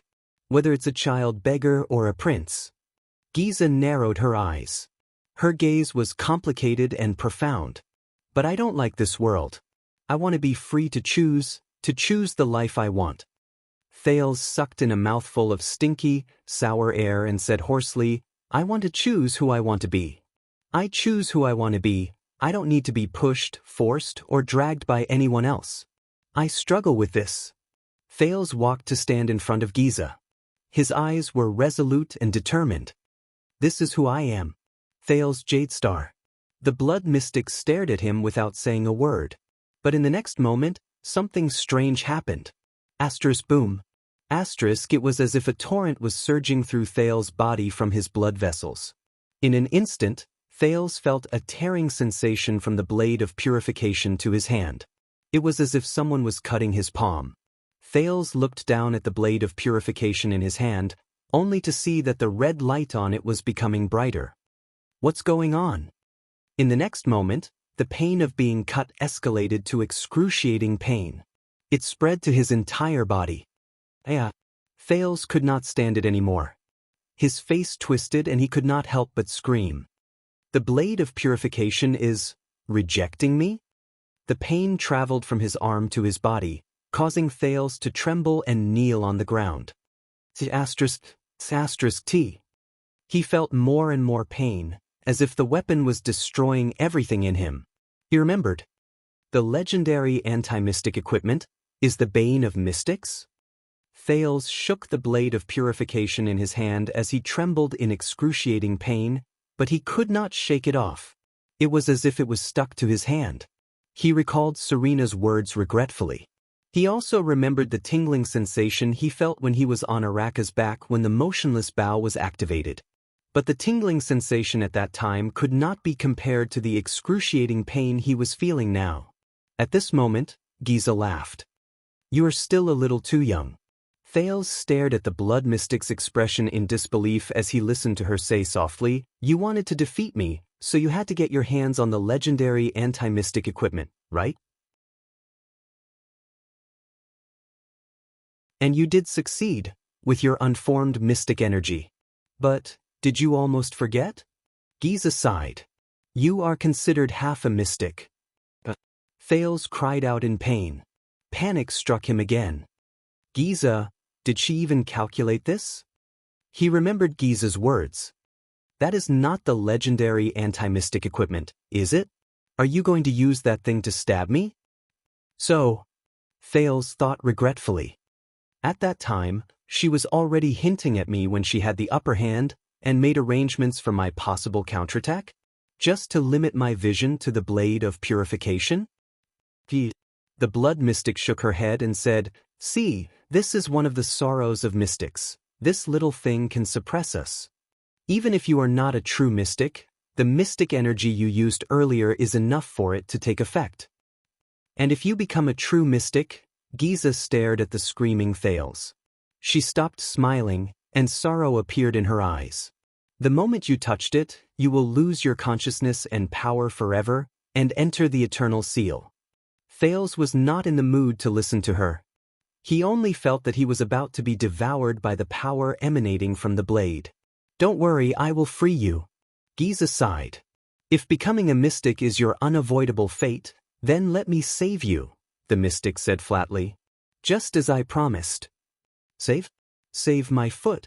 Thales shut his eyes tightly, enduring the rejection from the blade of purification. He really wanted to let go. But in the extreme pain, his face was distorted, and he almost couldn't feel his own hands. Giza took a deep breath. Following the mystic's will, another batch of tentacles grew out of the flesh on Thales' side. They slowly aimed at the boy who was repelled by the legendary anti-mystic equipment and could not move. Once again, Giza flashed a charming smile. The flesh under Thales' feet turned into a trap, trapping him firmly. The tentacles drew sharp spikes, preparing for the next round of attack. No. Thales shut his eyes tightly, his whole body trembling. No. At this moment, a burning sensation similar to the first time he held the blade of purification suddenly came from his hand. The red light on the blade gathered as if it had a physical form, and traveled along the blade to Thales' left hand. Thales shuddered. At that moment, he felt as if he was being caressed by a hand. Even the pain seems to be alleviated. The red light continued to crawl up along the veins on the back of Thales' left hand. It looked as if glowing blood was flowing through the veins. It was extremely strange. For some unknown reason, after the red light from the blade of purification surged out and entered his body, Thales suddenly felt that the feeling of being cut and repelling him had actually started to diminish. Thales sucked in a sharp breath. He had held his breath for too long in extreme pain and even forgot to breathe. He felt his hand again. The sharp pain of being cut and destroyed slowly reduced to a slightly tolerable prickling pain. What's the principle behind this? It can actually alleviate the rejection from the legendary anti-mystic equipment? Thales trembled, and his doubts about the sword deepened. But he was saved after all. Thales stood up slowly. He raised his head and fixed his gaze on Giza. There was a strange look in his eyes. Giza's expression changed. She noticed his abnormality. Thales looked at her, then at the flesh and blood trap under his feet, and the spikes of the tentacles around him. He felt the prickling pain and burning sensation from the blade in his hand. Maybe I will become a mystic one day, Thales said slowly as he endured the pain in his hand. But it is definitely not because of some unavoidable fate, or because I have no other choice. On the wall, Giza's pupils shrank. It is because I want to become a mystic. Thales bit his lower lip and lowered his head. I will use my own eyes to see what it means to be a mystic. I will judge and understand what mystic energy is, what kind of power I will obtain, and what kind of risks I will face. Then I will decide whether to become a mystic. Thales raised his head. His eyes were filled with unquestionable determination. And what kind of mystic I will become? How far I can climb and what kind of scenery I can see are not important. What is important is that it must be my own choice. This is what I have been struggling and working hard for since I came to this world. Thales exhaled one last time. Then he raised his sword and slashed the trap under his feet and the tentacles around him. In the ashes, Thales supported himself with his trembling legs and stood up. Giza's eyes moved. Don't even think about it. The girl grinned. Her gaze was cold. Soon, Thales felt his feet sway. The continuous tremors that caused him to fall to the ground and lose his grip on his sword appeared under Thales' feet again. Thales' body swayed. He was on the verge of falling. But he had experienced it once. Thales reacted quickly. He knelt down and lowered his upper body. At the same time, he stabbed the blade of purification into the flesh under his feet. It prevented him from falling again. The flesh sizzled as if it was being roasted. It slowly dissolved, evaporated, and blackened. Then, it turned into ashes. The ground made of flesh and blood contracted in the tremors. It seemed to be moaning in pain. Giza let out a low growl of indignation. Thank goodness, Thales thought. He stood still in the face of the same tremors. What I need to do next is, don't think about it. Giza was a dozen steps away from him. She said coldly, you can't even stand up. You can't even get close to me, let alone seal me with that weapon. Thales furrowed his brows. Let us see. The flesh around Thales bulged again. The silhouettes of monsters were born from it. The blood mystic narrowed her eyes and stared at the blade of purification Thales stabbed into the ground. That sword of yours? Are you going to use it to maintain your balance, or to destroy your enemies? At that moment, Thales suddenly had a strange feeling. The monsters around him were born from the flesh, but Thales ignored them. He did not even care what kind of monsters they were or whether they were dangerous. He seemed to have entered that state again. The feeling of being cut off from his emotions and thoughts surged again. But it was not as complete, wonderful, and enjoyable as before. Thales glanced at Giza in the distance. It was a dozen steps away. Under the endless tremors, he could not even stand steadily. It seemed like he could not get close. But even though it seemed very far away from him, but for some reason, Thales knew that his sword could pierce Giza. It could. As he thought about it, the pain in his hand suddenly increased. Thales smiled faintly. He somewhat understood it. He knew that in this state, he seemed to be able to use more mystic energy, even though he did not even know what mystic energy was. But since the blade of purification's rejection of him increased again, that's right. The corners of Thale's lips curled up. His smile grew wider. Giza was expressionless. Her monsters advanced towards Thales again. But Thales only panted absent-mindedly and gripped the blade of purification that was stabbed into the ground. Then he pulled it out. The moment the countless flesh and blood monsters pounced on him, Thales knelt on the ground, raised the blade of purification in his hand, and gently pushed it at Giza, who was a dozen steps away. Boom! The sound of his blood vessels surging rang in his ears. At that moment, the pain and cutting sensation that the blade of purification gave Thales increased like never before. But Thales did not care. He had succeeded. Giza lowered her head in disbelief. When? The young girl asked, puzzled. At some unknown time. Thales had already taken a dozen steps away in an instant. He knelt in front of the mystic. The red blade in his hand had already sunk deep into Giza's naked abdomen. Thales' expression was indifferent. Giza trembled as she stared at her wound, then at Thales. But in the next second, relief appeared on the young girl's face. As if she had been waiting for this moment for a long time.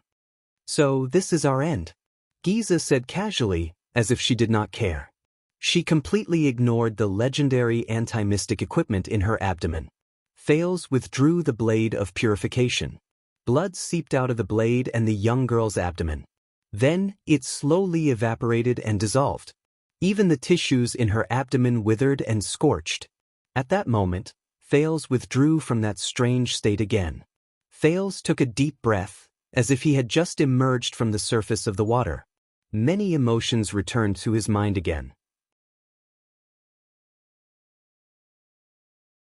He stared blankly at the blade of purification in his hand. Then, he raised his gaze in a daze and looked at the blood mystic, who had a gentle and relieved expression on her face. Thank you for your hard work, child. Giza slowly extended her hand and gently caressed Thales' face. Take care of yourself. For some reason, Thales felt that Giza was filled with complicated emotions at that moment. I'm sorry that I couldn't help you, Giza said softly. What happened? Thales, breathing gradually, calmed down. I'm sorry. Giza's eyes were sparkling. You have to walk the rest of the path on your own. At that moment, Thales could not summon any hostility towards such a young girl. The lovely young girl slowly lowered her head. The purplish-red patterns on her body gradually faded. She gently lowered her soft lips and placed them on Thales' forehead, a gentle kiss. Thales shuddered slightly. Giza snorted softly when she saw Thales' reaction. Then she slowly exhaled. Be careful of Asda. These were the last words of the blood mystic, Giza Streelman. In the next moment, the young girl with the gentle smile on her face started to crack. Her face, along with her smile, slowly fell apart like a cracked sculpture. Then it was her neck, chest, abdomen, her entire body. In just a few seconds, the blood mystic, along with the insides of the gigantic tentacle, turned into ashes of various sizes. The night sky of Dragon Cloud City reappeared before Thales' eyes. The ashes flew. They were like countless black butterflies. They scattered all over the sky. In the distance, all of the blood mystic's creations, flesh, monsters, tentacles, and severed limbs, withered, scorched, and dissolved at the same time. All turned into ashes.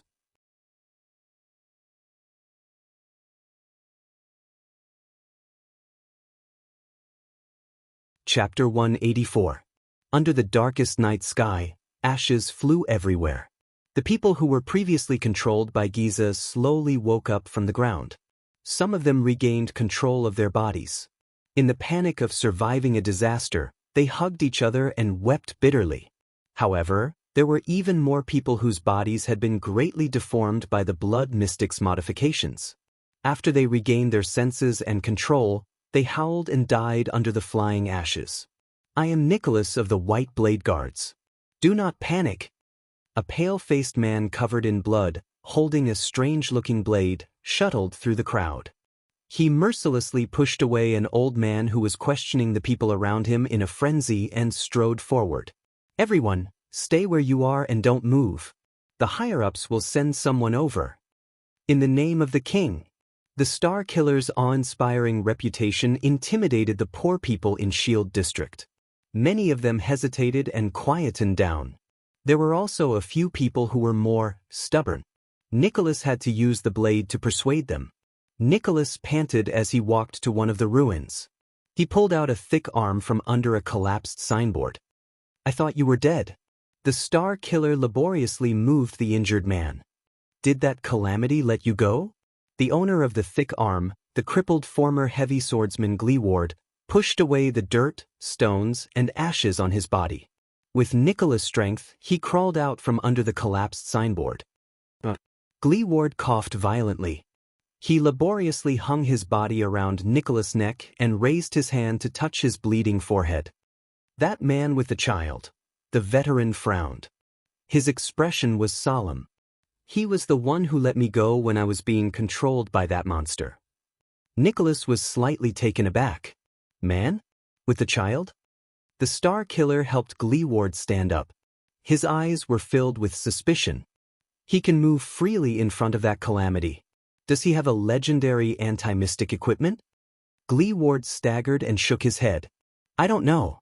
Maybe." Nicholas narrowed his eyes. His words were straightforward. "Where is he?"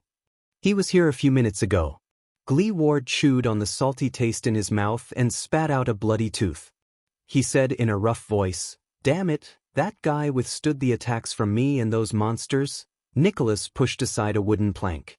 "Is he very powerful?" Gleeward froze. Wariness and graveness flashed in his eyes. "Very powerful." Nicholas put the severing soul's blade back into its sheath. "So, it was that guy who dealt with the calamities?" "I don't know." Gleeward still shook his head with a dejected expression. "Maybe." Thales panted in a daze. A few pieces of black ash gently touched his face and shattered. Was it over? He raised his head and looked at the sky full of flying ash and the surrounding ruins. Thales did not recognize this place. He had been brought too far away while Giza was fleeing, but he could still see the dead body lying on the street. At his feet lay a white-haired old man. Before he died, he tried to reach out his hand, as if to touch the hope of survival. Thales' ears twitched. He sensed something. He turned around and was immediately shocked. Unscathed, Asda stood behind him, looking as elegant as ever in the sky full of ashes. The air mystic stared at the blade of purification in Thales' hand with a complicated expression. Thales panted and calmed himself down. "Can you make a sound next time? Or send me an invitation first?" Asda did not speak. He only shifted his gaze to Thales' face. Thales sighed and gestured at his surroundings with his chin. "Also, aren't you late?" Asda raised his head and looked at the fluttering ashes. There was a subtle emotion in his eyes. "Coming out from underground," the mystic said slowly. His expression did not change. "I need time." Thales sneered. After the battle with Giza, and especially after listening to Blacksword's words, he seemed to have suddenly been enlightened. The wariness and fear that he used to suppress when he faced the air mystic, but was still hidden deep in his heart, began to slowly melt. "Mystic? Compared to Giza, the one in front of me is just a slightly stronger opponent." Thales called Asda's surname softly.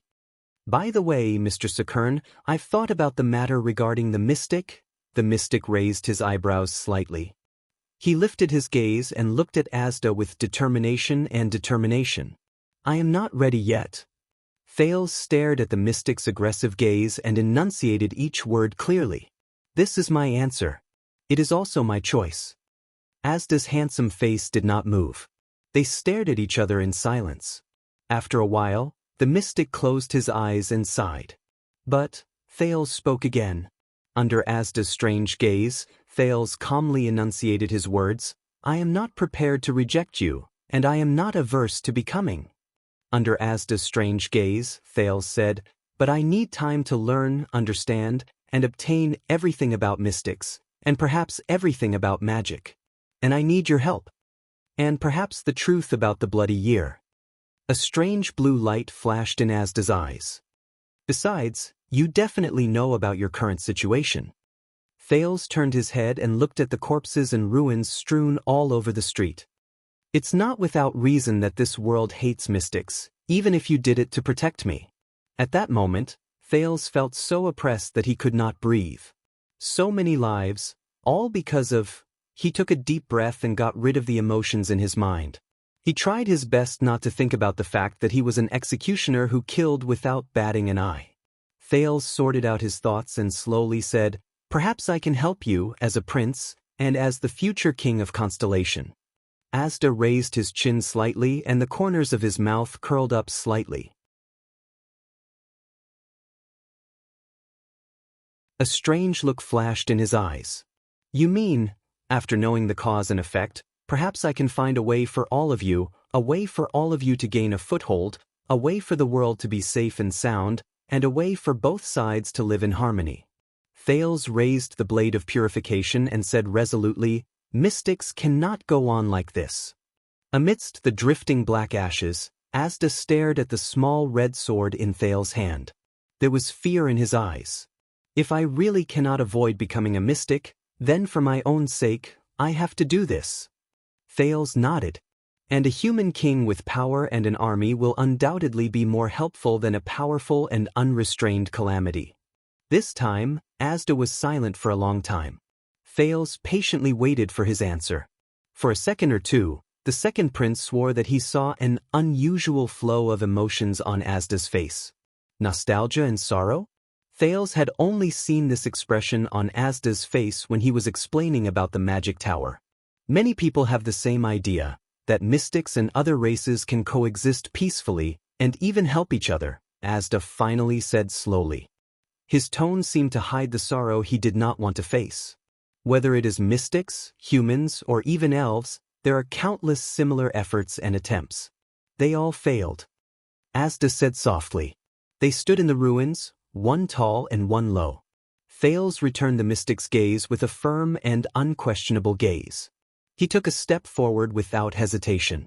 First, their efforts are not enough. Thales' voice spread in the air. Second, I am not them.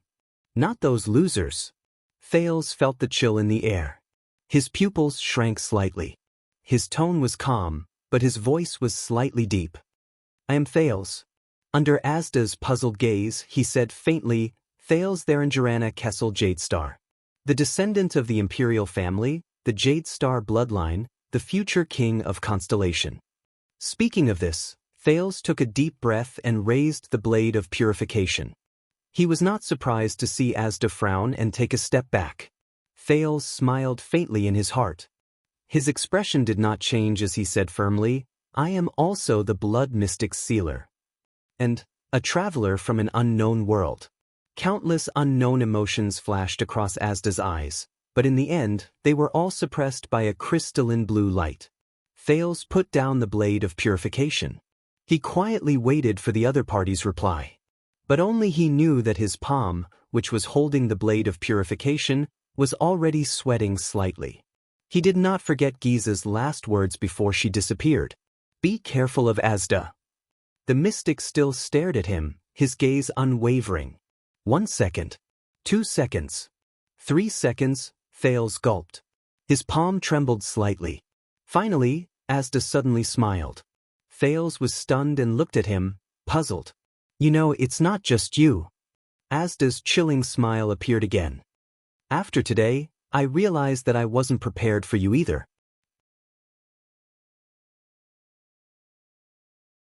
The mystic nodded slightly. You are too special.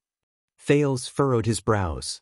Asda's gaze drifted to the blade of purification, and his words paused in a barely noticeable manner. Whether it's as a human prince or as... Asda raised his hands and gestured elegantly at himself. Therefore, I will respect your decision. Under Thales' slightly moved gaze, the mystic nodded slowly. And I also need time to study your abnormal condition. Whether it is the inexplicable knocking on the door or the spontaneous loss of control. Perhaps your path will be easier than ours, or even more arduous. We can't say for sure. Thales suppressed the fluctuations of emotions in his heart.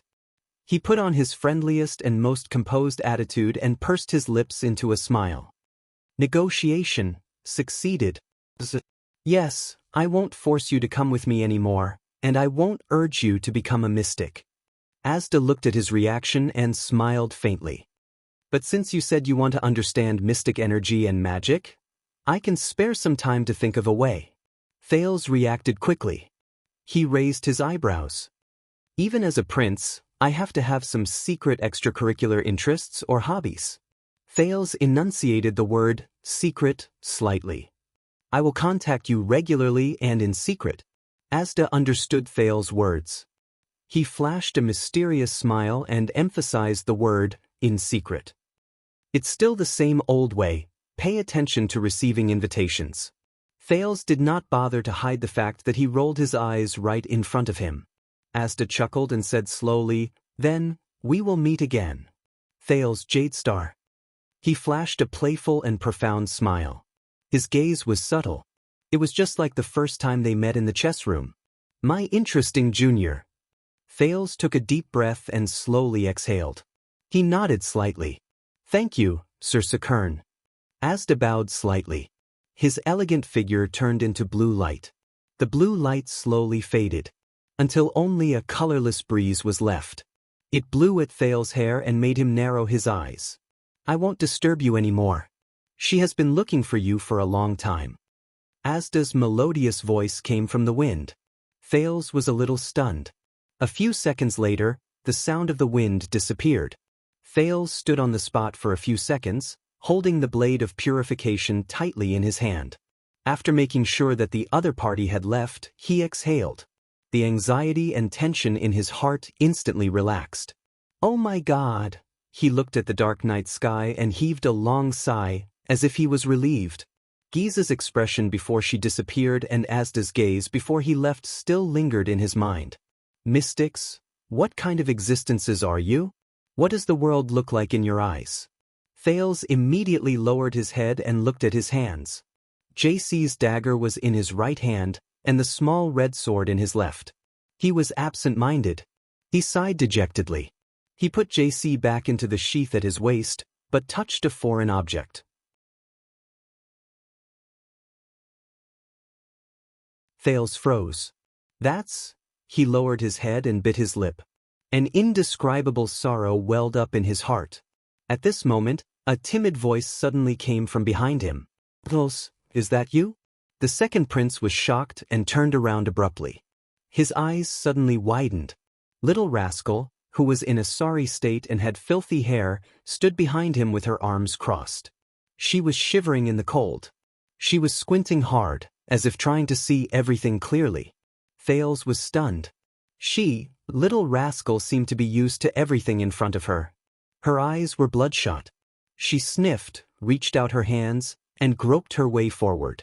Amidst the ruins and corpses on the ground, she was like a child who had just learned how to walk, moving forward with trembling steps. She was also like a helpless blind person, moving forward alone in a lightless world. This reminded Thales of the time in the library when she leaned over a thick book and read it with narrowed eyes. Then she raised her head in horror. Is that Thales? Little Rascal staggered and tripped on the uneven ground. Thales stared at her blankly. He only reacted after a few seconds. It's me. Little Rascal. Hearing the affirmative answer, Little Rascal first took a deep breath, then pursed her lips. Tears welled up in her eyes. Thales exhaled.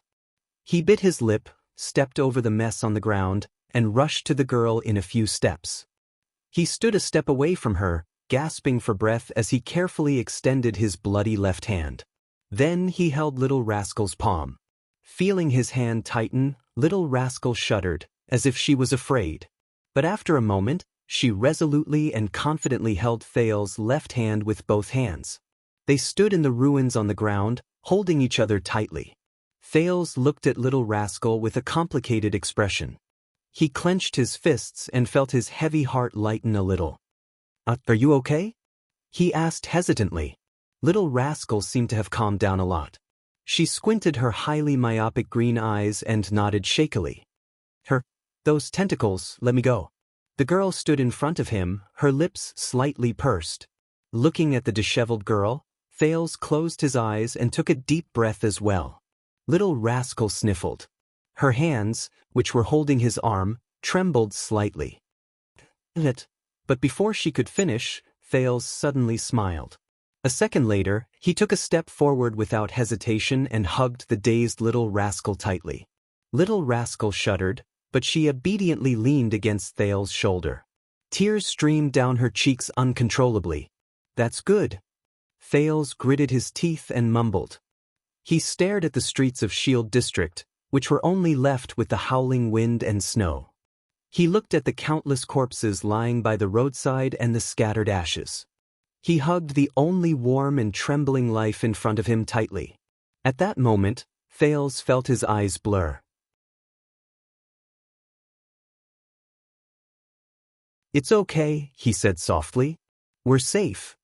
Little rascal hugged him tightly, sniffling, her tears drenching his shoulder. "At least, King Nuven."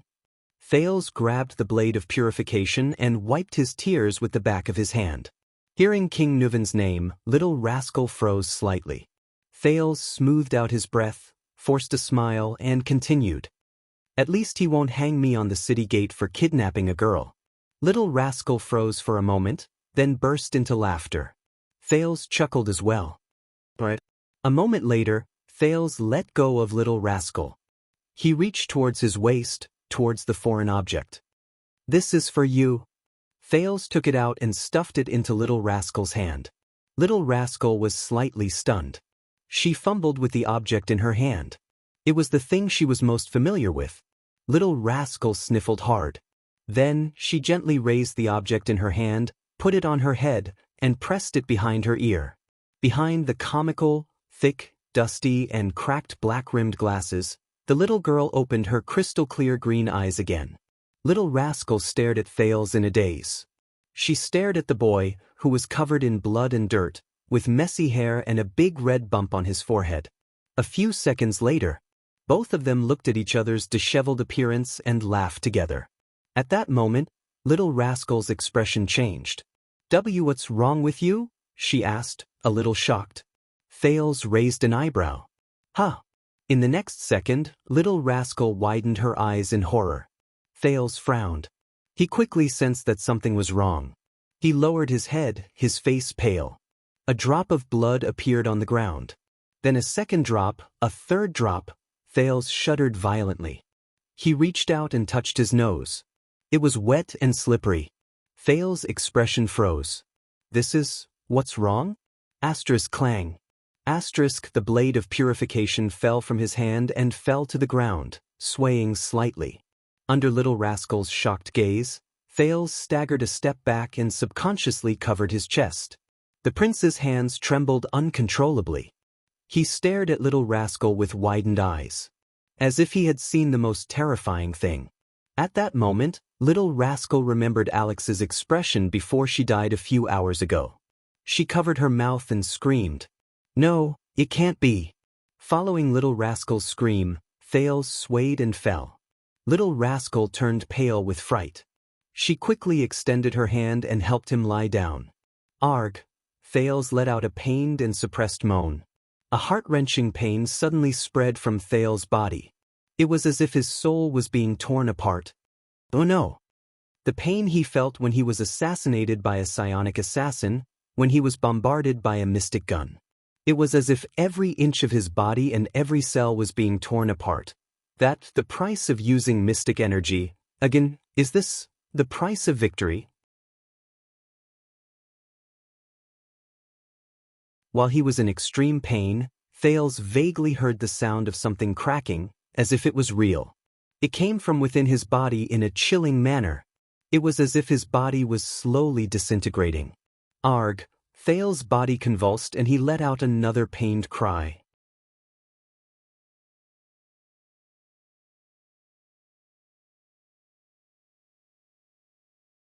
Chapter 185. Dumbfounded, Thales stared at the invitation in his hand. His thoughts were in a mess. No way! Is this real or fake? Anti-theft? He blinked in disbelief, confirming that everything in front of him was not an illusion. Is someone playing a prank? A few seconds later, he put down the invitation and took a deep breath. He tried to make sense of the current situation. First of all, wasn't that guy killed by Yodel? Then Ida is next door. Waya and Ralph took turns guarding the door. And the other soldiers and guards in the diplomat group, the countless guards in Heroic Spirit Palace, and even those so-called cool-looking white blade guards. How could they let that guy? Suddenly, Thales felt his heart palpitate. He stopped breathing. Thales felt something.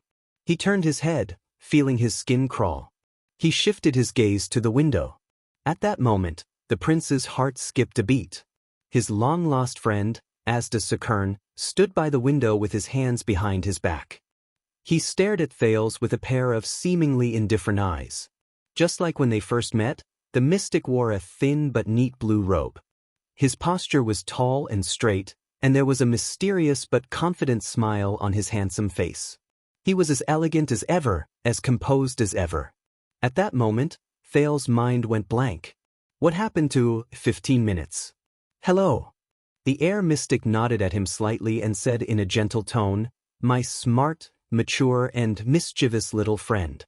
Thales opened his mouth and took a deep breath. From now on, no sound between us can travel more than a foot away.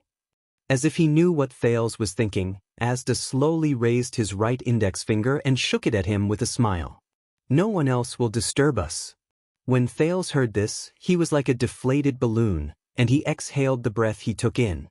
He gave up on the idea of calling for help.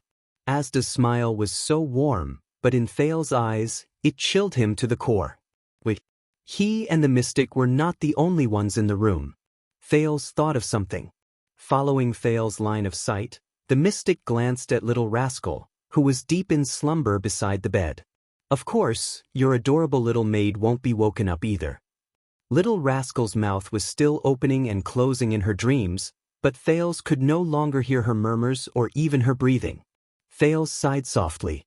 He turned his head and curled up the corners of his lips to reveal a smile that was uglier than crying. "You're still the same. How considerate of you." Asda nodded politely. Thales forced himself to start thinking about everything he knew about this mystic. However, the first memory that popped up was the chess room in the center of Red Street Market, where 3 people were squeezed into balls. The second prince gulped and laughed dryly. He tried to imagine something acceptable, like comparing him to the adorable Giza? Oh, right. Thales shrugged in a feigned relaxed manner and waved the invitation card in his hand. He tried his best to speak in the most normal tone and said nonchalantly, "I thought you would only arrive after 15 minutes. You know," Asda flashed his pearly white teeth, "I like to enter early." Thales tried hard to keep his thoughts in check and swallowed the sarcasm that was at the tip of his tongue. "Is that so? I thought you wouldn't appear so soon." Thales changed his sitting position and smiled awkwardly. Everyone said that you would disappear for a long time." Asda stared straight at him. His gaze was as calm as water, and it made Thales' skin crawl. "The weapon in your masked friend's hand is obviously not complete," the air mystic said slowly.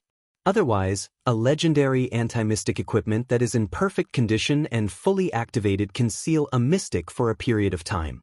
It should be." Asda's gaze was still calm, but the words he spat out startled Thales slightly. "Permanently. Legendary anti-mystic equipment. So, mystic. Permanently. Even so, that incomplete equipment can still seal me for at least 10 years. Asda curled up the corners of his mouth and continued to smile. "But I received some small help, and that's why I was able to get out of prison so quickly." Thales did not know if it was due to the curiosity he inherited from the memory fragments of his previous life, his natural personality, or his anxiety towards the mystery of himself, but at that moment, Thales' exuberant desire to learn about mystics overwhelmed his fear of his identity as a calamity. He yearned to know more. "First of all, I would like to congratulate you." Asda put his hands behind his back and walked towards Thales with a smile that was clearly friendly but inexplicably terrifying. "Your Highness? Although I know from your behavior that you are definitely not ordinary, I have to admit that this identity has surprised me." Thales watched Asda approach him, and his heart slowly raced. He forced himself to shrug. I remember that there are chairs for receiving guests in the room. We can sit down. Asda shook his head and said nonchalantly, "Don't worry about it." The next moment, Thales felt his skin crawl as he watched Asda walk towards him.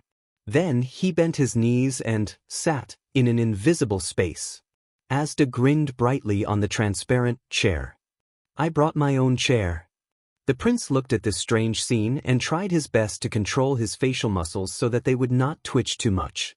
"Let's talk about your future." Asda watched Thales' performance with interest. "Your Highness."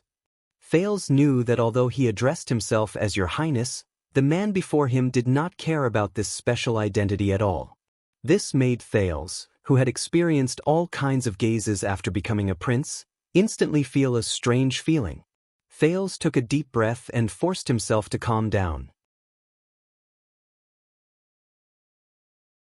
Only then could he understand the situation and protect himself, even if the existence before him was a calamity that could not be understood with common sense. Of course. He recalled his conversation with Ramon and muttered, "During this period of time, I have thought of ways to investigate some things about air, mystics, and magic." First of all, in this asymmetrical conversation, he had to seize the initiative. Very good. This will save us a lot of time. As expected, Asda's eyes brightened. "What do you know?"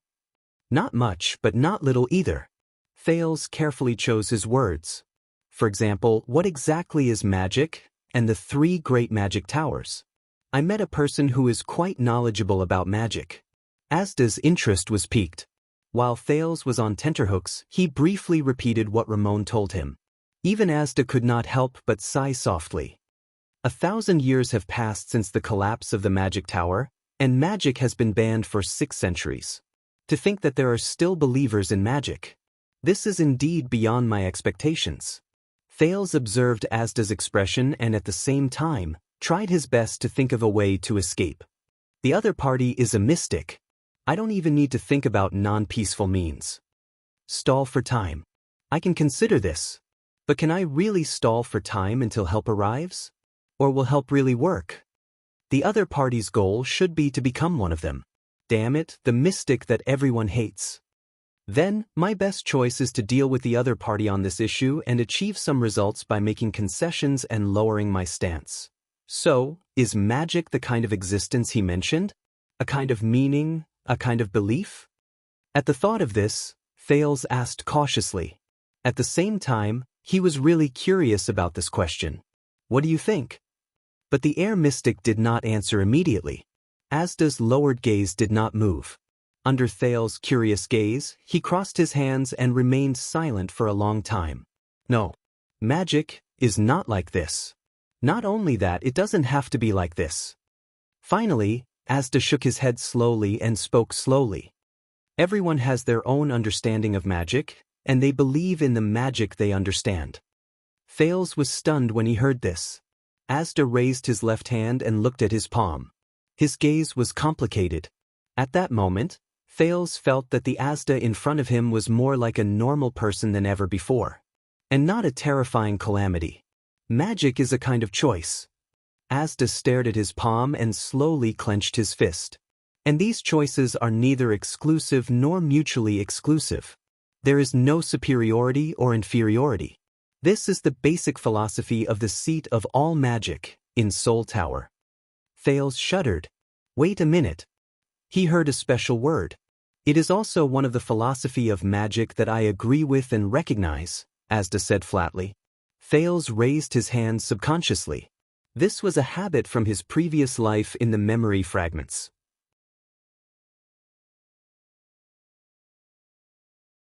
He quickly realized that this was not his previous life, and there were only the 2 of them. Just as he was about to put his hand down in embarrassment, to Thales' surprise, Asda very skillfully and naturally extended his palm, tilted it up slightly, and then nodded. He was allowed to ask questions. That feeling was as if he had done this hundreds and thousands of times. Both of them looked at each other's actions and were stunned for a moment. Asda reacted and smiled slightly. Very good. It seems that I don't have to teach you the etiquette and habits of a wizard apprentice in class. Thales put his hand down and asked eagerly, "Soul Tower? I know this, but what kind of magic tower is it? What about its origin?" Thales did not even realize that he had completely forgotten that Asda before him was an extremely dangerous non-human existence. He even forgot his original intention. At that moment, his desire for unsolved knowledge completely surpassed his consideration of reality. Soul Tower? Asda narrowed his eyes and smiled mysteriously, as if he knew that Thales would ask this. This time, the mystic did not keep him in suspense. He answered without hesitation. In the year 618 of the Era of Kings, not long after the battle for survival between the humans and the three races ended, the Imparta, wizard Yuri New Moon, who returned from the battle, left the ascetic tower with his 5 students due to differences in philosophy. Along the way, they preached their own philosophy and taught their own methods. They gathered many wizards who were exiled due to the war in the world. As time passed, their group grew larger, and their theories and methods became clearer. In the end, Wizard Yuri, whom we later respectfully called the Master, and the other 21 wizards led a group of wizards to the Tripping Peninsula by the coast of the mainland. Here, the wizards built a twin tower and settled down to study magic. Asda's gaze pierced through Thales, as if he was looking at the past many years. But Thales did not have time to care about Asda's expression, because he was already engrossed in the story. With a perplexed gaze, Asda continued, "Soon, this new magic tower attracted many wizards to visit. The novel, free, casual, and equal atmosphere of magic research gathered a large number of people, turning this piece of land into a small gathering place for wizards with the twin towers as the center. Unlike the painstaking contemplation and protection of the ascetics, and the fanaticism and destruction of the alchemists, this gathering place quickly became the forefront of theoretical research in the magic world. After various magic theories and hypotheses were proposed, they were gradually perfected through endless debates and demonstrations. Branches of magic that were originally not recognized by the 2 great magic towers were established one after another, forming the Soul Tower magic system that we are in contact with today. Just like that, the sages jointly built the 3rd branch apart from the ascetic tower and the alchemy tower. It is also the youngest, the most special, the most active, the most prosperous, and the most influential wizard inheritance in the world. Speaking up to this point, Asda lowered his head and let out a sigh that only he knew. After Yuri Xianxia passed away, his ashes were placed in the middle of the twin towers, suspended in the air. A sentence was engraved on the surface of the box with iron elements. "May every wizard have an independent and free soul." That was how the Soul Tower got its name. Asda closed his mouth gently. Thales came back to his senses and exhaled a long breath. The Era of the Kings. The battle for survival. Wizard Mindy's. The youngest wizard's inheritance. The origin of the Soul Tower. These were taboo knowledge that he could not easily obtain from books. Thales' heartbeat quickened as he listened. It was as if an unprecedented world had opened up. If Ramon was here, Thales thought, would he kneel down and cry in excitement? He continued to raise his hand eagerly. "Also, you mentioned the seat of all magic just now? What is that?" "The seat of all magic is an important research branch in Soul Tower." Asda did not seem to notice Thales' expression. He continued to speak slowly and at a moderate pace. His clear and pleasant male voice echoed in the small space as he narrated the world's most taboo, lost knowledge. It originated during the first civil strife in the Empire and was officially established in 373 of the Empire calendar. It flourished between the 5th and 7th centuries of the Empire calendar. At its peak, half of the wizards in the entire Soul Tower came from the seat of all magic. Every time it opened, apprentices and wizards from the Alchemy Tower and the Ascetic Tower would come to listen, comment, and oppose each other. I can't use simple words to summarize the characteristics of this branch of theory. That would be irresponsible to the students. But I can give you a list of the most influential books of this branch. No, to be exact, it should be 23 important works. If you want to have a deeper understanding of the seat of all laws, Roland said with a smile on his face. Thales's heart raced as he listened to the mystic's words. An inexplicable sense of excitement filled his brain. But he quickly calmed down and realized a problem. Mr. Asda, you are a wizard, right? Thales looked at Asda in surprise. Before you became a calamity? He did not even think about whether his choice of words had offended the other party's taboo. Wizard. That is a title that only those who have achieved widely recognized achievements in a certain field of magic can obtain, at least in the Soul Tower. Asda crossed his arms, grinned slightly, and shook his head slightly. I was just a small apprentice back then. Thales's heart skipped a beat. Ah, so, as expected, you were once, yes. Asda nodded, a strange color flowed in his eyes. An apprentice of the Soul Tower. Thales frowned. But you just said the magic tower has collapsed for 1,000 years? So, I know what you want to ask. Counting from the time I was born. Asda looked at him and smiled faintly. 1,190 years, that is my age this year. Thales was shocked. 1,190? In other words, this guy. Thales stared blankly at the young and handsome Asda Sakern, who had not changed at all compared to the first time he met him. But he was almost 600 years older than the king of Renaissance, Tormund Jadestar, and the hero, Riker Extet. Thales opened his mouth wide. Don't be surprised. Every mystic is an immortal, indestructible, and immortal existence. Looking at Thales' expression, Asda did not care at all. This age is very normal. The oldest mystic has even existed for more than 1,600 years. Thales subconsciously wanted to find a notebook until Asda stopped him with a hand gesture. There is no hurry. Asda raised his head and stared at him with a burning gaze. We still have a lot of time to spend together, and I have enough patience. I will teach you from the beginning, from basic knowledge, from magic, to the magic tower, to mystic energy, and everything about mystics. From philosophy to power, from history to the future, all the secrets of the magic world will be open to you. Asda's tone was full of temptation. Then, you will obtain the secrets and power of mystics that are superior to all of them.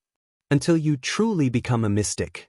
At that moment, Thales felt like he was pulled back from a dream world to reality. Become a mystic. Thales swallowed hard. He remembered Gilbert's attitude towards the calamity and the drama of the Battle of Eradication in Dark Knight Temple. And that crazy and unreasonable blood mystic. The mystic who is hated by everyone? Can I say no? But a voice also whispered in Thales' heart, but I am very curious. I want to know more, learn more, and understand more. Thales realized that the knowledge that Asda described earlier had captured his thirst for knowledge and his thirst for knowledge. Moreover, with his obviously abnormal body, he had to understand his current situation better. Thales frowned with a bitter expression and said tentatively, about this, if I don't want to become a mystic. The air mystic did not speak. But the prince felt that the atmosphere around him suddenly became tense. Thales tried hard to control the rate of his breathing as he waited anxiously for the answer. Thales. Asda stopped smiling and looked at him sternly. He said softly but seriously, becoming a mystic is your destiny. You cannot avoid it. There is no second choice. Thales panted slightly. It seemed that things were a little bad.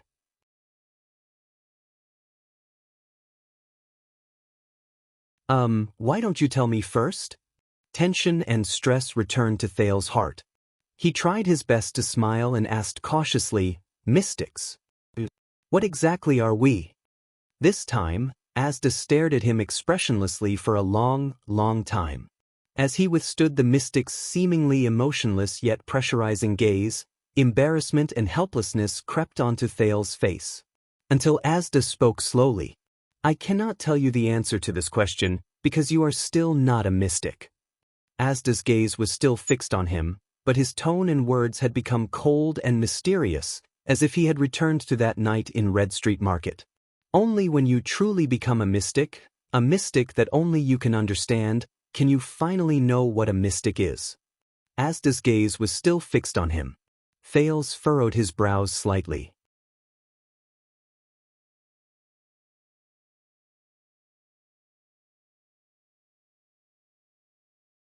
Chapter 186. In the next second, without any delay, Archduke Pofrit's figure moved. He roared as he swung his great axe at King Nuven. Bang. That's right, the anti-theft chapter. But when I'm free, I'll go back to work on my novel, from the details to the sequence of the plot. That's why pirating websites must have a hard time. Because no matter how they steal my novel, it's basically full of bugs. The preamble doesn't match the ending, or the logical sequence is weird, or the plot doesn't match the characters. Thank you for your hard work, thieves who steal my novel. The two great axes collided without any fancy moves. The dull sound of metal colliding tortured everyone's ears. Thales stared at the two people in the field in shock. Pofrit clenched his teeth. The blade of his great axe was stuck at the tip of King Nuven's great axe. It was stuck diagonally downwards between the sharp tip and the blade of the axe. Impulsive rookie.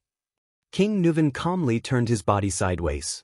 His left hand grabbed the joint between the axe handle and the blade, and his right hand grabbed the far end of the axe handle. Like holding a spear, he used the axe to block Pofrit's strike. The old king resisted his opponent's axe. His tone was cold. On the battlefield, with your weapon stuck, you would have been beheaded by now. As the two wrestled, King Nuven used all his strength to push away his opponent's great axe. You know this is not a good idea, old man. Pofrit solemnly took a step back. He withdrew his great axe and moved to look for an opportunity to strike again. This is not a battlefield, this is a duel. The young archduke circled around the old king. His expression was indifferent. There are no white blade guards by your side to protect your noble head. Like an experienced warrior, King Nuven turned with Pofrit's movements, the tip of his axe always pointed at his enemy. Only you and me. As he spoke, Pofrit's second strike came. This time, Pofrit's great axe drew an arc and slashed horizontally from the side, smashing towards King Nuven's waist. Clang. The sound of metal clashing rang again. King Nuven turned his axe handle at the right time. Holding the axe in his left hand, he once again blocked Pofrit's horizontal slash. Yes, only you and me. King Nuven clenched his teeth and deflected the enemy's axe. Panting slightly, he said, "This is much more exciting than the battlefield." Thales asked in a low voice, puzzled, "Are they all so skilled in swinging their axes?" His Majesty is not a brat who has never touched a weapon before. The Star Killer's expression was solemn. While he explained, he did not forget to jab Thales. As the king of Extet, he once stood at the far north 38th century ground and personally fought against the invasion of the orcs from the north of the glacier.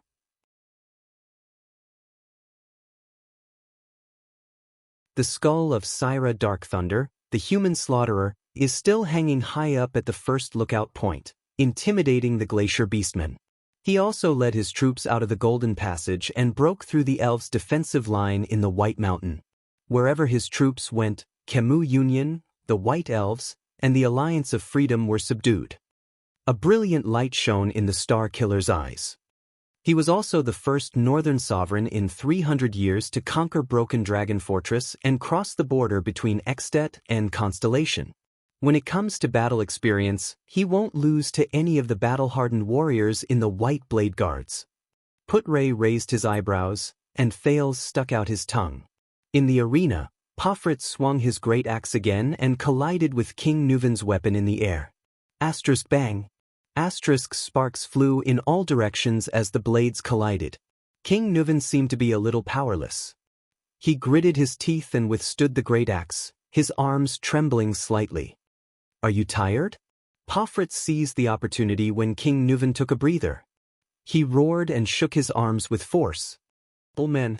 King Nuven was forced to take a step back. While he was still adjusting his body, Pofrit swung his axe again and chased after him. Clang. King Nuven once again blocked the enemy's fierce attack. From the beginning until now, he had been passively defending. But this time, the enemy's attack did not end so easily. A surge of power surged into Pofrit's arms. His eyes were burning like a warrior with bloodshot eyes. With a roar, he swung his axe again and struck the king's left leg. In Thales's wave vision, Pofrit was filled with bright light. It was concentrated in his arms and flashed continuously. Power of eradication. Seeing that his king was in danger, Nicholas remained calm. He explained briefly, Beacon Illumination City's unique combo axe technique has given birth to at least 3 types of power of eradication. The old king roared and used all his strength to pull back his great axe. He struck Pofrit's great axe away and the 2 axe blades clashed in the air, creating sparks. Asterisk clang. Asterisk the king barely blocked the other party's axe. But unlike before, the old king did not manage to lock the other party's axe in this strike. Pofrit had no intention of stopping either. His axe spun in the air and under its owner's crazed expression, brought with it a strong gust of wind. Once again, it chased after the king's head. King Nuvan panted and struggled to adjust his posture. He raised the heavy axe handle to his side and forcibly blocked Pofrit's attack. Asterisk bang. Asterisk a loud noise was heard. Thales subconsciously covered his ears with his hands.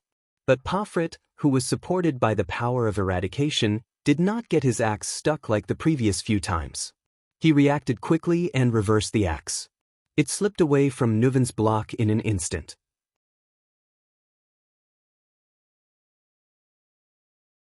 The next moment, the young archduke pursed his lips and pushed with both hands, thrusting the sharp tip of the axe forward. A sudden stab at the opponent. In the face of the enemy's sudden attack, King Nuvan, who was powerless, could not pull back his clumsy axe in time. He could only watch as the tip of the axe pierced towards his face, until the tip of the axe pierced straight into his left cheek. Ah! King Nuvan roared indignantly. At that moment, Thales felt his heart skip a beat. In the nick of time, King Nuvan suddenly turned his head sideways. Asterisk grip. Asterisk the tip of the axe grazed the king's face, drawing blood. It also caused a wave of exclamations in the hall. With a terrifying scar that stretched from his cheekbone to the side of his left ear, King Nuvan narrowly avoided the fatal tip of the axe. Blood dripped onto the ground. The king then clenched his teeth and mustered all his strength. He swung his axe horizontally and forced Pofrit to retreat. This was also Nuvan's first counterattack. Pofrit nimbly took 3 steps back to avoid the wind generated by the king's axe. At the same time, he left his opponent's attack range. Like many people in the hall, Thales exhaled and patted his chest to soothe his nerves. Perhaps all of you have forgotten something? Thales turned around and said worriedly, that old man. King Nuvan is, after all, 70 years old. As the king of Extet, a duel is a test he must go through. Nicholas' gaze did not waver and his lips parted slightly. It has nothing to do with age. Every man in Northland has to undergo harsh combat training during their military service. Every suzerain of Extet has to do the same, and even awaken their power of eradication, Putre explained to Thales, who had a strange expression on his face. This is how the country is, and the customs of the people dictate it. My God. Thales rolled his eyes and shrugged helplessly. I'm so lucky to be born in Constellation and not Extet. Hearing this, the Star Killer smiled indifferently. It's still the same old saying, welcome to Northland. Thales shook his head and turned his gaze back to the arena. Putre's expression changed and he looked at Thales back. Being born in Constellation is a kind of luck? Putre sighed silently. It's too early to say that, young prince. Ha! The young archduke looked at the blood-covered and panting king with satisfaction. He gritted his teeth and laughed nastily. How many rounds has it been, old man? You're already at your limit? Nonsense, brat. King Nuvan propped his axe on the ground and used his left hand to wipe away the blood on his face. Without showing any sign of weakness, he retorted, I've just warmed up. You're 70 years old. Pofrit weakened the king's imposing manner with his words and prepared for the next wave of attack. Not only have your muscles withered, but your power of eradication has also deteriorated, right? Hee hee.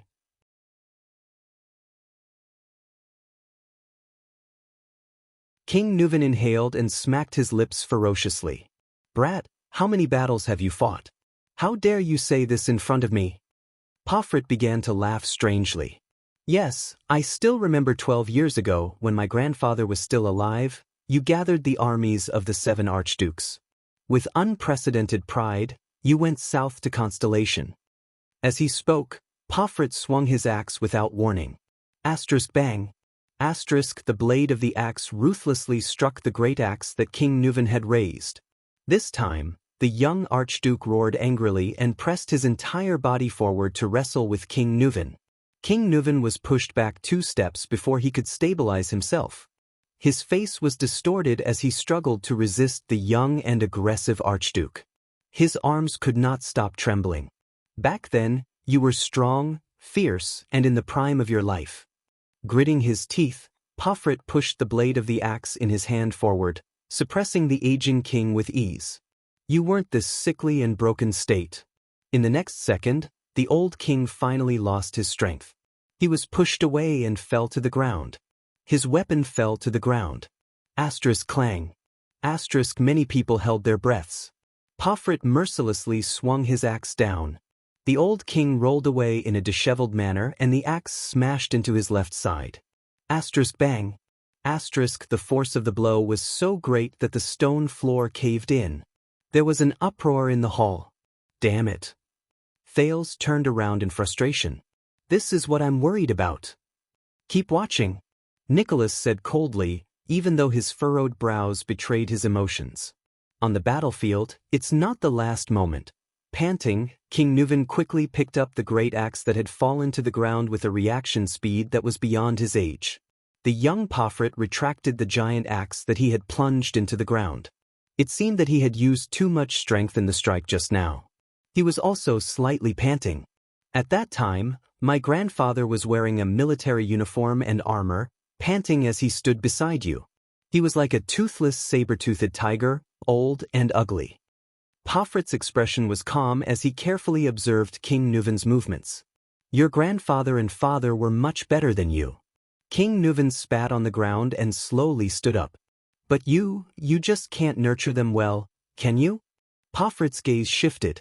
The moment King Nuvan stood up, he swung his axe with all his might. Taking advantage of the other party's unsteady footing, he knocked Nuvan down on one knee. Can't nurture them well? Pofrit grinned hideously. He swung his great axe and once again pushed Nuvan back. The latter half knelt on the ground, panting continuously. To you, Beacon Illumination City is a tamed, well-fed hound, isn't it? A hound that is at your beck and call? Pofrit laughed and once again knocked down the old king, who was trying to get up. Every time King Nuvan tried to stand up again, he was interrupted by Pofrit's attacks. The common-elected king of Extet could not even get up to face the enemy. In front of Constellation's broken dragon fortress, my grandfather's army could not stop that damned sword of reversing light. Beacon Illumination City's defense line collapsed. I still remember you softly saying to my grandfather, "You're old." Is Beacon Illumination City also old? Pofrit's tone was cold as he recovered from the huge exhaustion caused by swinging the great axe. The next day, my grandfather obediently returned to Beacon Illumination City to retire. My father became the next Archduke of Beacon Illumination City. What? Kneeling on the ground, King Nuvan, who was at an absolute disadvantage, laughed nonchalantly. Don't tell me that you're going to betray Dragon Cloud City because of this? As he spoke, the old king swung his great axe at Pofrit's leg. The 3 archdukes in the south are arrogant and unruly. Pofrit took a step back in a relaxed manner to avoid the strike. He looked at King Nuvan, who was kneeling on the ground. Their supplies are lagging and their progress is slow. Hence, the war with Constellation is all on Beacon Illumination City's shoulders. The supplies, military expenses, reinforcements, suicide squad, and even the nearby prostitutes in the camp. Don't you think something is wrong? Pofrit said through gritted teeth.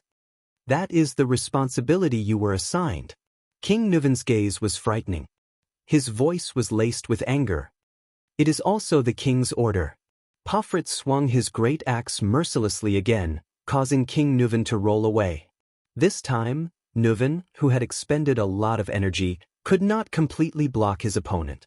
The great axe grazed the old king's left arm, causing a spray of blood. This is bad. Thales thought to himself. This is bad. To hell with your order.